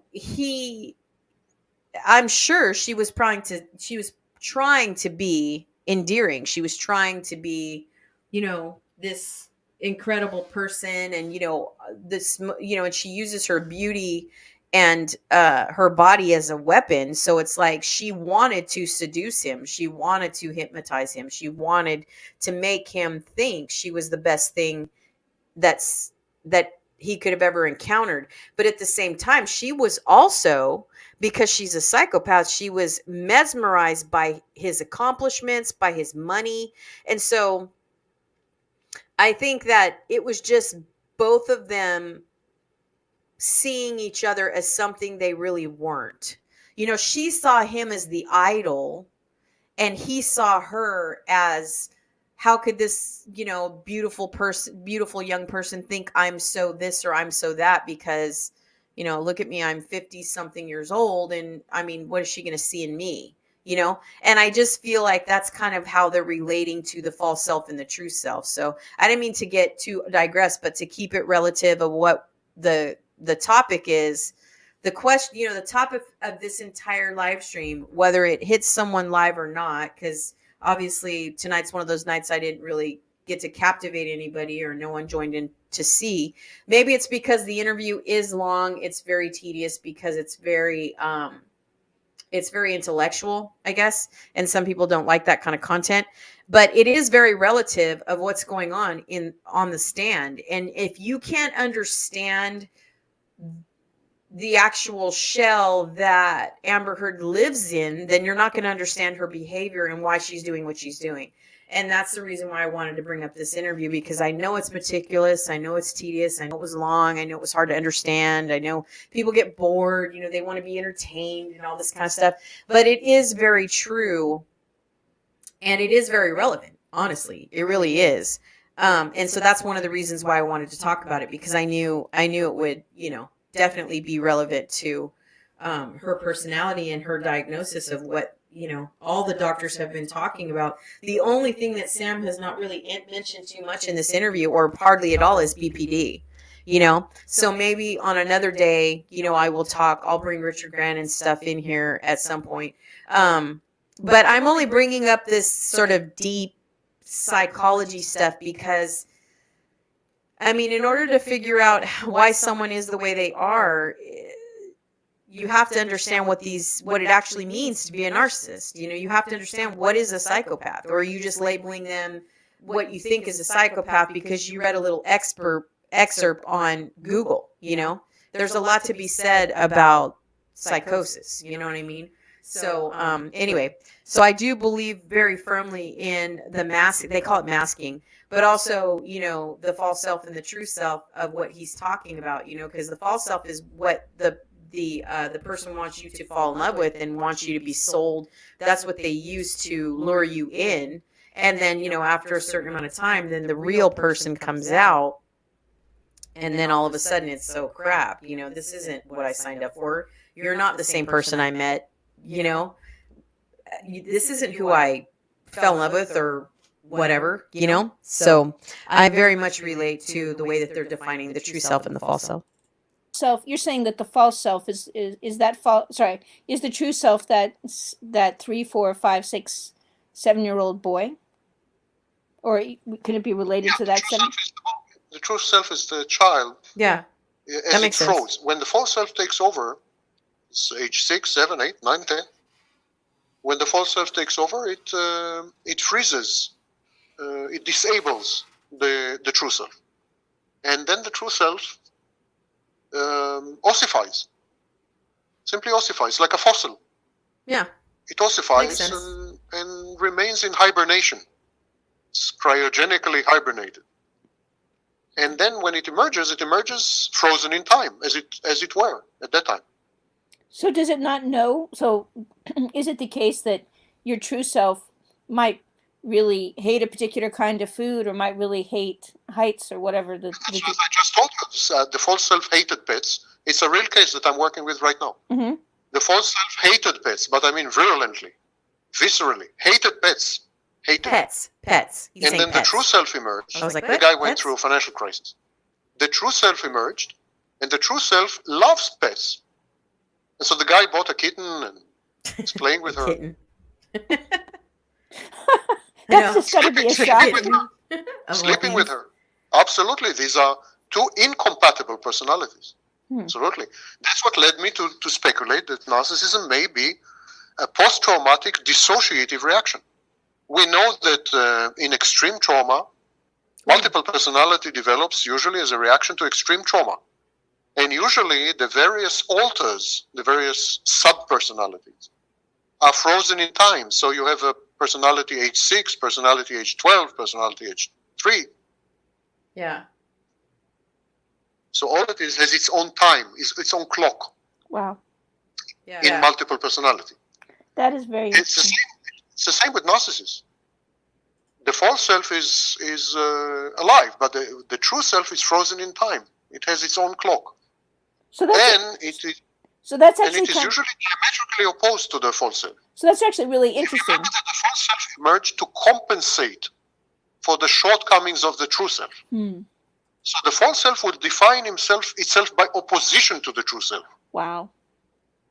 It really is Dr. Jekyll and Mr. Hyde. Like it's like a manufactured Dr. Jekyll and Mr. Hyde. It doesn't have to be good and evil. The false self could be. No, but I'm not saying it's good and evil. I'm saying it is the case that I have twins, you must understand. So and this actually did happen. My daughter, when she was 7 years old, it became clear that she was defining herself as I am that which is not my brother. So if he likes vanilla ice cream, I have to like chocolate. If he likes math, I have to like reading. Like it was like the personality was trying so hard to figure out what makes me different when I've got this other person who's always around and is always the same size. Exactly. And, exactly. Who am I? The false self says, the false self is saying, this true self is stupid and weak and vulnerable. That's why it's being abused. That's why it's so helpless. That's why it cannot fight back. I hate this true self. I never want to be this true self. I want to be everything this true self is not. I want to be strong. I want to be all powerful. I want to be all knowing. I want to be ever present. I want to be famous. I want to be rich, and so on. But the negation is extensive. So it's everything the true self is not. So if the true self like pets, the false self cannot like pets, because then it would mean that it has something in common with the true self. The false self can have nothing in common with the true self, because everything it has in common with the true self is a chink in the armor.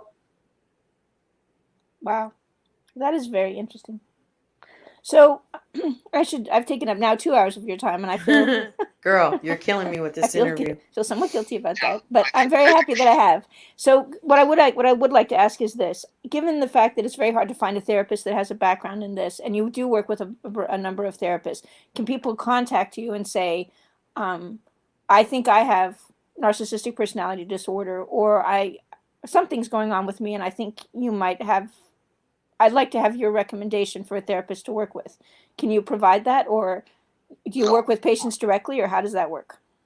I work with usually victims of abuse directly, but not as a therapist, which I'm not.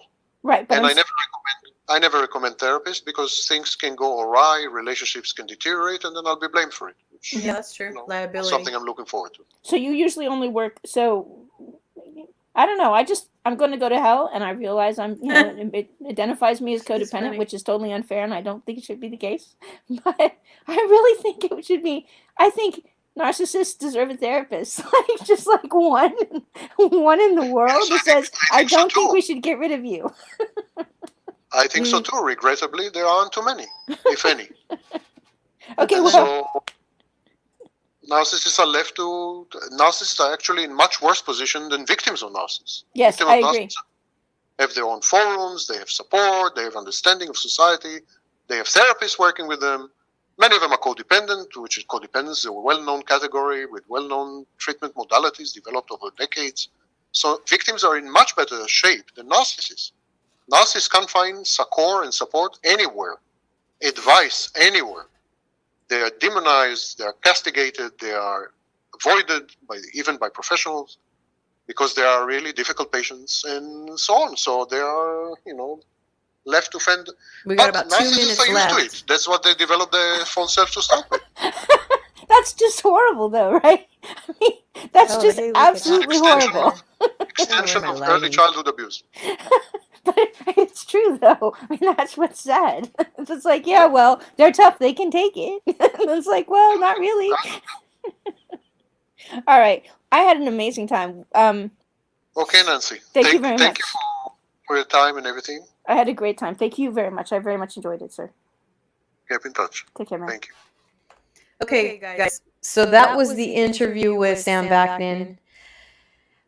He did do a follow-up interview in 2022 That was just an hour, which is a lot better than this because this one was 2 hours. But I expected to be here that long because I did mention to you guys last night that this was a really incredibly long interview. And, you know, it is very psychological, if that makes sense. So, you know, it is hard to follow.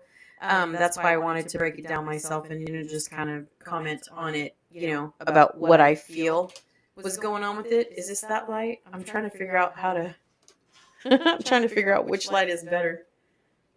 I'm sitting at this new place in my, I moved my desk for a white background. She looks two different colors, huh? Weird. Anyway, so he did do a new interview in April of 2022, and I will bring that up. It's the only thing is that he's wearing a mic, and his interviewer isn't wearing a mic, and it's very difficult to hear her questions. But I mean, I guess I was really just interested in what he had to say anyway. But I will go ahead and bring some of Richard's interviews to my channel here and there throughout. I'm only going to cover this type of thing while the trial is on. So don't misunderstand where I'm going with this channel, because right now I'm covering the Depp Heard case. And I will let you guys know, you know, what to expect after that. But for now, I'm trying to talk about things that are relevant in terms of her behavior, because it's just so odd. Her behavior is so odd. And, you know, Johnny Depp has already explained, and he's already taken accountability of the things that the challenges and his dependencies that he's had in his life. It's not any secret. I mean, if you guys heard the text messages, even in court, and probably text messages that were floating around even in, you know, before this all happened with the case in the UK, he said, I'm a junkie. He said it. I mean, I don't think he said it to the public, because I don't think he ever expected that to be leaked. But at the same time, you know, it's like, he's never denied the fact that he had issues. He's never denied that he was struggling with something. And you know, I know that the defense is trying to make, you know, beam in on that and how maybe he blacked out and this, that, and the other, but it's not. I still, with all the evidence that's coming about, you know, for her to for all this, you know, these audios and everything that just keeps contradicting what she was saying. And since this particular hashtag was trending on Twitter, I was like, well, if that's, you know, if they're saying that's cyberbullying, right? And they're saying that Amber Heard is a psychopath, is, you know, everybody's all uncomfortable with it and this, and that, and the other. Well, then the real question is, do people know what a psychopath really is? And that's what made me think of Sam, because I wasn't thinking about any of this content. I wasn't thinking about, oh yeah, I want to turn my channel into this deep, psychological, analytical, let's break shit apart all the time. I just thought, well, wait a minute, you know, if they're going to start throwing this stuff around, why don't we just figure out what the hell it is? So I will be bringing more of Richard Grannon's content. So far, I've only played a 3-minute clip of his where it's the narcissist test. And so I'm going to close on that because it's only 3 minutes. And then I'm out because I've been on here for about 4.5 hours. And I knew I was going to be on here this long. I did say that because, you know, the Sam Vaknin's interview was 2 hours long. And even though we watched, actually, you know what? It was my fault because we should have listened to that interview on 2x speed or something. But it didn't cross my mind in time. But we'll close on Richard's clip because tomorrow is court at 9:30 a.m. Eastern time. So let's go ahead and listen to what Richard has to say, and then I'm out.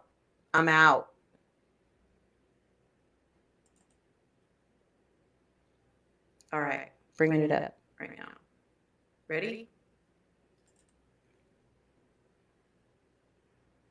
Here we go. 3 minutes. Psychopaths, narcissists, borderlines, and histrionics all play this game.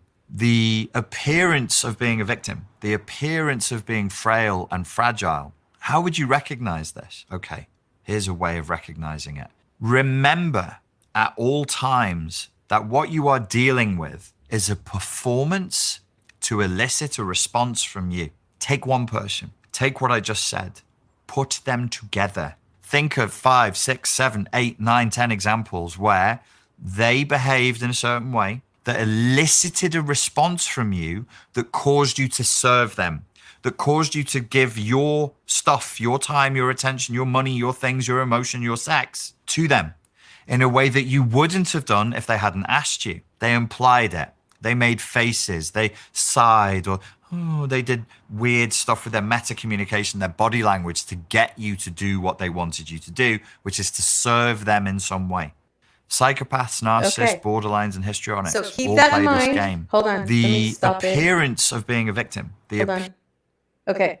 So that is the 3-minute clip that I keep playing over and over and over again. And the reason why I did that is because tomorrow Amber Heard is taking the stand again. Okay? So you have to understand her performance is to lure the jury in, to lure the people in that courtroom to place herself as a victim. Yet everything outside of that courtroom is actually displaying quite the contrary. So it's not our fault that, you know, she's got these leaked audios of her specific voice saying all the things that she's saying she didn't do and all the things that she's accusing him of. It's insane. So that's why this stream was this long. We broke down Sam's interview, but as you can see, Richard Grandin is a lot easier to watch. He's so much more energetic. He's very simple. He brings humor to his to his education and stuff like that. And so we will be researching his stuff. I'll find something specific. Maybe I'll bring up that video about, it's really old though, because he's got a lot of new stuff, but there is a video he has where he talks about, like, it's not as easy to leave that kind of situation, because even now they're saying, why didn't you leave? You know, if you were so unhappy, why didn't you leave? So I'll make sure and make an effort to bring that to light. But tomorrow I am going to try to stream the court proceeding. I don't know if anybody's going to watch it with me. But if you see this and you want to, I'll be online. Man, that's a long day. We're going to see if my channel will handle it, because that's 9:30 to 5:30. That's a long freaking day. So I'll try it once tomorrow and we'll see what happens, and see if the YouTubes and the interwebs let me do it. And man, I'm going to have to be prepared, girl. That means I won't be able to go anywhere. I won't be able to do anything. I have to actually literally sit in front of this computer for 8 hours. Not to say I haven't done that in the past, because I have, but not like that. So, because that's streaming live for 8 hours, but we'll try, we'll see. I mean, you know, maybe it'll give me an opportunity to grow my streams and see what happens, and I'll stream it on Twitch and I'll stream it on Twitter. We'll just see. We'll see what happens. All right, you guys. So thank you so much for watching. I'm going to wrap it up now. I have to deliver something to my son before it gets too late. And I hope you guys enjoyed, you know, this conversation. I hope that you enjoyed the topic of, you know, the thumbnail, which was, is Amber Heard a true psychopath? Obviously, we dove in deep. It was a big assessment of the mind tonight. And again, you know, this kind of content will continue.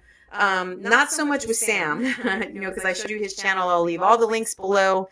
I will go back onto the stream from yesterday and make sure I update everything and make sure that I give the credit where credit is due, because none of this is my own. This is all reaction stuff. So I'll see you guys tomorrow at court, 9:30. Well, actually, I think I'll stream. I'm going to have to stream a half hour earlier and see if I can get some viewers on my, you know, see if there's anybody in my subscriptions that wants to actually watch this with me. We'll see.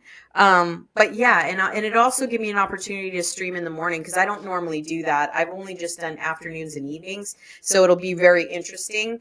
But also, I need to find a network to stream it in where I don't get in trouble, because I don't want to do Law and Crime Network. I think that's, a lot of people are getting tagged. They're getting marks, copyright marks for that, and I don't want to use them. So maybe we'll try the Daily Mail and see what happens with that. But yeah, so I will be back on tomorrow morning at, I'm going to say 9. I'll say 9. We'll chit chat a little bit, have some coffee for 30 minutes, and then we'll start watching this trial. So let me know if you guys, if you did pass by or you did chime in at any point on the replay. Please let me know. Leave me an emoji. Wave at me. Send me let's see, what kind of emoji can we decide that I want you to send me? Send me the glasses and the mustache. Send me the glasses and the mustache emoji if you guys stop by. In the comments below, make sure you tap the like button if you see this, even if you only watch 5 minutes of it. I'd really appreciate it so that my channel can get a little bit of traction. And I will see you guys tomorrow on the 16th, May 16, 2022 at 9 a.m. Pacific time. And that would be 10, 11, 12, 12:30. Or wait a minute. Hold up. They're starting 9:30 Eastern time. Oh, crap. So that means I'm going to have to stream at 876. I'll see you at 6 a.m. Oh, crap. Man, it'll feel like I'm working again. So I'll see you guys at 6 a.m. Pacific time, 9 a.m. Eastern time, and we'll stream. We'll try to stream the trial and see what happens. So thank you guys so much. If you stopped by and took a peek, I really appreciate you just seeing what I'm all about. If you're watching me on Twitch, please make sure you follow me. Follow me here on Twitter if you just tune in for a minute or so. And make sure you subscribe on YouTube. If you do subscribe on the YouTubes, make sure that you tap that bell and you can get notifications when I'm on live. All right, you guys, have a great rest of your afternoon, morning, or night. And I'll see you guys on Monday. Bye-bye.